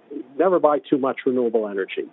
And it will offer resilience for our system and to benefit the people of New Jersey. So I look forward to you engaging with the best and brightest minds in the world to build this renewable energy project, which I would like to see defined by the word legendary. I am simply an ordinary user of New Jersey Transit. And I love a good public meeting. Can't seem to get enough of them. Always, public meetings are something I enjoy. Lots of good information. And Gateway is important, and thank you for approving Portal North Bridge and for your work on the Raritan Bridge. It's time to replace the old bridges. Bridges are important, and we want our railroad to be in a state of good repair. So I've been riding with New Jersey Transit since 1980, and I love a good train ride. Thank you very much. Appreciate it. Thank you. The next public comment is coming from Paul DiMaggio. Paul, your line is live and your time will begin now. Hello, I'm Paul DiMaggio of GMAX Tidal Energy, and the new initiatives to present a carbon-free solution for the New Jersey Transit project are absolutely exceptional. In a time with severe, unique challenges, New Jersey Transit is spearheading a realistic, I underline realistic, national model for clean energy on a utility scale. Presently, renewable energy technologies are new, such as ours. However, they are now ready for commercialization on both the generation and storage sides. As we will be actively bidding this project, we appreciate the past and present interest in forming new pathways to expedite this project within 3 to 5 years, turnkey. Initiatives mentioned by Megan S., such as the Ad Hoc Committee and the capital programs, will facilitate and spring forward the scope of work that is necessary to achieve the customer's goal, which is NJT from our side. We also believe that since most of the in-place costs are inherited, we strongly recommend that New Jersey Transit consider increasing the megawatt size of renewable energy, because in our case, the Hackensack River provides more than enough energy in addition to the 140 megawatts. The only issues there are in the storage side, more or less, in terms of getting 27 megawatts per second, which is required for the locomotives. So you may think there's a lot of work to go ahead. There really isn't. If we get the mindsets all together on this, we could be a national model here. So I really want to thank everybody, and this is 100 pounds off a developer's back in terms of generating clean energy on a utility scale. Thank you, everyone, for all your work, and the NJT people and all the people on the other side, the personal sides of people, and all the good stories about climate change. But the realism is we have to make this happen now, and we have to make it effective, and it has to be less expensive than fossil fuel. I sit in with a lot of investors. We want to initiate a Lend-Lease program to NJT where they're held harmless because it is new category technology. So all these things will unfold as we go, and I just wanted to thank everyone, and I don't want to take any more of your time. All the best, and have a great evening. Thank you. The next public comment is coming from Julianne Watson. Julianne, your line is live, and your time will begin now. Hi there. Thank you so much for letting me speak at this meeting, and thank everyone for also sharing your public comments and celebrating this historic victory. Thank you, New Jersey Transit and Governor Murphy. We're just very excited after months and months and honestly years of working towards renewable energy solutions in the state of New Jersey. It's just so exciting to see this come to fruition, and I'm just so excited to partner with you guys and work in a public capacity and as much as I can as a board member of the Climate Mobilization's Hoboken chapter or North Jersey chapter, as well as a member of the Hoboken Democratic Committee. We're just very excited to see renewable energy as a solution for a power plant on the microgrid as a whole. And I don't want to take up too much more of your time, so I just want to thank you again, and I'll yield the rest of my time. Thank you. The next public comment is coming from Michael Watson. Michael, your line is live, and your time will begin now. Hey there. I'm Michael Watson. I'm an elected member of the Hoboken Democratic Committee also, and the chapter president of the Climate Mobilization North New Jersey chapter. And yeah, I'm just going to echo what everyone else has already said. This has just been such a exciting sea change for us to feel like we no longer have to fight for our air quality for our lungs. We can actually fight to do something amazing, something cool. We're not just knocking things down. We get to build something that's visionary. And so I'm just so excited. Our members are excited. I just wanted to thank you and Governor Murphy for making this decision. So it's a beautiful thing. Thank you so much. Thank you. And the final public comment is coming from Christine Clark. Christine, your line is live, and your time will begin now. Hello, thank you, and thank you for sticking with me this long so that I can make this comment too. My name is Christine Clark. I'm an environmental activist. I'm a mother of 4 children, which includes a child with asthma. I'm a steering committee member with the Jersey Renews Coalition, a member of the NAACP Environment and Climate Justice Team via Local 2092, and the chair of the Jefferson Township Democratic Committee, and I'm a recent survivor of the COVID-19 pandemic and disease.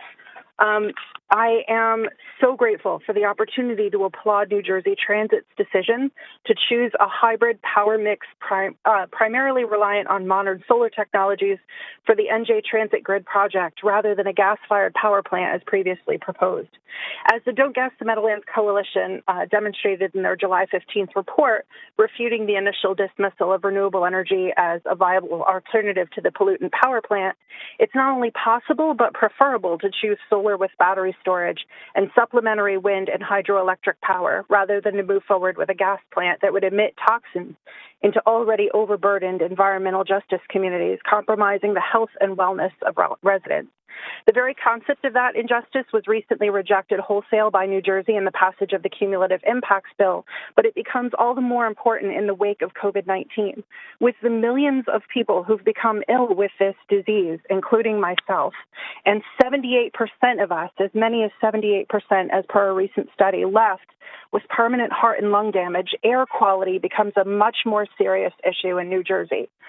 The proposal and estimate that the coalition raised and the approval of the New Jersey Transit Board are a win for all of New Jersey.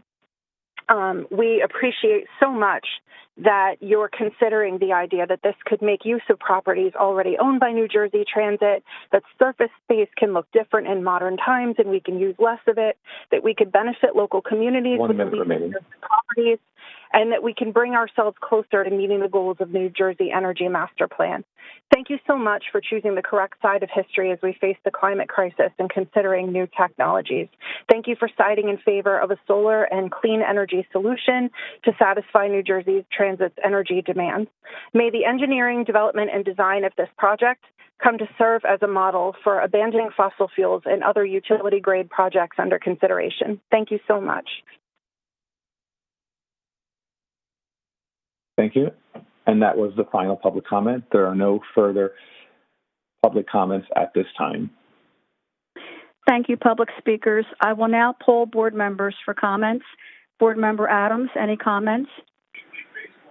Yes, Joyce, just briefly, and I just want the public to know that myself, and I'm going to speak for myself, listen and take to heart all comments that we hear from the public during the public comment section.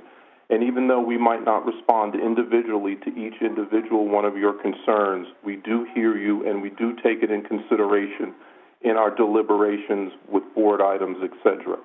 And yes, board chair, I am surprised, but I'm honored and privileged, and I have and looking forward to serving on the Energy and Sustainability Policy Committee. The other thing is I am in full support of Cedric Fulton as being the acting vice chair of the New Jersey Transit Board. I think that's an excellent addition, and I'm ready and willing to work with him fully to help us move forward. The last comment I have, Joyce, is I believe it's for Andy Weiss. And Kevin, I have to apologize in advance. I know too much about this subject. The broken glass on the front door of the bus, the process and procedure that New Jersey Transit has in place worked. That door was noticed by a bus driver, and the actual entire bus was replaced. I received 3 calls from Michael Colquhoun concerned about what had happened and assured me over this call, as he explained it in detail, the process and procedures that were followed to ensure that the bus was replaced. And I can tell you in speaking with him, he takes his job seriously, and he admitted that any mistakes by his or her staff was fully his responsibility. Those are my only comments, Joyce. Thank you. Thank you. Board Member Ajmani, any comments? None. Thank you. Board Member Doshi, any comments? Yeah, I just wanted to add on to what Board Member James Adams was saying, and I wanted to thank everyone who called in, who phoned in tonight for all your constructive comments, and just know that we are listening and we do ask questions. We ask lots of questions to the staff at all the subcommittee meetings. And I wanted to let everyone know that we are committed. I want to speak for my fellow board members as well, and everyone at New Jersey Transit is committed and staff to the environment and sustainability. And we are doing with each project, we're asking what we can do to make an environmentally sound decision. So we are hearing you. And congratulations to Board Member Cedric Fulton on becoming Vice Chair. I think it's a great pick and he'll do a great job. Just on a little side note, I wanted to thank New Jersey Transit staff, and especially Mike Kilcoyne, Paul Wyckoff, and Barbara Lazaro from the city of Sea Isle. They had reached out, the mayor and residents there had reached out for a bus to go through town, and New Jersey Transit was very quick to respond. They sent a bus down there, see if it could be done safely to go through town. It can't be done at this time because the bridge has to be fortified to be safe, but they felt that they were heard and the response was quick. So thank you very much for addressing people's concerns, and thanks from South Jersey. That's all I had. Thank you. Board Member Fulton, any comments? Yes, good evening, everyone. And I, too, will echo the comments of Board Members Doshi and Adams. This has been quite an educational and exciting period for all of us, particularly those of us who are new board members. And I want to commend the public for their diligence and their persistence helping with an educational process. I too, like to thank the chair for her leadership, for getting us to a place in consultation with Governor Murphy, his staff, Kevin, and the team. I believe we are now poised and positioned to learn a lot about what the possibilities are as it relates to resiliency. I personally experienced what it means to be an operator across the spectrum of all of those incidents that were discussed in the very fine presentation. So I fully understand the tensions presented, but I too want to make sure that what we're leaving, our legacy, is that we're providing a bright future for those who follow us. I'm looking forward to the challenges of New Jersey Transit. I would also like to speak to PTC. I consider it to be one of the most important issues facing New Jersey Transit right now. Kevin has spoken to it in that regard every month, and rest assured that we're keeping our eye on that. And I was very pleased to hear the positive report today. So, and recognizing that time is of the essence, I will conclude by saying that's all that I have to say right now. And I look forward to working with everyone. Thank you. Board Member Gordon, any comments? Yes, thank you. And good evening, everyone. Let me begin by just extending my congratulations and best wishes to Board Member Fulton. I have every confidence in you, and looking forward to working with you. And I would like to add my commendation to the speakers that we've heard over these many months. We are listening. It does affect our deliberations. While we may not be able to respond in the meetings, they are certainly very impactful. And I want to particularly congratulate the advocates who came before us every month to talk about the transit grid. I commend you for your tenacity and passion. I have to say that my thinking changed on this project, and you led me to consider other alternatives that I had not thought about in the past. And I want to also thank the staff and the chair for your willingness to, as Kevin said, reimagine this project. That's not an easy thing for an organization to do, and I thank you for that. And I'm looking forward to working with staff and leadership in taking this project forward. Thank you very much. Thank you. Board Member Marocco, any comments? Yeah, thank you. Just very briefly, let me echo what the other board members said, primarily in congratulating Board Member Fulton, who is, I think, very capable and particularly well suited to the role. So congratulations, Cedric. I also, I want to send my thanks to President Corbett, the chair, and the entire staff for all the steps that they're taking to ensure that the agency is not just environmentally responsible, but is on the vanguard of environmental responsibility, both in the Transit Grid project, but also in the establishment of the environmental subcommittee. I think both of those are exceptionally positive steps. And also for the very forward-looking and proactive capital plan. I think it's long overdue and much needed. So I want to congratulate and thank the entire staff for really their great work on all these things. Thank you. Thank you. Board Member Nora, any comments? Very briefly, I just want to congratulate Board Member Fulton on becoming the vice chair, and as well as also echo some of the other board members. I think Board Member Fulton and Adams and Doshi will do a terrific job on this new committee. And I'm going to echo what other people have said regarding the commissioners and Chairman Corbett and all the staff, all the wonderful work. I'm the newest board member, and I've been very impressed with the materials that we've been given, and particularly the staff members' briefings and the information. And I will specifically mention the Transit Grid presentation that Lenore Isaac and Karen Patel and John Geithner and Megan Strickland put together.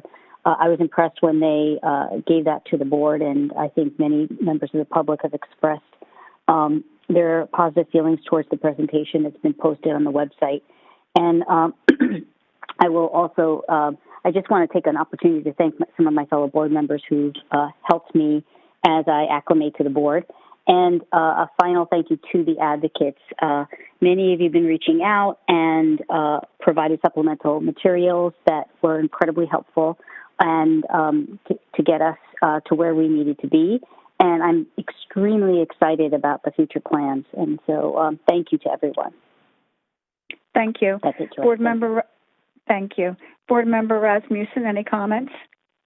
Yeah, I too would like to echo the other board members' sentiments and congratulating Board Member Fulton to the new position, vice chair, and once again thanking the public for their comments. And again, they are very useful to us in coming to our conclusions and guiding us. So thanks everyone. Thank you. Board Member Wilton, any comments? Thanks, Joyce. It's tough to chime in when you're towards the end, but just echo everything else said, and congratulations to Cedric. Well deserved, and looking forward to working with you. Thank you. Chair Gutierrez-Cacchetti, any comments? Is it okay if I just say ditto? Yes. No, I hope I always communicate to the staff how very proud of them I am for the work that they do. They work hard. They work very hard not to be distracted by a lot of the noise that goes on around them. And I thought they did an excellent job tonight in discussing, the concept of pivoting to a broader view of opportunities for the transit grid. I think that their work will be invaluable to not just to the board, but to all of our customers in the state of New Jersey as they continue to learn what alternatives there are for us to ensure transit service, even in what we'll call the worst of times. And with that, Joyce, let's continue with the agenda. So I think Suzanne Mack is up to present the advisory committee report. Chair, did you want to vote on an action item at this point, or did you want to wait to the rest of the meeting? Oh, Jesus. Thank you, Joyce. So what we're going to do, since we've talked about this for the better part of, I guess, 3 hours now, we're going to go ahead and move the transit grid items. So, Eric, do you want to set the groundwork for a motion, please? I was on. Suzanne, Sure. let us just get this done, and then we'll go right back to you. Thank you, Commissioner. Thank you. And just through President Corbett, we are recommending approval of item 2010-64, NJ Transit Resilience Program, NJ Transit Microgrid Central Facility Stipend Program. The development and institution of a stipend program in support of a two-step procurement process for the NJ Transit grid procurement is in the best interest of and provides the best value to NJ Transit. Authorization here is requested to develop and institute a stipend program to support the NJ Transit Grid Microgrid Central Facility procurement process as described in the enabling legislation and corresponding regulations, New Jersey Administrative Code 16:72-4.1, at a cost not to exceed $3 million, subject to the availability of funds. Authorization is also requested to direct NJ Transit staff to review eligible submissions and administer and cause to pay stipends to eligible proposers meeting criteria developed by NJ Transit staff. We ask for your approval of item 2010-64. Thank you, Eric. Can I have a motion to approve board item 2010-64? Motion, Board Member. Hold on. Was that Board Member Adams who went first? I thought it was Board Member Gordon, but I'll defer to... That's fine. Jimmy. No, Board Member Gordon made the motion. Can I have a second? Second, Board Member Fulton. Marocco. Thank you. Thank you, Cedric. Is there any additional discussion on this motion? Board Joyce, Chair, I think you... Okay, I'll poll board members. Board Member Adams, any comments? Yes, I do have a comment, and I think it's probably just a procedural comment. During the presentation, we mentioned that there could be 4 potential, I'm going to call it finalists, that would be considered for the transit grid project. But our stipend anticipated 3 people, I believe, at a cost not to exceed $1 million. I'm hoping I misread that, but I just think it's a just an accounting, not an accounting, but maybe a clerical error. I just want to make sure that we're clear on the number of people who we think will make the final cut and the stipend per firm or per developer. Does that Eric, make sense? please. Yep. Yep. Eric, please respond. Yes, Madam Chair. So the stipend program, it is not a clerical error.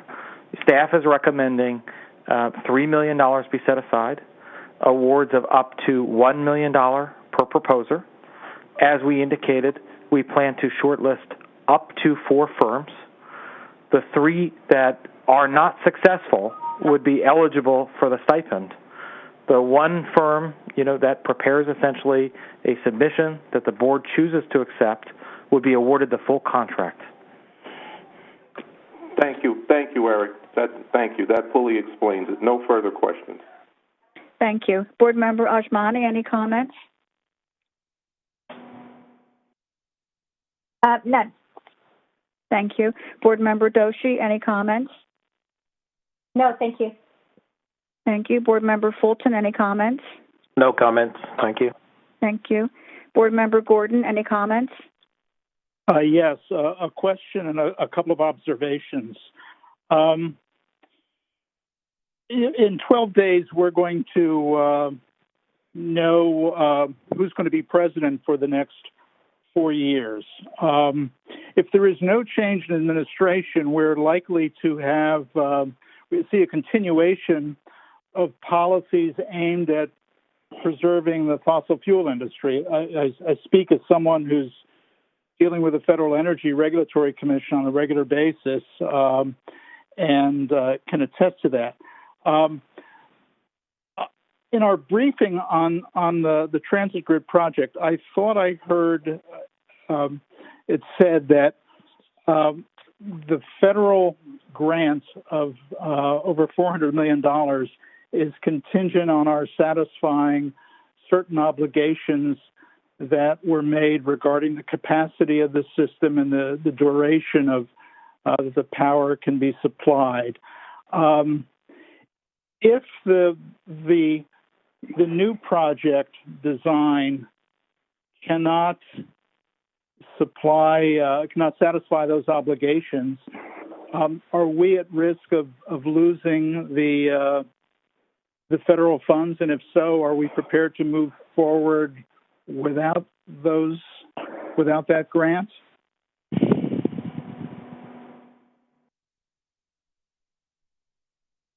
Eric, are you able to respond? Eric, go ahead and respond.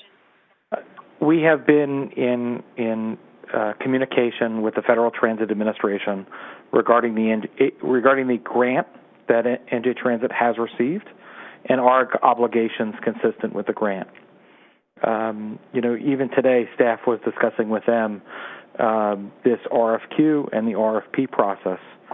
Our intent is to remain faithful to the grant as we reimagine this project, and we will work very closely with the FTA to do that.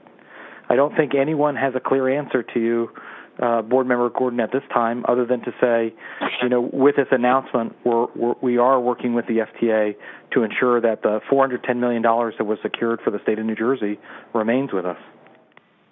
Okay. On the other hand, on a more positive note, if there is a change in administration, I think we're going to see large sums of money devoted to clean energy infrastructure, probably initiatives on the order of the Manhattan Project or the Apollo program, and technological change in things like battery storage that we anticipated would be maybe 10 years, I think are going to be accelerated. So I think there is a huge opportunity for us if those new programs develop. And I think we need to keep in mind that as we develop our timeline, that we need to be able to take advantage of these programs when they become available and have something equivalent to being shovel ready. So I just offer that thought. But generally, I just want to say I'm very excited about the opportunities we have here, and again, commend the staff for all your good work in this area. Thank you. Thank you. Board Member Marocco, any comments? No comments. Thanks, Joyce. Thank you. Board Member Nara, any comments? None. Thank you, Joyce. Thank you. Board Member Rasmussen, any comments? No comments. Thank you, Joyce. Thank you. Board Member Wilton, any comments? No comments. Thank you. Thank you. Chair Gutierrez-Cachetti, any comments? No, Joyce. Thank you. Just please take roll. Roll call vote. Board Member Adams? Yes. Board Member Ajmani? Yes. Board Member Doshi? Yes. Board Member Fulton? Yes. Board Member Gordon? Yes. Board Member Marocco? Yes. Board Member Nara? Yes. Board Member Wilton? Yes. Chair Gutierrez-Cachetti? Yes. Motion carried. And now we will return to the agenda. Suzanne Mack will present the advisory committee report. Thank you, Commissioner. Am I on now? Am I on? Can you hear me? Yep. Thank you so much. I'm sorry. I apologize. I do Zoom and I do Teams, but I'm certainly not up to some of this stuff, so I apologize. I just wanted to say that I am very pleased to be here this evening. Yesterday, I was able to attend the New Jersey Transaction Conference, and I just want to thank your staff at New Jersey Transit and New Jersey DOT for it was such an enlightening presentation. It really captured everything that's been going on since COVID. For the public that doesn't know what that is, there's a once-a-year conference that is staffed by New Jersey Transit and New Jersey DOT and the other transit agencies. And I just found the updates were so remarkable, Commissioner, from Kevin Corbett, our president, and from yourself. And you actually capsulized what's going on. And, I really think that the public listening tonight, or they'll listen to this presentation in the future, they have to look at what's been going on. I mean, I would often come to the transit board meetings. For the transit members that don't know, that there are 2 passenger advisory committees, North and South Jersey. And I would say, 9/11 happened, and that was tragic, and we reverted from that. And then there was Sandy. But has anybody ever looked at what we faced with COVID since March of last year? You said in your statement yesterday that 50%, our traffic was down by 50% on the roads in March, and now it's back up. Our transit usage is not up because people are not going back to work. And yet, we are held to the accountability of being able to be an agency that has to serve the public. I am a resident of Hudson. I am in Jersey City. I am in Hoboken. I am in Bayonne. And I see our buses on the roads every day with passengers on it. And why are they there? Because we are fulfilling our commitment to be a transit agency that serves the public.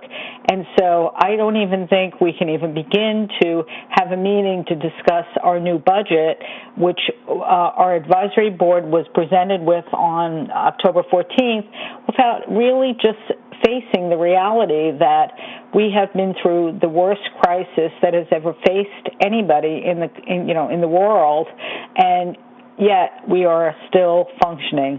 So kudos to the board, kudos to the commissioner, kudos to the chair, kudos to Kevin and his staff. I mean, it's remarkable that we are out there, and I'm seeing buses with people on them because they need public transportation. I have seen the budget. The advisory board has seen the budget. We've looked at it, and we know. And I would say that the one comment that I heard this evening was from Joe Clift, who there's always more information that can be presented. There's no doubt to that, so that's always should be addressed. But I will say to you that listening to the advisory board meetings and listening to the board meetings in the past year, not 1 year, 2, 3 years, every time there's a public comment that is brought and people who are advocates come to this board, you have resolved them. This is the microgrid issue tonight, which is at the Coppers Cove site in Kearney. You are resolving it. There have been many, many issues that I could list that you cannot respond during the meetings, but you do respond then to the board members. I thank you for your participation and the fact that you do listen.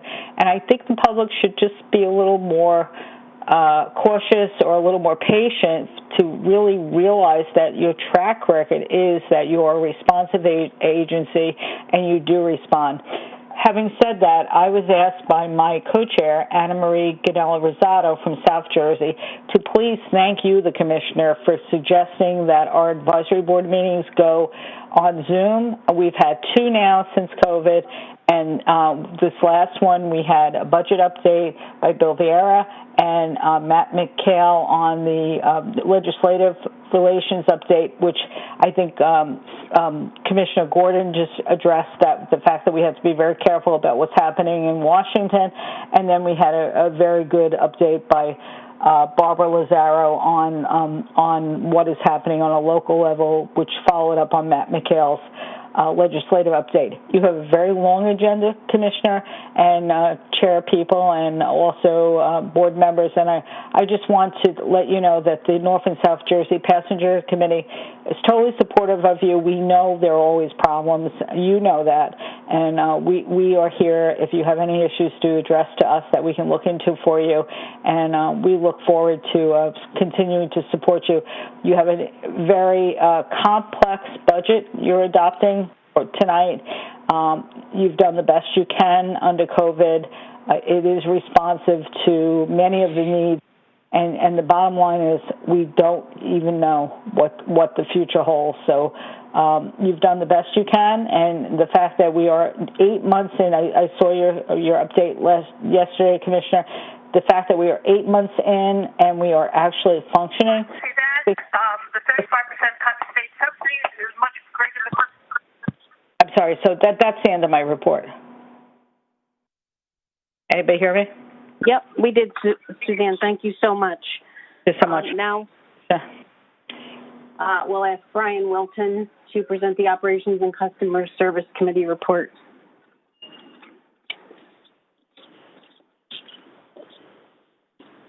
Thank you, Commissioner. The Operations and Customer Service Committee received an update on trends, analysis, and actions for rail, bus, light rail, and Access Link. The committee also received an update on the COVID-19 travel survey results and an update on the cost of service. That concludes the report. Thank you, Board Member Wilton. Now I'd call on Board Member Marocco to present the Administration Committee report. Thank you. The Administration Committee received a financial update. This included a summary of operating results, major variances, the impact of COVID-19 on ticket sales, major balance sheet items, and CARES Act drawdown. Additional information was provided as part of the agenda materials, including the cost of service key performance indicators, history of vacancies, attrition in hires, ridership revenue, and a budget to actual comparison of revenue by division. That concludes my report.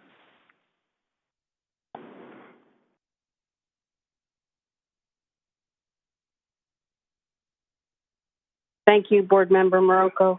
We'll now ask Board Member Fulton to present the Capital Planning, Policy, and Privatization Committee reports. Thank you, Chair. The Capital Planning, Policy, and Privatization Committee discussed the board items for the Morrison Exit Line Traction Power Circuit Breaker Replacement Project, Market Street Bus Garage Rehabilitation Project, Construction Contract and Construction Management Services Contract Award, and contracting out Monmouth County Local Bus Service Extension. That concludes my report. Thank you, Board Member Fulton. Board Member Adams will present the Safety Committee report. Thank you, Chair. The Safety Committee discussed the Office of System Safety's activities and the performance indicators for rail, bus, light rail, and Access Link. Additionally, the committee received a briefing regarding the Safety Education Program. The New Jersey Transit Office of System Safety continues to create and implement proactive safety programs, working collaboratively with both internal operational departments as well as external stakeholders and regulatory agencies. Their core mission is to continue to provide a safe environment for customers, colleagues, and the local neighborhoods New Jersey Transit travels through. The foundation of having a proactive safety program is informing people of risks and hazards as early as possible. The Office of System Safety conducts their safety education program throughout the entire state, year-round, both in person and recently virtually, to get the message out to school-age children about how to remain safe while utilizing the transportation services that New Jersey Transit provides. The committee also received an update from Chief Trusillo regarding the work of the New Jersey Transit Police Department. The New Jersey Transit Police Department continues to conduct mask details throughout our system on buses, in terminals and stations, and onboard heavy rail and light rail equipment in an effort to educate, get compliance, and if necessary, supply a face mask for those who may not have one or who have forgotten theirs. The New Jersey Transit Police Department has also expanded its outreach unit from 2 to 5 officers to better position to help those who seek shelter in our transit stations and terminals prior to the cold seasons and to create a safer and healthier environment for our customers as they return to use our service. That concludes my report. Thank you, Board Member Adams. At this time, Kevin, can we please present the action items? Yes, thank you, Chair. Now, I'd like to introduce Bill Vaquera, our Senior Vice President, Chief Financial Officer, and Treasurer. to present Board Item 2010-60, the action item regarding the fiscal year 21 operating budget. Bill? Thank you, Kevin. We are recommending approval of item 2010-60, fiscal year 2021 operating budget. I'll be referring to the operating budget presentation found in the final detailed board agenda for tonight's meeting that's posted on our website throughout. I'm pleased to present New Jersey Transit's fiscal year 21 operating budget, including expected sources of revenue and operating expenses for the period July 1st, 2020 through June 30, 2021. Our agenda for this presentation can be found on page 2 and is as follows. A review of recent state funding and support. 2, a comparison of the proposed budget to the budget presented at the March board meeting and approved for transmittal to the legislature by April 1st as required by the New Jersey Transit Reform legislation. 3rd, a look at sources and uses of funds. 4th, a review of our fare revenue forecast, and then a more detailed review of anticipated expenses, including both mandatory cost increases as well as selected investments being made to advance elements of our strategic plan. And then lastly, a brief discussion of some of the unique risks, variables, and uncertainties facing New Jersey Transit for fiscal year 21 and into fiscal year 22. Presented on page 3 is a comparison of fiscal year 19 actual results, preliminary fiscal year 20 results that are subject to the completion of our year-end audit, and the fiscal year 21 budget. Before I get into the financials, highlighted in the box on the right are a few key accomplishments achieved over this period, including reducing our vacancy rate from 3.7% in January 2018 to 2.5% in June of 2020, increasing our active roster of locomotive engineers to 373, up from a low of 331, hiring over 800 bus operators, and on expense management, saving more than $28 million annually through target health benefit reforms. One of our goals has been and continues to be reducing our reliance on the capital to operating transfer. In fiscal year 19, we were successful in reducing the capital transfer by $15 million from $511 million that was budgeted to $493 million due to favorable operating performance and financial planning. And we reduced the fiscal year 20 amount by approximately $50 million to $460 million compared to the $511 million budgeted in fiscal year 19. Turning to fiscal year 21 in the third column, key highlights for fiscal year 21 state assistance include a general fund subsidy of $386 million in fiscal year 21, bringing the cumulative state general fund subsidy under the administration to $615 million, an increase of 49% over the prior 3-year period. The fiscal year 21 budget also includes $129 million of New Jersey Turnpike Authority funds, and $30 million has been allocated to New Jersey Transit from the state's CRF or coronavirus relief funds. While not shown on this chart, note that total expenses of $2.359 billion compares to $2.391 billion originally budgeted for fiscal year 20. Turning to page 4, we'll take a closer look at final fiscal year 21 budget in comparison to the budget reviewed at our March board meeting. These changes have largely been driven either directly or indirectly by the COVID pandemic. First, despite the recent increases in ridership that we've been reporting on, passenger revenue for the year is estimated at only $375 million, or 62% below our prior estimate of $994 million. This estimate was developed by a combination of New Jersey Transit finance and planning departments working with external expert consultants. I'll have more detail on the next page. We've also seen a significant decline in other commercial revenue, including lost parking and advertising fees and rents from tenants at our facilities as a result of the COVID pandemic. As previously mentioned, our state general fund subsidy is $386 million, a decline of $203 million from the April budget. Note the subsidy will be received entirely in quarters 2, 3, and 4 of fiscal year 21.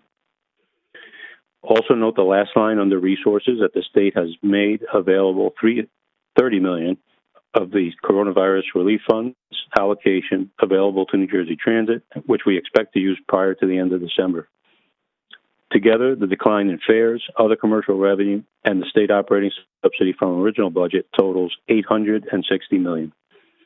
However, we expect to be able to offset the decline in these resources by relying on the CARES Act funds allocated to New Jersey Transit. In fiscal year 21, we expect to use $912 million of our CARES Act allocation, in addition to the $360 million we drew down in the final months of fiscal year 20. Assuming continued steady growth in revenue occurs, we expect to use over 90% of our allocation by the end of fiscal year 21.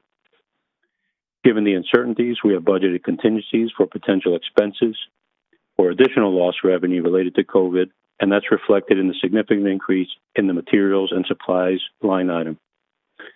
We also chose to defer nearly all strategic plan initiatives to January 21 and have been filling only essential positions. Those contingencies largely account for the $104.1 million growth in the total budget from $2.5 billion to $2.6 billion, or compared to the fiscal year 20 budget, a growth of $246 million, or nearly 10%. Turning to page 5. Page 5 provides an alternative view of the budget by breaking down the resources and use of funds. Our fiscal year 21 budget totals $2.637 billion, with only 14% expected to be funded through the fare box, down significantly from our historical operating ratio of over 40%. Also, other reimbursements includes CARES Act funding and the CRF allocation. On the expense side, labor and fringe, typically around 63% of our expenses, are approximately 58% of budget expenses due to budgeted COVID expenses included in materials and supplies, and these are offset partially by health benefit savings initiatives. Turning to page 6, finance, along with planning and our outside consultants at AECOM and VHP, have developed a range of possible recovery scenarios for the purpose of developing our fiscal year 21 budget, which is centered on the slow recovery scenario seen on this page. In our budget, the average fare box loss for the year is 62%, or approximately $620 million, recovering from a low of 81% loss in July to a 41% loss next June. Importantly, even with the slow recovery scenario, the range of fare box revenue swings by up to $200 million, and we believe we have prudently budgeted to manage through the range of a slow recovery. Turning to page 7, this slide builds progressively from the fiscal year 20 budget, which was $2.4 billion. Note that New Jersey Transit's costs are relatively fixed, with approximately 90% of the labor force subject to contractual agreements. Labor and fringe alone are expected to increase in excess of $30 million. Altogether, all contractual escalations, including labor, insurance premiums, purchase transportation, and other contracts, are estimated to be $87 million. Next, what we refer to as other externalities include other fixed costs, but for fiscal year 21 is largely comprised of a contingency for potential additional COVID-related expenses of $120 million. This could include things like ultraviolet or enhanced cleaning, additional hardware or IT expenses to better monitor crowding, and additional PPE and cleaning requirements. In general, it's meant to protect against the unknown, including the possible lower fare box revenue than projected. And fuel is also included in this line item as our price is hedged through January of 2020. Next are state and federal mandates, such as operating expenses related to PTC and our needs to meet reform legislation. And lastly, these are offset by efficiencies and savings that we have not only identified, but have already initiated. The largest items here are continued expected savings from our health benefit reforms. Turning to page 8, this page builds from the operating budget, including the mandatory cost increases, by layering the relatively small percentage of the budget that is discretionary spending on top. First at a high level, and then we'll turn to a closer look on the following slide. These investments are directly related to the strategic plan, NJT 2030, published in June of 2020 and available at njtplans.com. Given time constraints, this will not be an in-depth discussion of the strategic plan, but rather highlights the connection between the budget and the strategic plan. I'll specifically call out some page numbers in the strategic plan for those who might be interested in reading more details. NJT 2030 is designed to transform the agency into an innovative, world-class public transportation provider that meets the travel needs of every customer.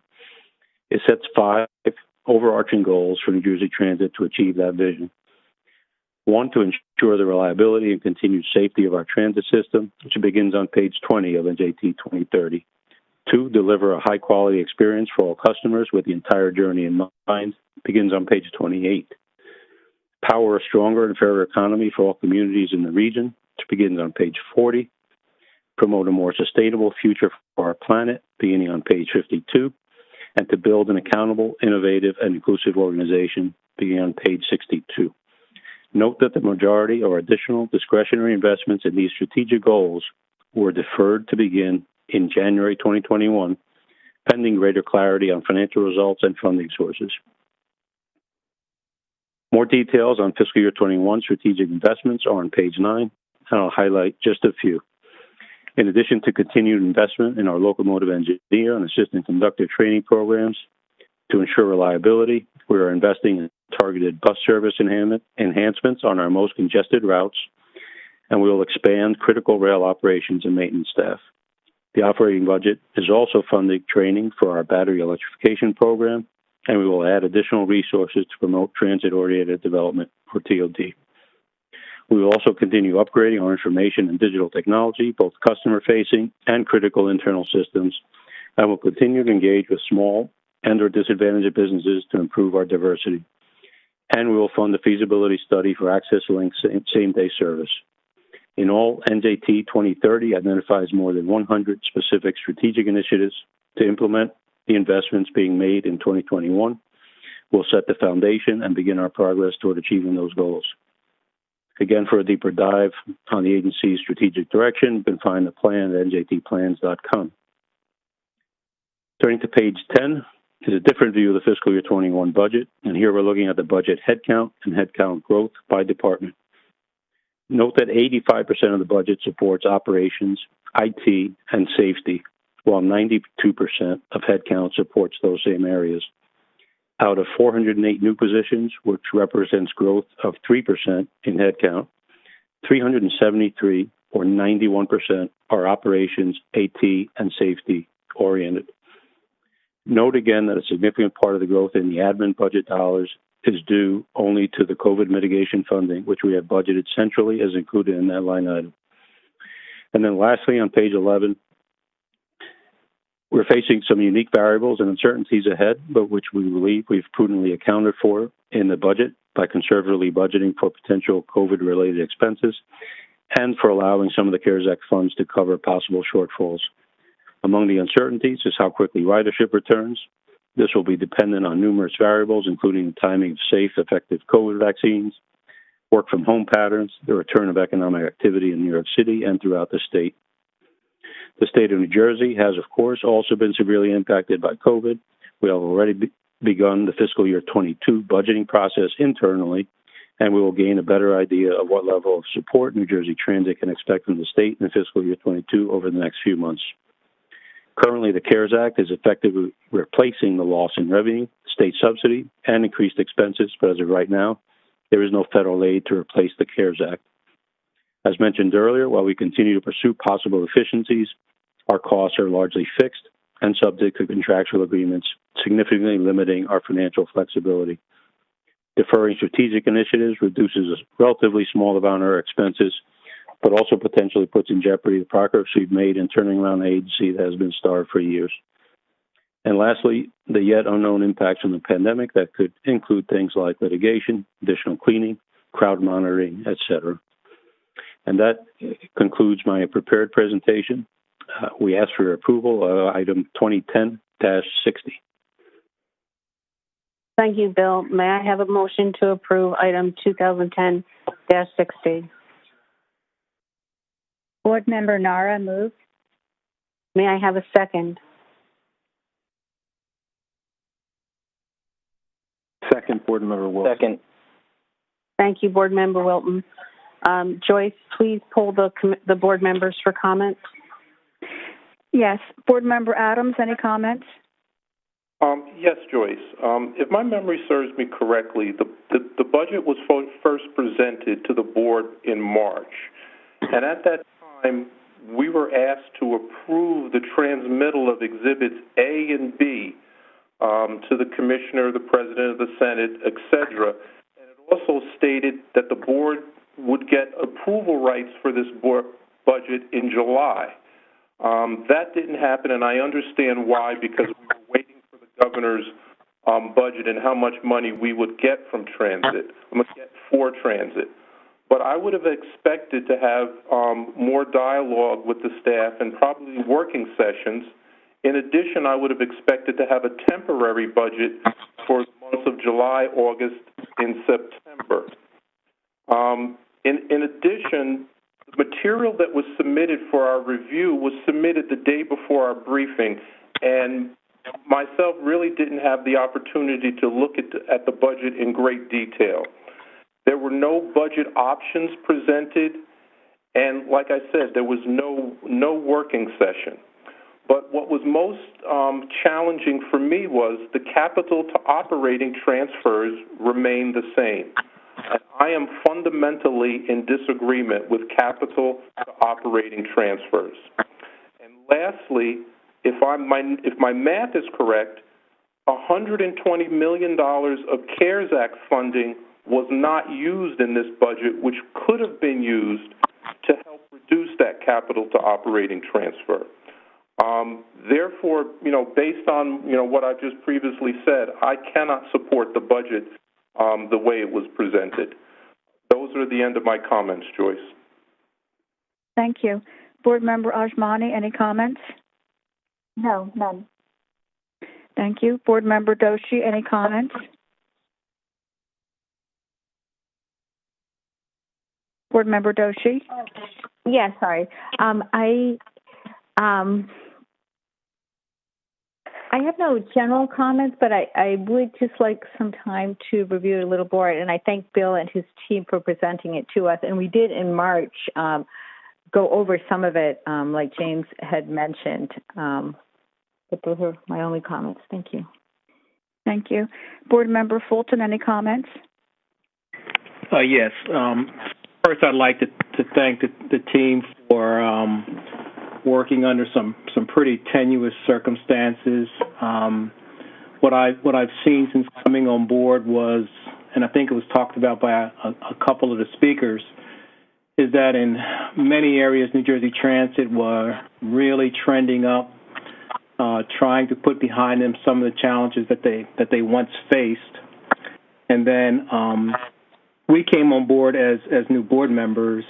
And then COVID hit full bloom, and as a result, I think to echo some of what my colleagues are saying, this is not what I would consider to be a model budget cycle review period. Our ability to delve in was challenged in the first instance because we were new on board, and then thereafter. The uncertainties associated with COVID. Notwithstanding, I do believe that at the end of the day, there is a responsibility New Jersey Transit has to provide service to our customers. And so my sense is that to err on the side of believing that the staff in New Jersey Transit are doing what they believe is in their best interest, recognizing that we haven't had the full opportunity to examine as closely as we would like to. We did see a representation earlier in the year, but things admittedly were moving very fast. But when we look at how the team has performed in light of COVID, I would say that it's a tenuous point for us. None of us have a crystal ball, but I think we have to keep moving the ball downfield, not to overuse the sports metaphor, to provide service to people who need the services. But as has been stated, we are already into the next budget cycle, and it's my full hope and expectation that the level of oversight, clarity, participation with the development of future year budgets will be intense, and that the kind of participation that I think my colleagues are speaking to will be present. So good job doing the work that you've done with what you had to work with. We know we have challenges ahead. We'll get through 21, it looks like, but what awaits us in 22 remains to be seen. So there's much that we have to talk about. So while the process was not ideal, I believe this is something that we can work with. That concludes my comments. Thank you. Board Member Gordon, any comments? Yes, thank you very much. And my thanks to staff for their efforts in putting this budget together. I'm going to support the budget, but I share my colleagues' disappointment in the process as it worked out this year. I recognize that this was a very difficult year to implement the reforms called for in the reform legislation. We had new board members coming on, then COVID hit. It was just an extraordinary year. But I would hope that as we begin the process for fiscal year 22, that the board will be involved at an early stage, that there'll be a discussion of budget options and priorities. I recognize that in a $2.6 billion budget, there is not a lot of discretionary funds in there. I believe about only $35 million. But we can have a discussion about budget priorities and direction, and I hope we begin that with the administration committee and then the full board. Thank you very much. Thank you. Board Member Marocco, any comments? No, thank you, Joyce. Thank you. Board Member Nora, any comments? Other than I actually want to echo pretty much everything that Board Member Gordon had just said, and understanding all the challenges this year, it would be better in the future if we had more ability to spend some more time on it, especially if we are going to add more new members, such as myself, and give us an opportunity to really fully be able to participate and do our jobs as we all want to contribute to NJ Transit's future. So other than that, but I will thank you all, because even though we did get the materials pretty late in the process, I very much appreciated the staff's willingness to take some extra time and answer questions that we had during our briefing and then offline. So thank you to the staff for that. That's all. Thank you. Thank you. Board Member Rasmussen, any comments? I just want to thank Bill and the staff for a good presentation, and that's it. Thank you. Thank you. Board Member Wilton, any comments? Just want to thank Bill and the entire staff for getting this together and for the hard work that they've done under extremely trying circumstances. Many of the same team had to face serious operational challenges, yet were able to get this together to us in a presentable and understandable fashion. Understanding the concerns and criticisms shared by the other board members, but yet their decision to still vote for the budget. So thank you to all, and thank you again to the team. Thank you. Chair Gutierrez-Cacchetti, any comments? I would just echo the comments of my colleague, Board Member Wilton, and I would call for a vote. Roll call vote. Board Member Adams? No. Board Member Ajmani? Yes. Board Member Doshi? Yes. Board Member Fulton? Yes. Board Member Gordon? Yes. Board Member Marocco? Yes. Board Member Nora? Yes. Board Member Wilton? Yes. Chair Gutierrez-Cacchetti? Yes. Motion carried. Thank you. I'd now like to reintroduce Eric DeLeo, Senior Vice President for Capital Projects, to move board item 2010-81. And although I realize it's late, I would say this is a particularly exciting item on our the capital program. With that, Eric. Thank you, President Corbett. We are recommending approval of item 2010-61, NJ Transit fiscal year 2021 to fiscal year 2025 capital plan adoption and fiscal year 2021 authorization to secure capital funding. I'm going to be referring to the presentation that's included in the agenda materials. Please go to slide 2, where you can see that today's presentation will be divided into 3 parts. In the first part, I'll talk about our progress in fiscal year 2020 during this challenging time, and I'll highlight several ongoing capital projects, particularly construction activity milestones that were either achieved in fiscal year 2020 or will be realized shortly. Then I'm going to hand the presentation over to Chief Engineer Rich Schaefer. Rich is going to go over the development of our 5-year capital plan and highlight some of the key expenditures that will occur during the next fiscal year. And finally, Lori Thompson, our Chief of Capital Programming and Administration, she's going to explain to you how we pay for capital projects. Specifically, she's going to go over the fiscal year 2021 capital appropriation, consistent with your approval from the March 2020 board meeting, and the sources of funds that pay for various multi-year projects in a 5-year capital plan. Please go to slide 3. Despite the challenges of COVID-19, we've been able to continue improvements to our equipment and infrastructure during this time. As you know, Governor Murphy designated transportation and utility construction as essential. So for that reason, we were able to proceed with almost all construction as scheduled, and we were also able to continue all design activity through the use of remote workstations. With regard to funding, we've continued to operate with available transportation trust funds and Federal Transit Administration funding.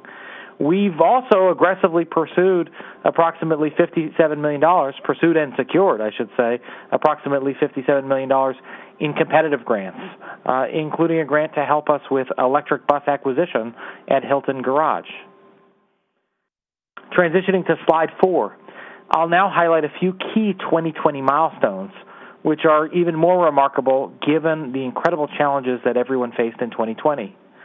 First, as President Corbett, as the Commissioner, has repeatedly said, the Positive Train Control Project maintains the highest priority to the corporation, especially given the safety implications, the mandate requirements, the technical complexities and importance for our rail operations. The project's managed by our rail operations colleagues, and they were able to advance the project into extended revenue service demonstration, increase testing territory to approximately 100 miles, and submit the PTC safety plan to the FRA for final system certification. Tonight, you heard Parsons discuss even more recent accomplishments. This is all in an effort to achieve full certification by December 31st, 2020. Another important project in our capital program is the new Mason substation, a critical piece of our power distribution network. We're building that under a joint development agreement with Public Service Electric and Gas. And in 2020, the temporary substation was placed into operation, the existing facility was demolished, and construction started on the permanent new substation, which we anticipate to be completed in February 2022. This year, major deliveries of rolling stock, highlighted on slide 5, continued as scheduled. They included cruiser buses, the last of which is expected to be delivered in 2022, and 110 new articulated buses, first growth of our fleet in a decade, the last of which is expected to arrive early next year. Slide 6 highlights some other major rolling stock purchases. 113 multi-level 3 rail cars were awarded this past fiscal year. They're on schedule for delivery. The first 6 pilot vehicles scheduled to arrive in 2023. And we will also be purchasing 16 battery electric buses, 8 for Camden, 8 for Essex County. These buses are expected for delivery in late 2021 and 2022, respectively. Slide 7 highlights 2 major projects that started construction in 2020. The Hoboken Long-Slip Fill and Rail Enhancement Project started construction in February. And that filling of that canal will allow for future resiliency, reducing storm surge in Hoboken Yard and even to the Hoboken community. Future development of tracks and high-level platforms will allow our service to be more quickly restored following extreme weather events. That construction is proceeding on schedule. Also in September, we awarded the first phase of the Raritan River Bridge replacement, a $595 million project. The governor, the commissioner, other board members, and Kevin were there for the groundbreaking for the first contract worth $248 million, which will build the approach spans for the bridge. Slide 8. This year, we are also moving ahead to accelerate many improvements planned for Newark Penn Station. Historic bench restoration, bathroom upgrades with no-touch fixtures, improved lighting, and historic tile repairs are underway. Design work is in progress for paving and lighting of bus waiting areas, additional ADA elevators, and a deep clean of the facade and floors. And moving to design soon are the restoration of Platform D and improvements to the rest of the train shed, platforms, and interior layouts. Slide 9. We have a few other major construction contracts that are active. The Elizabeth Station rehabilitation contract is proceeding at a cost of $49 million. And other construction contracts include flood wall construction at the Meadowlands Maintenance Complex and electrical substation work throughout our system. Slide 10. In the development stage are two major construction projects. We've talked a lot tonight about NJ Transit Grid and the concrete steps we're taking to pivot this project moving forward. During this past fiscal year, we received a record of decision from the FTA, which allowed us to obligate, that means to secure, the $409 million in federal aid that was allocated to the project. And with regard to a much-needed northern bus garage, we also received approval from the board to purchase a key land parcel in Bergen County, started environmental evaluations, retained professional design services to progress preliminary engineering, and are now evaluating alternative procurement strategies for the project. Finally, we've completed or are nearing completion a number of designs that will allow us to move forward to construction. I'm referring to slide 11. They include what you see on this slide, the projects initiated. You know, we've always said that Portal North Bridge is shovel ready, and it is. We have 100% designs and specs ready to go. Working with the FTA on a full funding grant agreement for that project. Newark Penn Station historic restoration and Newton Bus Garage electric bus infrastructure also was recently completed. And there are 8 other projects listed on that slide I won't get into that are near completion. I just have to say that the staff and capital programs and across the agency worked under pretty extreme circumstances to do the work that I just summarized. You know, most of this work happening after March, after the shelter-in-place and other orders. You know, and it's a real tribute to the staff of capital programs. Slide 12. Another high-priority program that we initiated this year was a State of Good Repair customer-facing facility program. The Federal Transit Administration requires us to conduct facility inspections of all our facilities. We prioritize customer-facing facilities throughout the state of New Jersey. They required us to do those inspections in 4 years. We did them in 3. And the results of those surveys identified a number of defects and deficiencies that needed to be addressed and that we need to address in an accelerated time frame. On slide 12, we talk about our plan to spend approximately $29 million to quick hit a variety of items at a wide range of locations throughout the state. This year, we're developing individual location work plans. The next slide, turning to slide 13, shows you the type of work that we're talking about.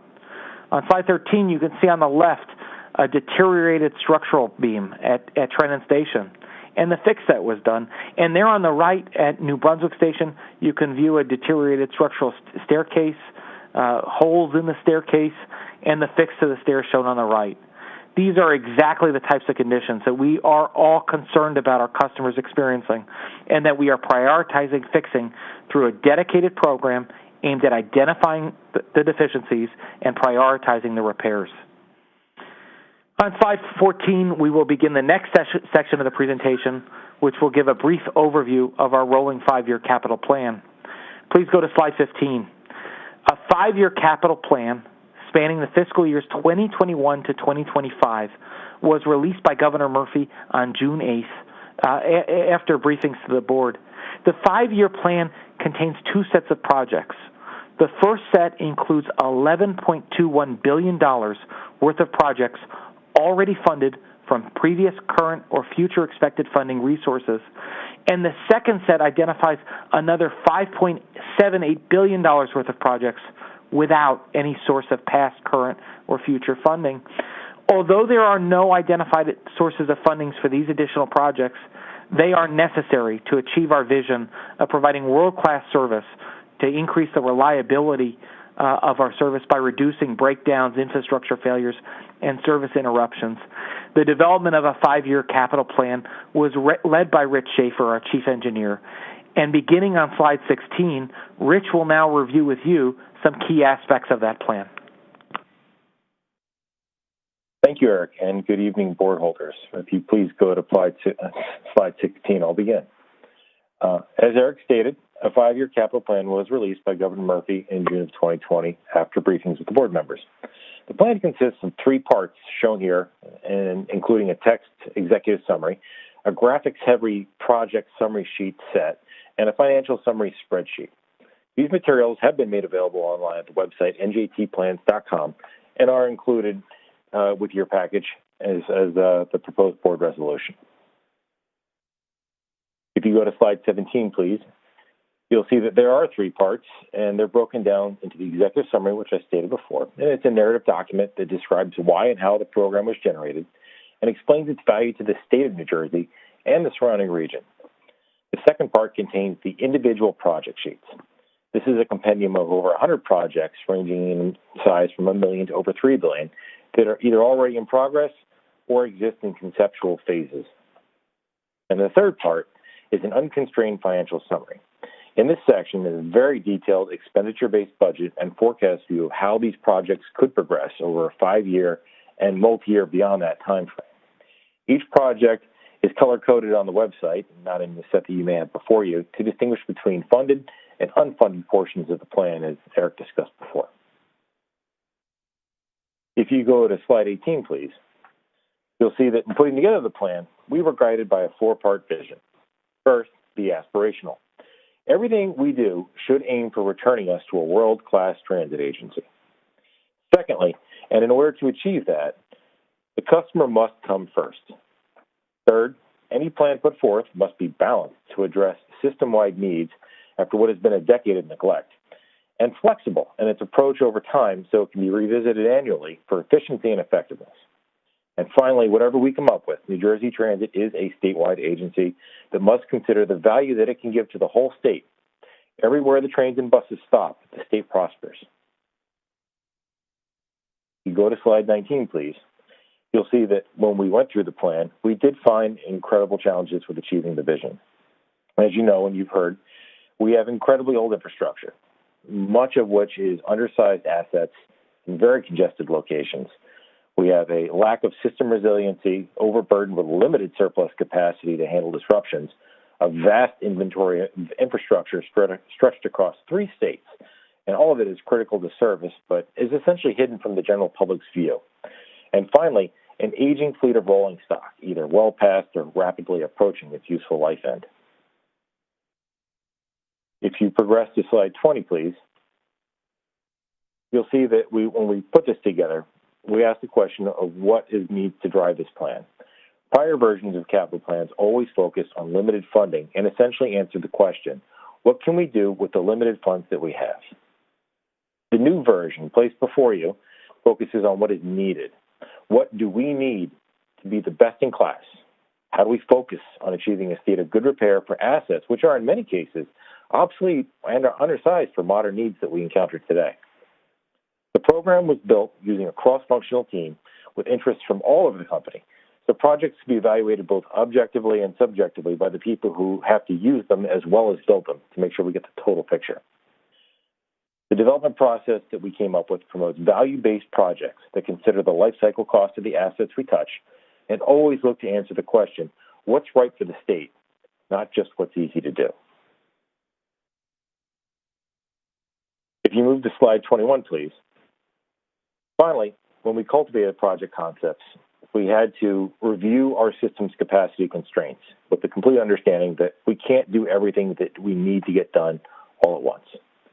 We need to determine the constructability challenges that faces these projects and understand that we can't shut down the whole system or even part of it to execute these improvements. We need to create realistic and well-researched cost estimates and schedules because we have to stay on time and on budget. and we need to encourage the right mix of short and long-term projects to make sure that all aspects of the system are touched. And lastly, we need to consider the life cycle cost of every project that we put forth and make sure that the state and New Jersey Transit and our riders get the best bang for the buck. If you go to slide 22, please, you'll see that you have a financial summary before you from a 5-year capital plan. This information that you see on this slide can be found exactly as is in Appendix A of Table 1 of the online plan.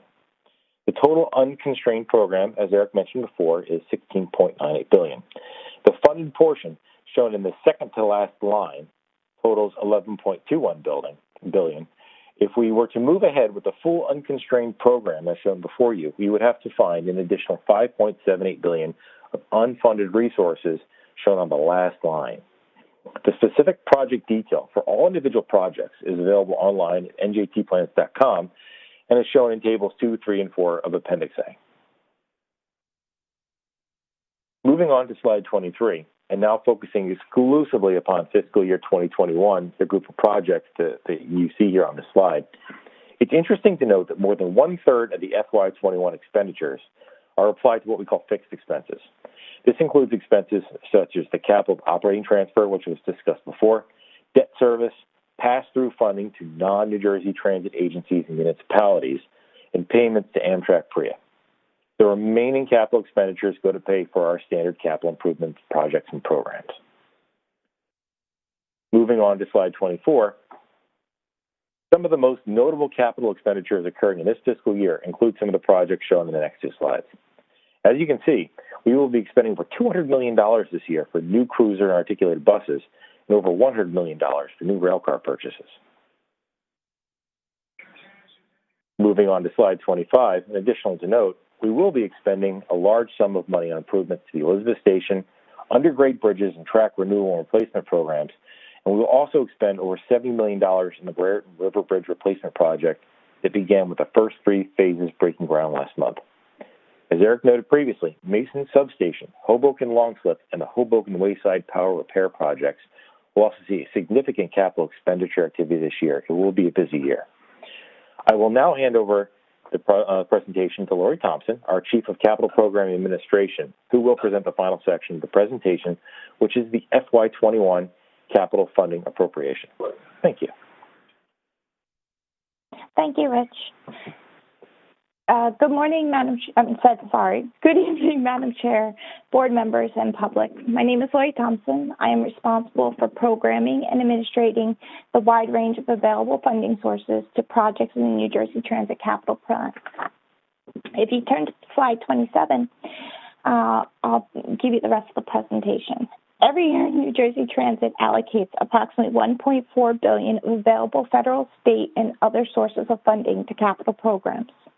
In March 2020, as required by NJT reform law and as part of New Jersey Transit budget approval process, the Board of Directors approved a 2-year capital plan appropriation documents for fiscal year 2021 and 2022. This fiscal year 2021 appropriation represents the first year of these 2-year appropriations. During this cycle, the Board of Directors authorized the chair or president and CEO to take the necessary actions required to seek and secure funding envisioned by this program.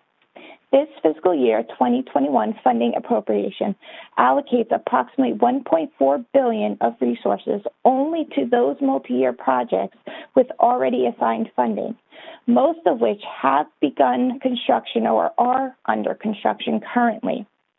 Please note that there are no funds in this appropriation which will be allocated to the $5.78 billion unfunded portion of the 5-year capital plan. On slide 28, you will see a pie chart showing a breakout of the various funding sources of our FY21 capital funding appropriation. This year's appropriation, valued at $1.434 billion, includes $260 million that was appropriated earlier in July by the state legislators during their 3-month extension of the 2020 fiscal year. As you can see, the left-hand portion of the pie chart constitutes $760 million of state transportation trust fund monies. The next largest contribution to the capital appropriation shown on the upper left and upper right portion of the chart comes from the federal funding.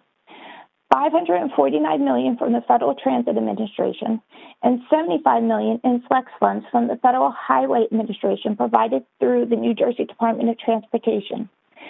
The balance of funding shown at the very top of the chart consists of approximately $50 million, which is roughly 3% of the capital program.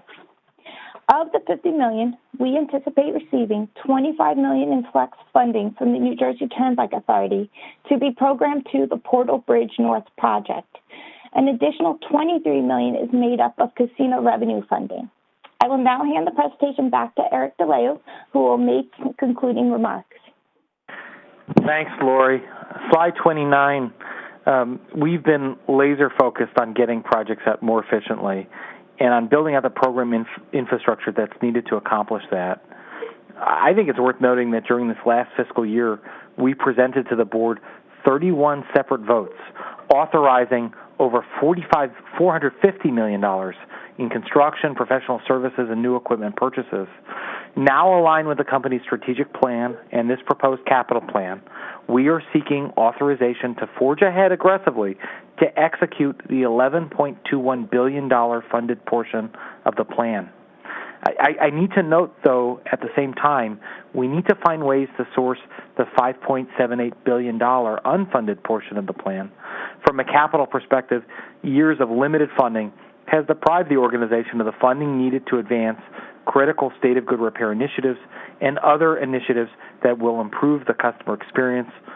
We appreciate the board's leadership on this issue. Thank you.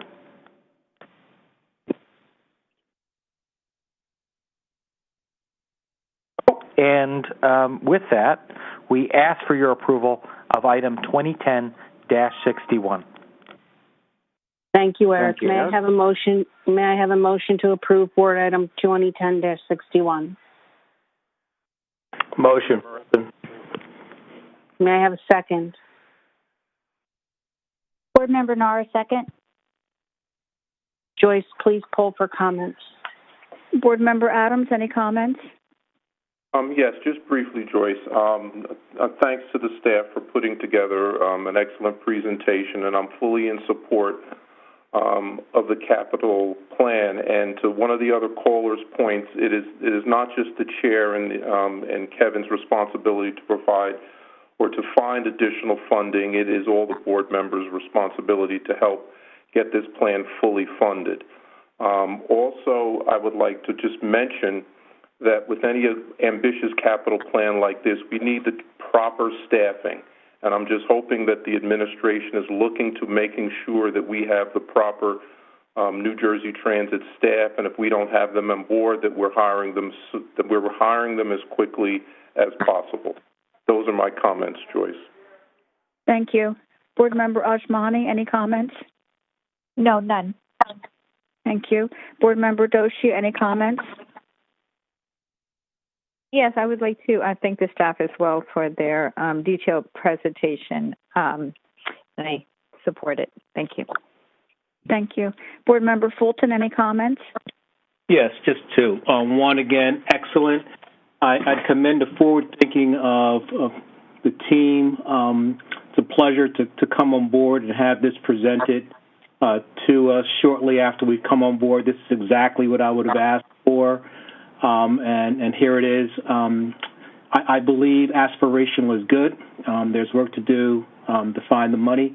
And my other comment, I'll repeat a comment of the past. I believe that we also need to put solid metrics in place so that we can see how we're delivering this capital. If we're asking for it, we need to be able to deliver it consistent with schedule and budget. And to Board Member Adams' point, that often goes to whether or not you're staffed up to actually be able to deliver the amount of money that we're asking for. So again, congratulations to the team for being forward thinking, and that concludes my remarks.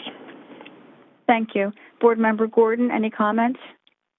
Yes, very briefly. Again, my congratulations to the staff for the excellent presentation. I agree that an aspirational budget is a good thing to have because who knows, we may find ourselves with some additional federal money and we need to have the plans to put these projects in motion. And I think we're well positioned for that. I do have one question. We've heard an awful lot in recent years about the potential failure of the Hudson rail tunnels, and I didn't see anything in the capital budget that would address what we would do to address a failure of a rail tunnel. For example, there's been a good deal of talk about trying to ramp up ferry service, which would also require an extension of the Hudson Bergen Light Rail into the towns to the north. I didn't see anything in the capital budget for that. Is there any discussion of that even in the unfunded portion of the capital plan? And if we wanted to make that a priority next year, what would be the process for doing that? Would it be just a modification of the fiscal 22 capital program?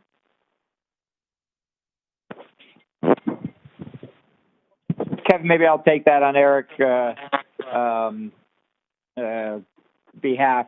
On Gateway, I think you may recall one of our briefings, within our capital plan, the state of New Jersey has a commitment to Gateway Development Corp., or now the Gateway Development Commission, regarding the funding of the Gateway Tunnel. New Jersey Transit, as part of the broader Gateway program that Amtrak had come out with a number of years ago after ARC was killed, we are the lead agency, as you know, for Portal, and that is in our capital plan. But the Gateway Tunnel is more a state obligation. It also involves Port Authority, New York, Amtrak, and that is not in the capital plan. Regarding the Hudson Bergen Light Rail extension, that is in the capital plan and is going through the full environmental process. We did come out with an alignment before you were on the board that we authorized over a year ago for the final alignment of that. And state funding will have to be secured when that comes out. Both federal and state funding will have to be secured for that. But that really does not play that much into the Trans-Hudson capacity issues that you mentioned. And certainly on the operating side, both ourselves, the Port Authority, and the MTA, as well as Amtrak, the ferry services, we do have contingency plans, but there is nothing really that could adequately and in a efficient way compensate for the tunnels if they were to go out. Okay, thank you, Kevin. I just would think that we might want to consider investing more resources into some of our ferry partners, because that would seem to me the easiest way to increase Trans-Hudson capacity if the tunnels fail.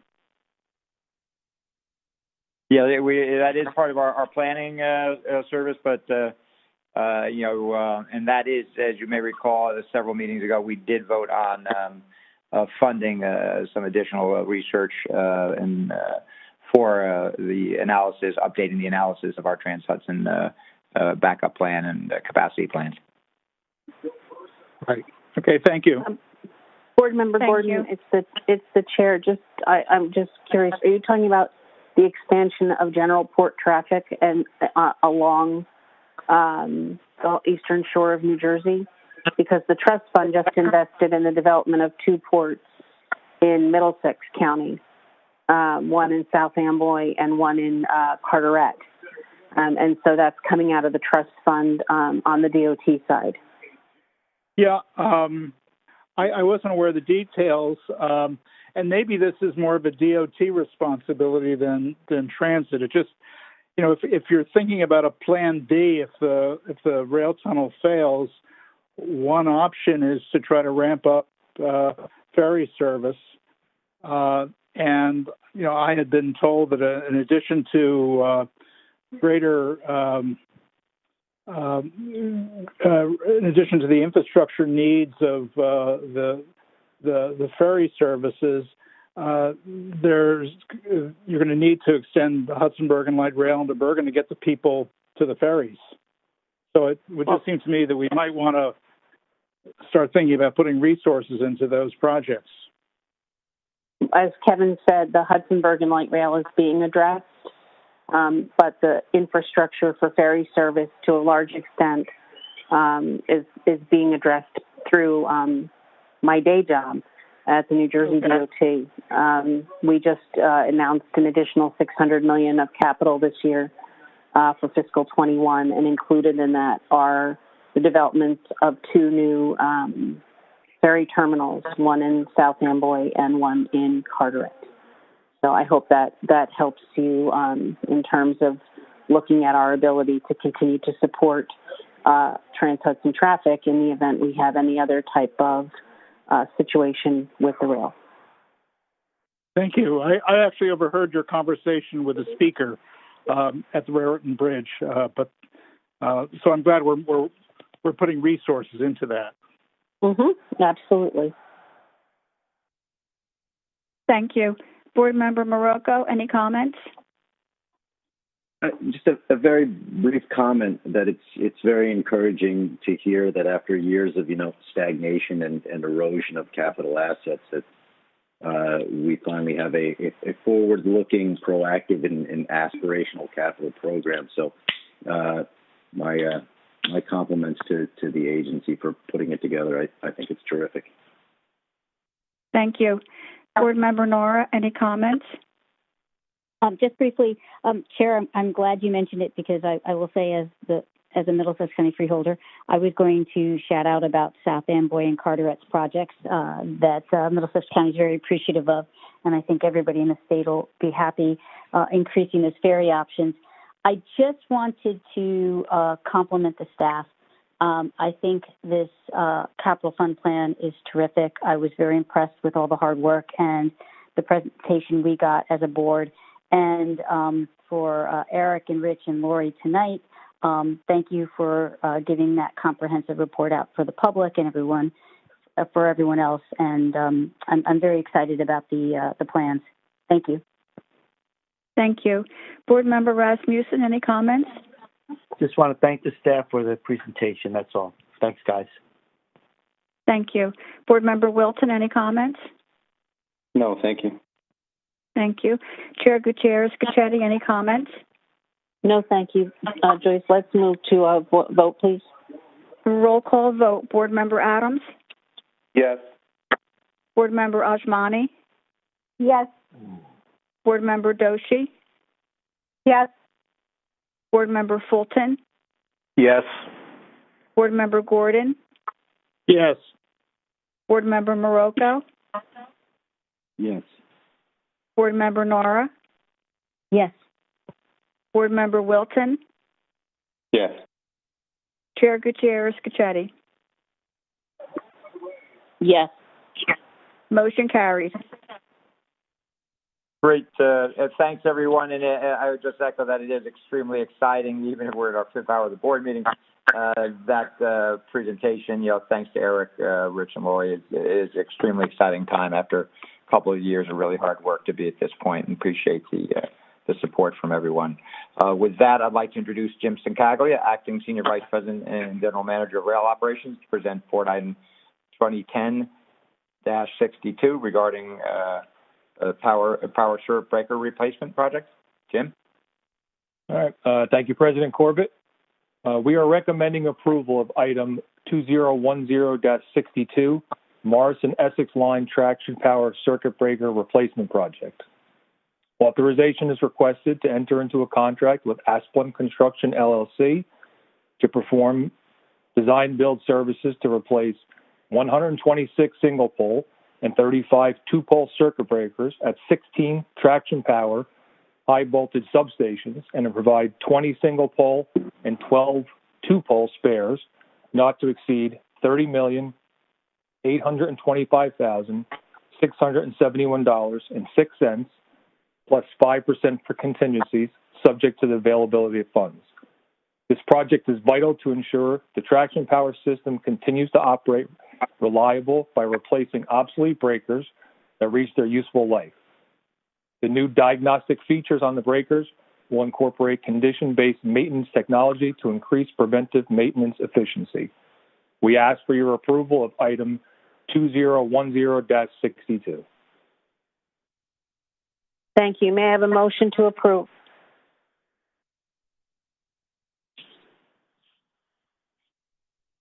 Board Member Motion. I think I heard Board Member Nara actually got in there first. Can I have a second? Board Member Doshi, second. Joyce, would you please roll call for comment? Board Member Adams, any comments? No comments, Joyce. Okay, thank you. Board Member Rajmani, any comments? None. Thank you. Board Member Doshi, any comments? No comments, thank you. Board Member Fulton, any comments? No comments, thank you. Board Member Gordon, any comments? No comments, thanks. Board Member Marocco, any comments? No, thank you. Board Member Nora, any comments? None, thank you. Board Member Rasmussen, any comments? No comments, thank you. Board Member Wilton, any comments? None. Chair Gutierrez-Gutierrez, any comments? No, thank you, Joyce. Roll call vote, please. Roll call vote. Board Member Adams? Yes. Board Member Ajmani? Yes. Board Member Doshi? Yes. Board Member Fulton? Yes. Board Member Gordon? Yes. Board Member Marocco? Yes. Board Member Nara? Yes. Board Member Wilton? Yes. Chair Gutierrez-Gutierrez? Yes. Motion carried. Board Member Adams is recused from the next item, 2010-63. Operator, please remove Board Member Adams from the meeting for this item. Please stand by 1 moment.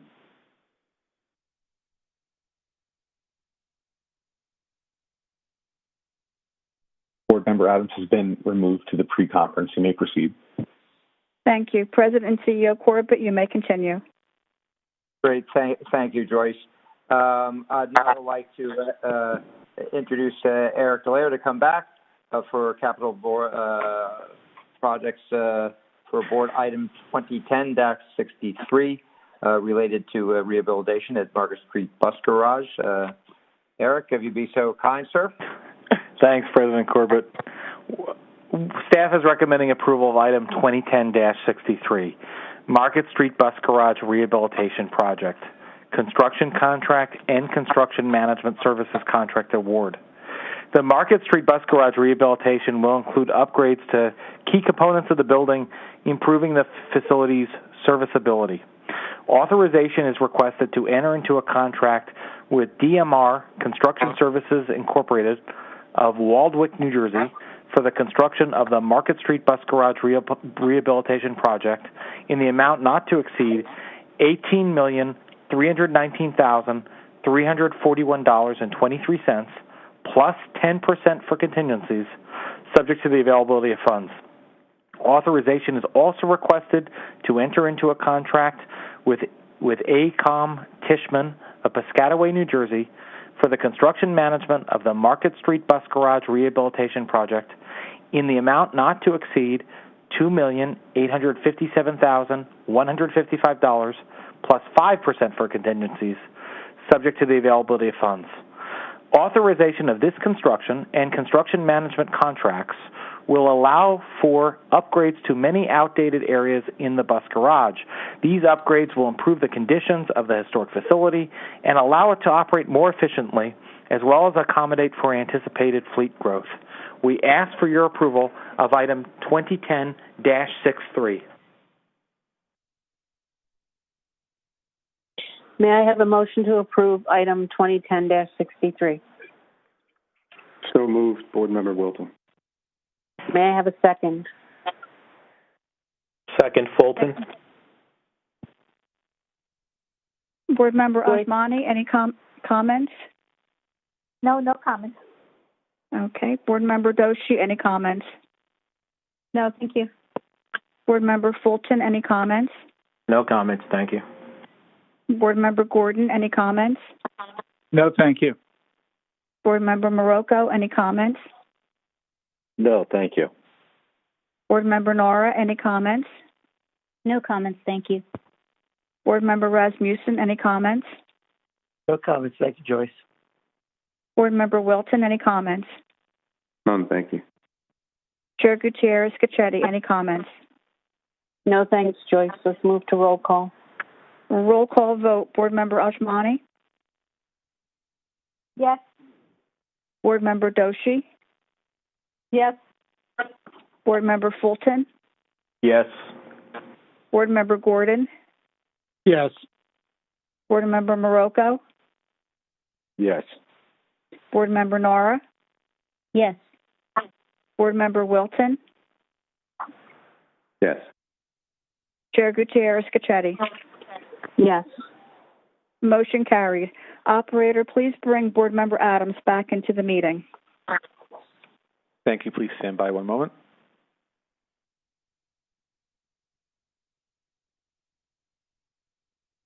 Board Member Adams has been reconnected to the public session. President and CEO Corbett, you may continue. Thank you, Joyce. And for board members and for any of the public following the board agenda, we are now going to item 2010-65 as 2010-64 regarding the microgrid facility stipend program was covered before the advisory committee report. So with that, I will ask Ron Nichols, Chief of Light Rail and Contract Services, to present this item. Ron? Thank you, Kevin. We are recommending approval of item 2010-65, contracting out Monmouth County Local Bus Service Extension. Authorization is requested to extend a contract with Transdev Services, Inc. of Lumberg, Illinois, to operate the Monmouth County Local Bus Service for an additional 3-month period of December 13, 2020 through March 19, 2021, at a cost not to exceed $1,745,836 plus 5% for contingencies, for a total contract authorization of $1,833,128, subject to the availability of funds. We ask your approval of item 2010-65.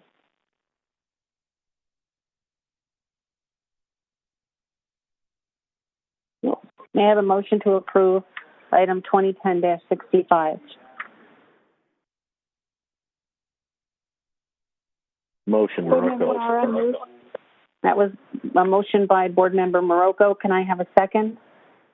Second, Board Member Doshi.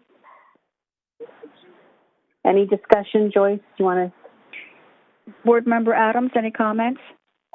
No comments, Joyce. Board Member Ajmani, any comments? None.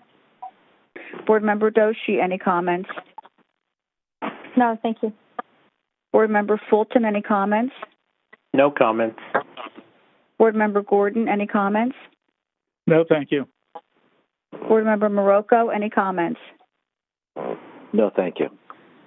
Board Member Nora, any comments? None, thank you. Board Member Rasmussen, any comments? No comments, thank you. Board Member Wilton, any comments? No comment. Chair Gutierrez Scacchetti, any comments? No. Roll call vote. Board Member Adams? Yes. Board Member Ajmani? Yes. Board Member Doshi? Yes. Board Member Fulton? Yes. Board Member Gordon? Yes. Board Member Marocco? Yes. Board Member Nora? Yes. Board Member Wilton? Yes. Chair Gutierrez Scacchetti? Yes. Motion carried. Board Member Rasmussen is recused from the next 3 items, 2010-66, 2010-67, and 2010-68. Operator, please remove Board Member Rasmussen from the meeting for these items. Please stand by one moment.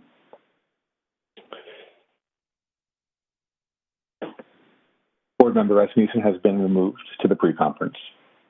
Thank you. President and CEO Corbett, you may continue. Great, thank you, Joyce. And just a quick comment I neglected to get in earlier before starting the next item.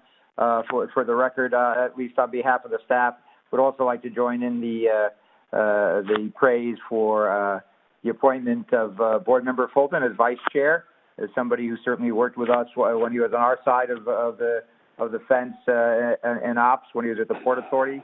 It's certainly great to have Cedric ascend to that role. So although you couldn't hear the applauding of all the staff, Cedric, it certainly we were all doing that. So with that noted, I would like to ask Bill Vaquera to present the next item, 2010-66, regarding a personal injury case. Bill? Thank you, sir. We are recommending approval of item 2010-66, personal injury claim of the estate of Annie Elizabeth McAllister. Authorization is requested to settle the claim of the estate of Annie Elizabeth McAllister through the estate's attorney at an amount discussed in executive session. The Attorney General has approved the proposed settlement subject to the availability of funds. We ask for approval of item 2010-66. May I have a motion to approve 2010-66? Board Member Nara moves to approve. May I have a second? Board Member Adams, second. Thank you. Joyce, do you want to go ahead and poll for Yes. comments? Board Member Adams, any comments? No comments, Joyce. Okay. Board Member Ajmani, any comments? None. Board Member Doshi, any comments? No, thank you. Board Member Fulton, any comments? No comments, thank you. Board Member Gordon, any comments? No comments, thanks. Board Member Morocco, any comments? No, thank you. Board Member Nara, any comments? No, thank you.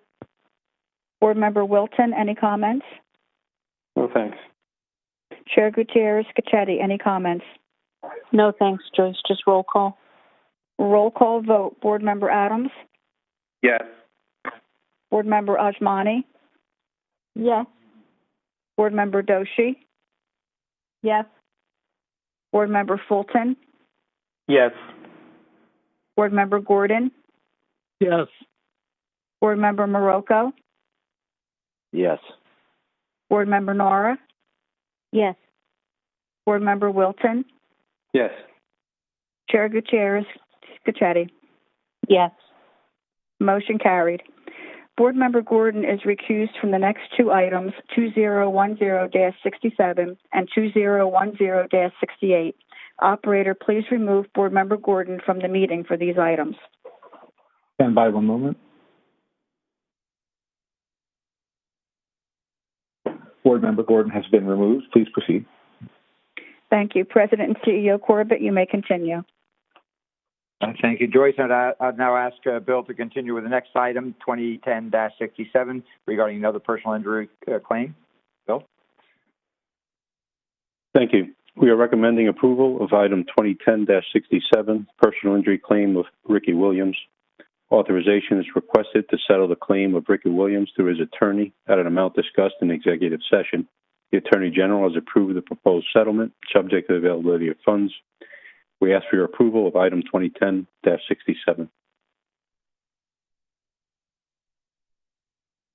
May I have a motion to approve board item 2010-67? Motion. Fulton. Motion by Fulton. Can I have, is that a second by Morocco?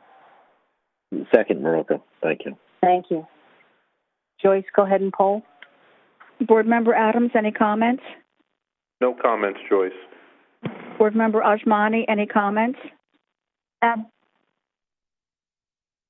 Board Member Doshi, any comments? No, thank you. Board Member Fulton, any comments? No comments, thank you. Board Member Morocco, any comments? No, thank you. Board Member Nara, any comments? No comments, thank you. Board Member Wilton, any comments? No, Joyce, thank you. Chair Gutierrez Scacchetti, any comments? No, thank you, Joyce. Roll call vote. Board Member Adams? Yes. Board Member Ajmani? Yes. Board Member Doshi? Yes. Board Member Fulton? Yes. Board Member Marocco? Yes. Board Member Nara? Yes. Board Member Wilton? Yes. Chair Gutierrez Scacchetti? Yes. Motion carried. All right, Joyce, and I'd like Bill to carry on with the last of the three items, 2010-68, and the last item for action item for tonight, another personal injury claim. Bill? Thank you. We are recommending approval of item 2010-68, personal injury claim of Candy Marchand.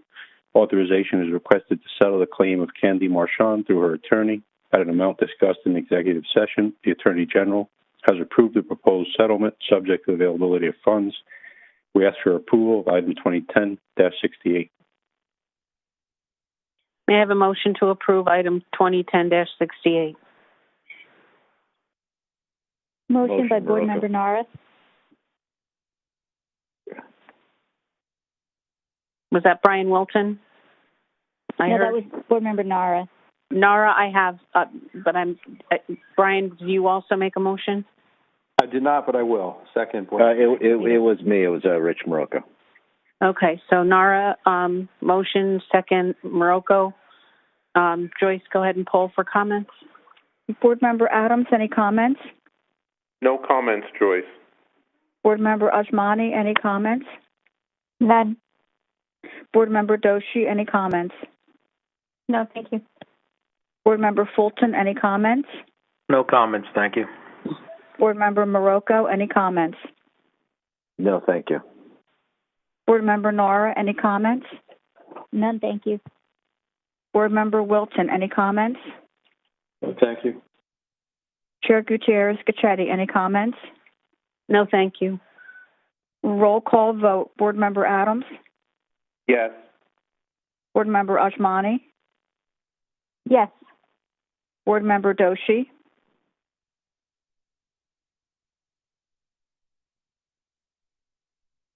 Board Member Doshi? Board Member Fulton? Yes. Board Member Marocco? Yes. Board Member Nara? Yes. Board Member Wilton? Yes. Board Member Doshi, are you still on the line? Chair Gutierrez Scacchetti? Yes. Motion is carried. Operator, please bring Board Members Gordon and Rasmussen back into the meeting. Board members Rasmussen and Board Member Gordon have been returned to the public session. Chair Gutierrez Scacchetti, you may continue. Thank you. Before we adjourn to executive session, I want to let the public know that we will return to adjourn the meeting, but no further action or business will be conducted. May I have a motion to enter into executive session to discuss personnel matters, contract negotiations, the status of pending and anticipated litigation, and matters falling within the attorney-client privilege? So moved, Board Member Wilton. May I have a Second, Gordon. Gordon, second. Thank you. Joyce, please take a roll call vote. Roll call vote. Board Member Adams? Yes. Board Member Ajmani? Yes. Board Member Doshi? Board Member Fulton? Yes. Board Member Gordon? Yes. Board Member Marocco? Yes. Board Member Nara? Yes. Board Member Wilton? Yes. Chair Gutierrez Scacchetti? Yes. Motion carried. Operator, please move the board and staff out of the public meeting to the pre-conference room and then move those participating in the executive session to the executive session meeting.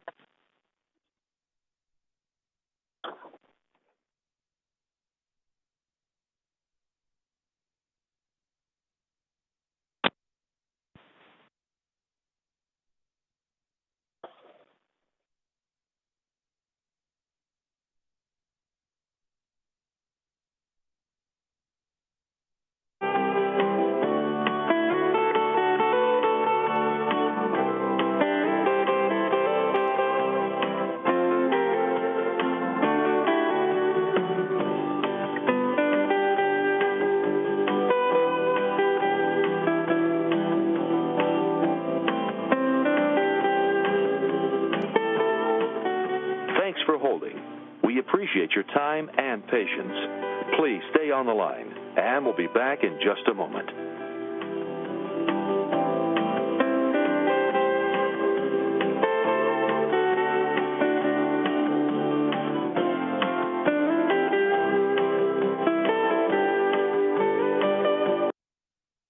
Thanks for holding. We appreciate your time and patience. Please stay on the line, and we'll be back in just a moment.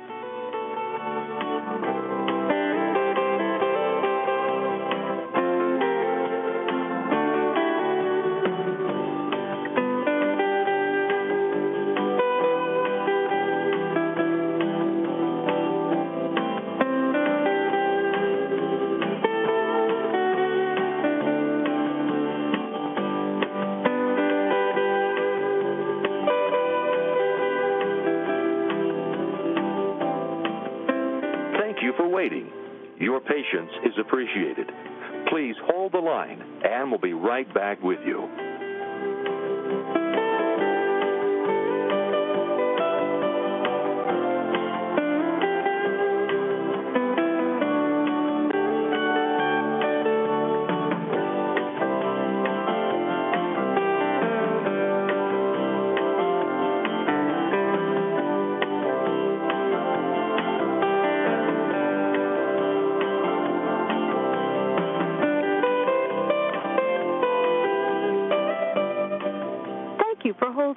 We look forward to talking with you soon. Please hold the line, and we'll be right back with you.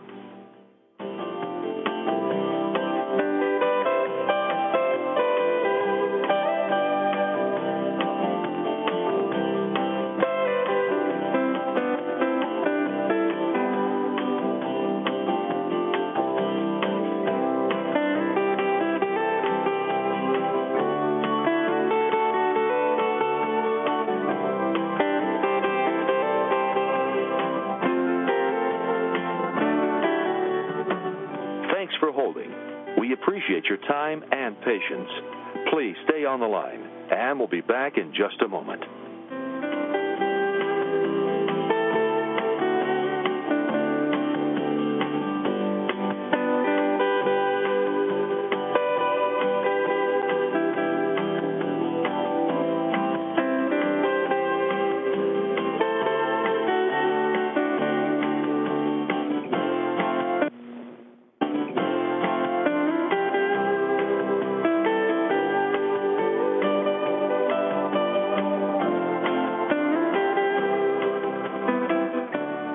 Holding. We sincerely appreciate your patience. Please stay on the line, and we'll be back in a moment.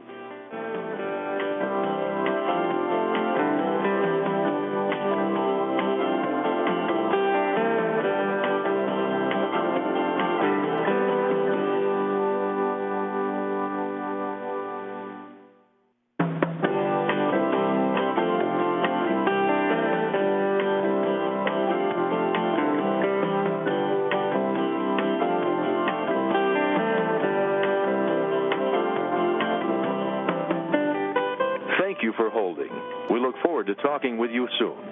Please hold the line, and we'll be right back with you.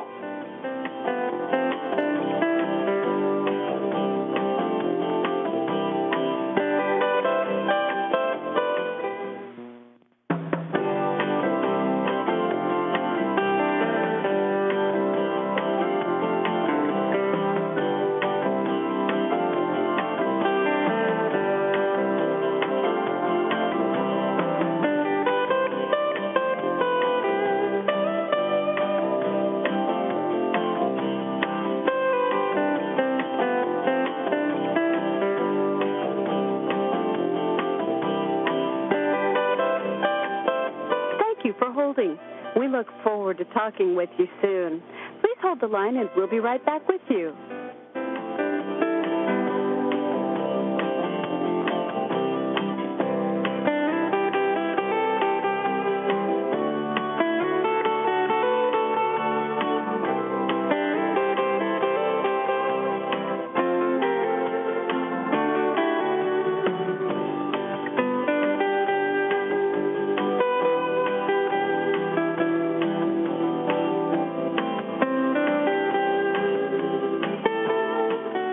Thanks for holding. We appreciate your time and patience. Please stay on the line, and we'll be back in just a moment.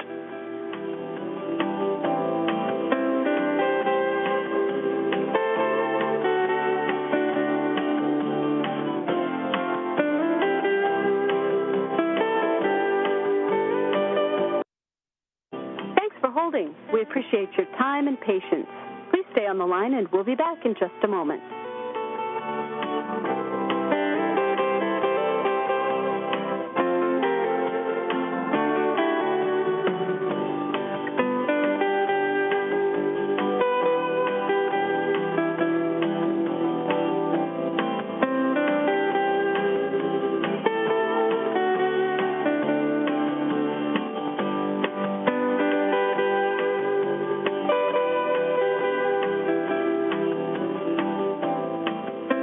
Thank you for waiting.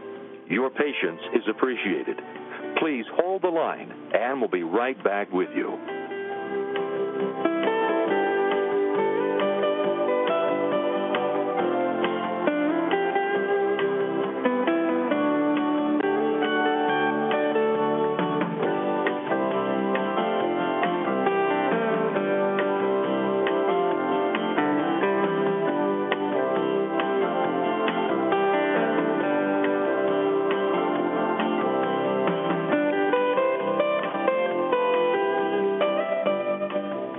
Thank you for holding.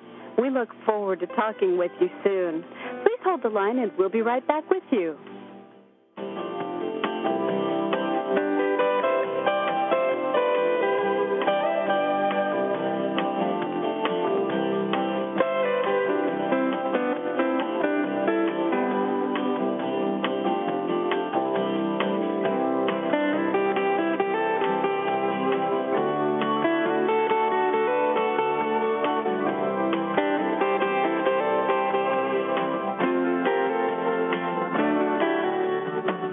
Thanks for holding.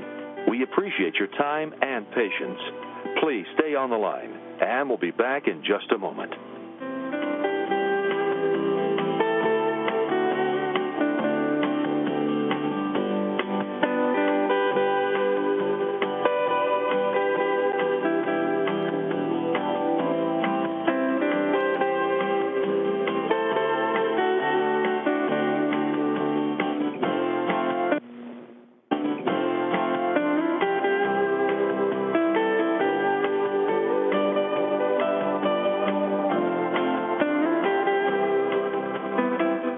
Thank you for holding. We sincerely appreciate your patience. Please stay on the line and we'll be back in a moment.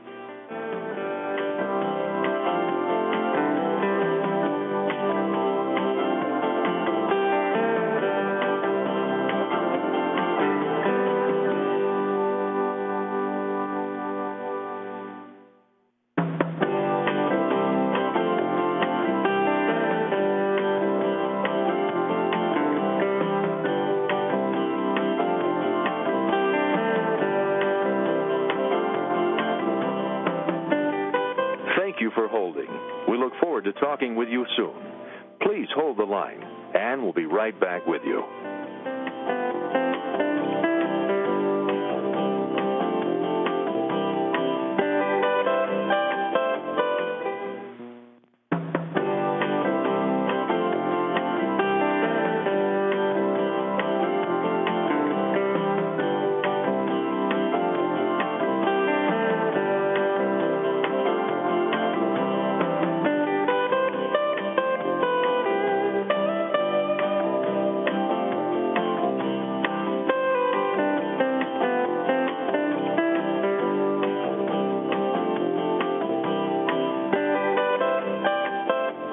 you for holding.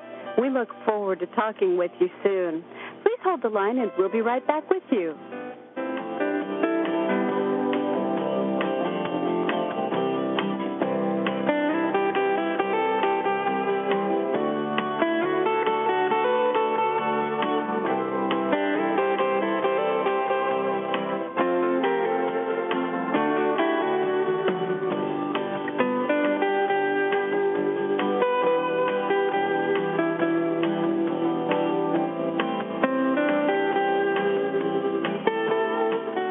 Thanks for holding. We appreciate your time and patience. Please stay on the line, and we'll be back in just a moment.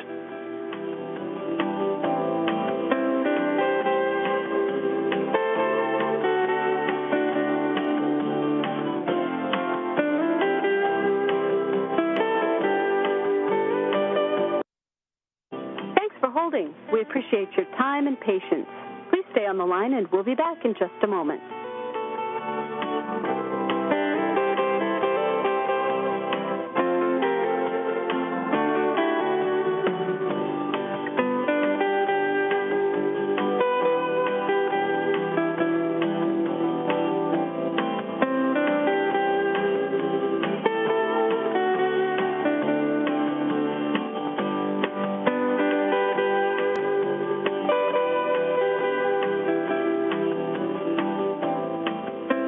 Thank you for waiting.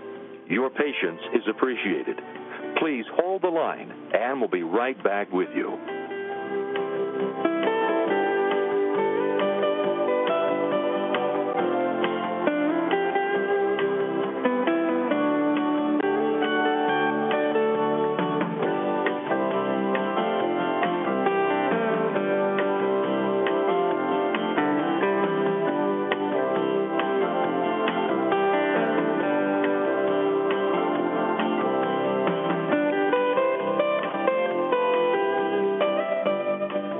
Thank you for holding. We look forward to talking with you soon. Please hold the line and we'll be right back with you.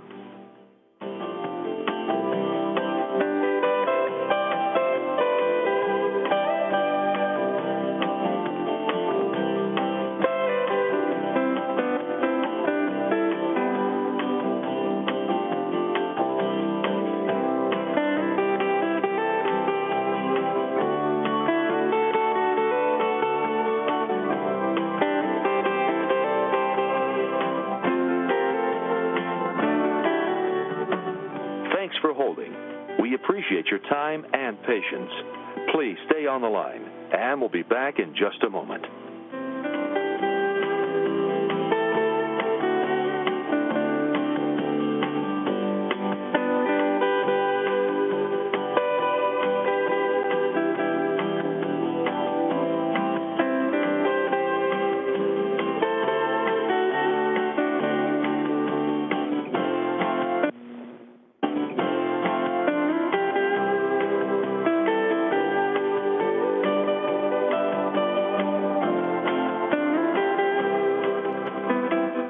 Thank you for holding.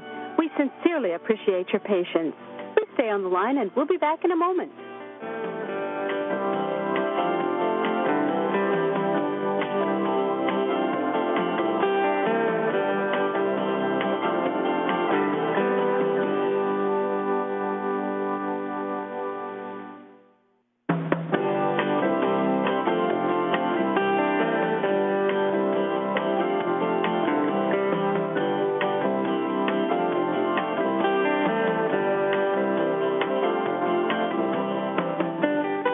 Thank you for holding. We look forward to talking with you soon. Please hold the line, and we'll be right back with you.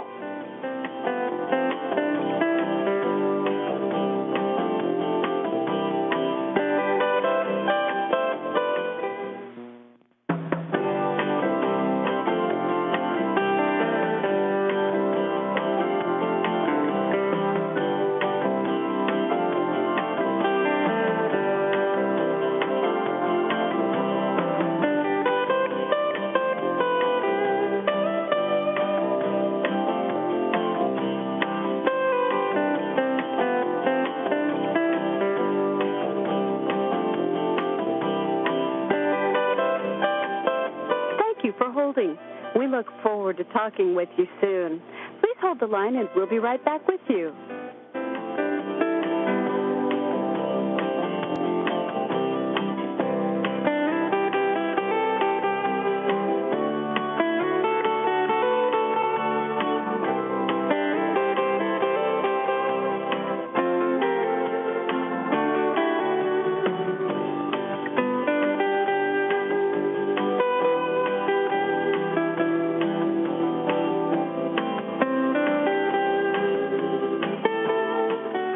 Thanks for holding. We appreciate your time and patience. Please stay on the line, and we'll be back in just a moment.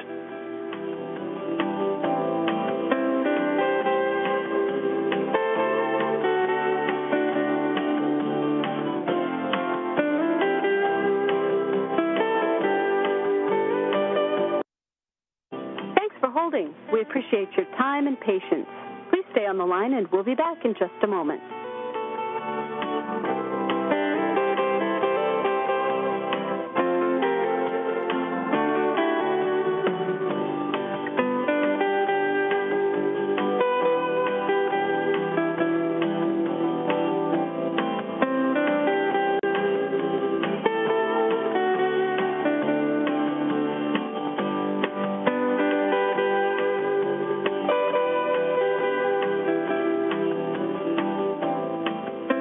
Thank you for waiting.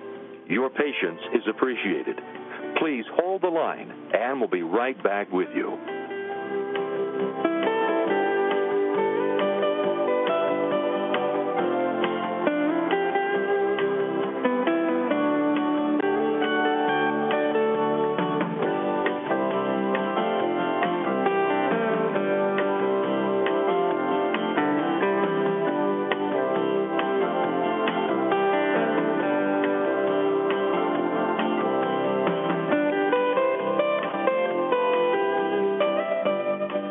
Thank you for holding.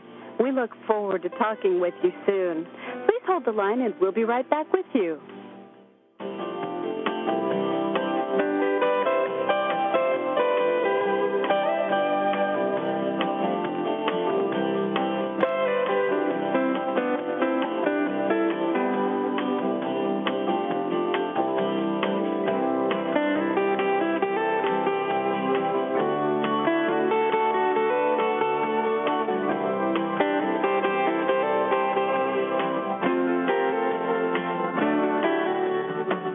Thanks for holding. We appreciate your time and patience. Please stay on the line, and we'll be back in just a moment.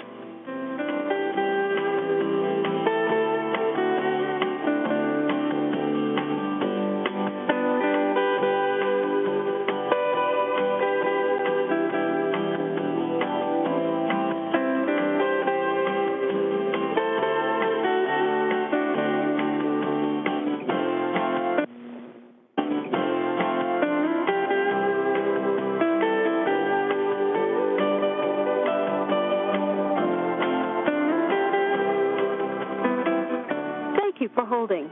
We sincerely appreciate your patience. Please stay on the line and we'll be back in a moment.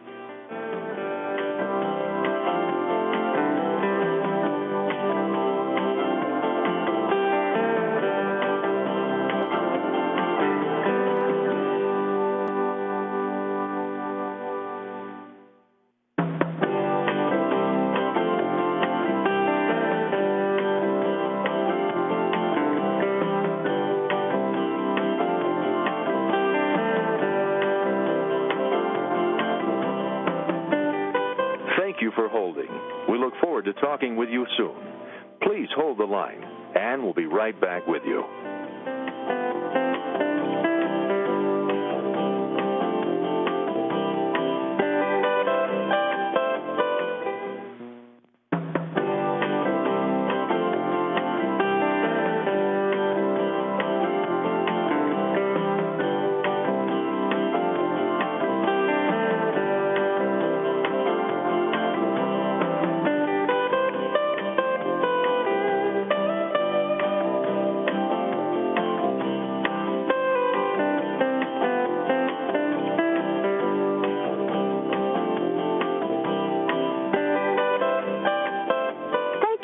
holding.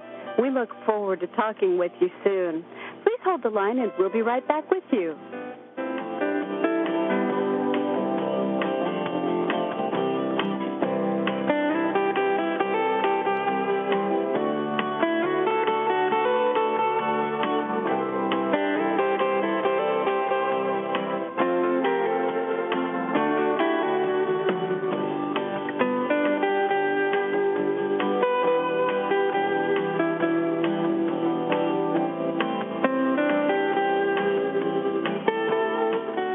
Thanks for holding. We appreciate your time and patience. Please stay on the line, and we'll be back in just a moment.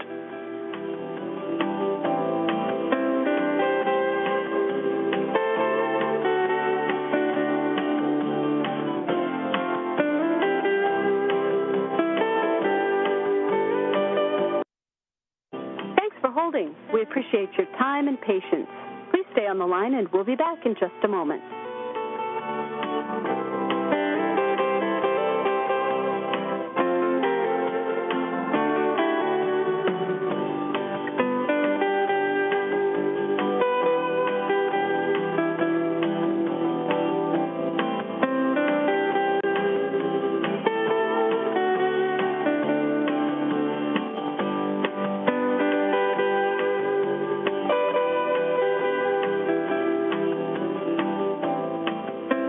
Thank you for waiting. Your patience is appreciated. Please hold the line, and we'll be right back with you.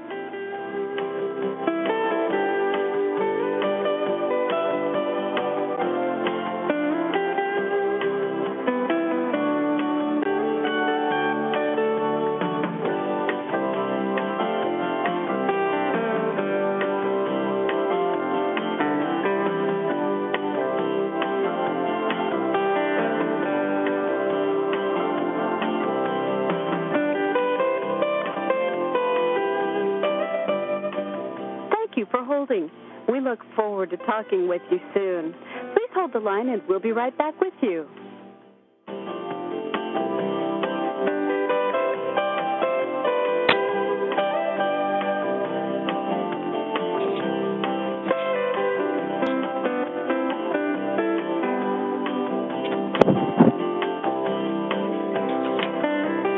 I'm reconnecting everyone to the public session right now. So once to start, you'll briefly hear music. The music will turn off, and the floor will be yours again. Thanks for standing by.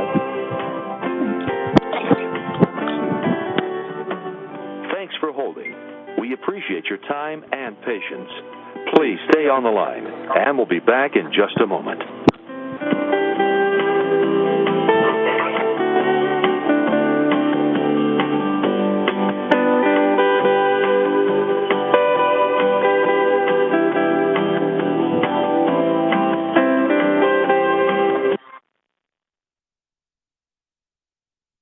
I hereby reconvene the open session board meetings. Joyce, please take roll call. Roll call. Board Member Adams? Yes. Board Member Ajmani?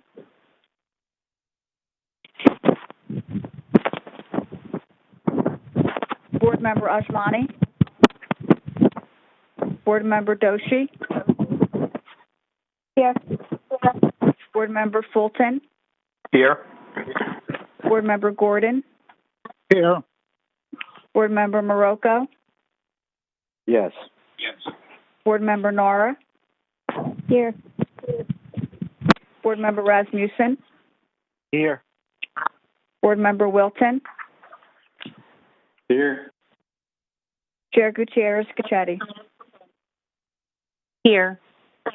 We have If there's no further business, may I have a motion to adjourn the board meeting? So moved, Board Member Wilson. May I have a second? Second, Gordon. Is there any discussion on this motion? Hearing none, all in favor? Aye. Aye. Opposed? Motion carried. Meeting is adjourned. Good night, everyone. Thank you. Good night. Thank you. Good night. Good night. Thanks all. Thank you.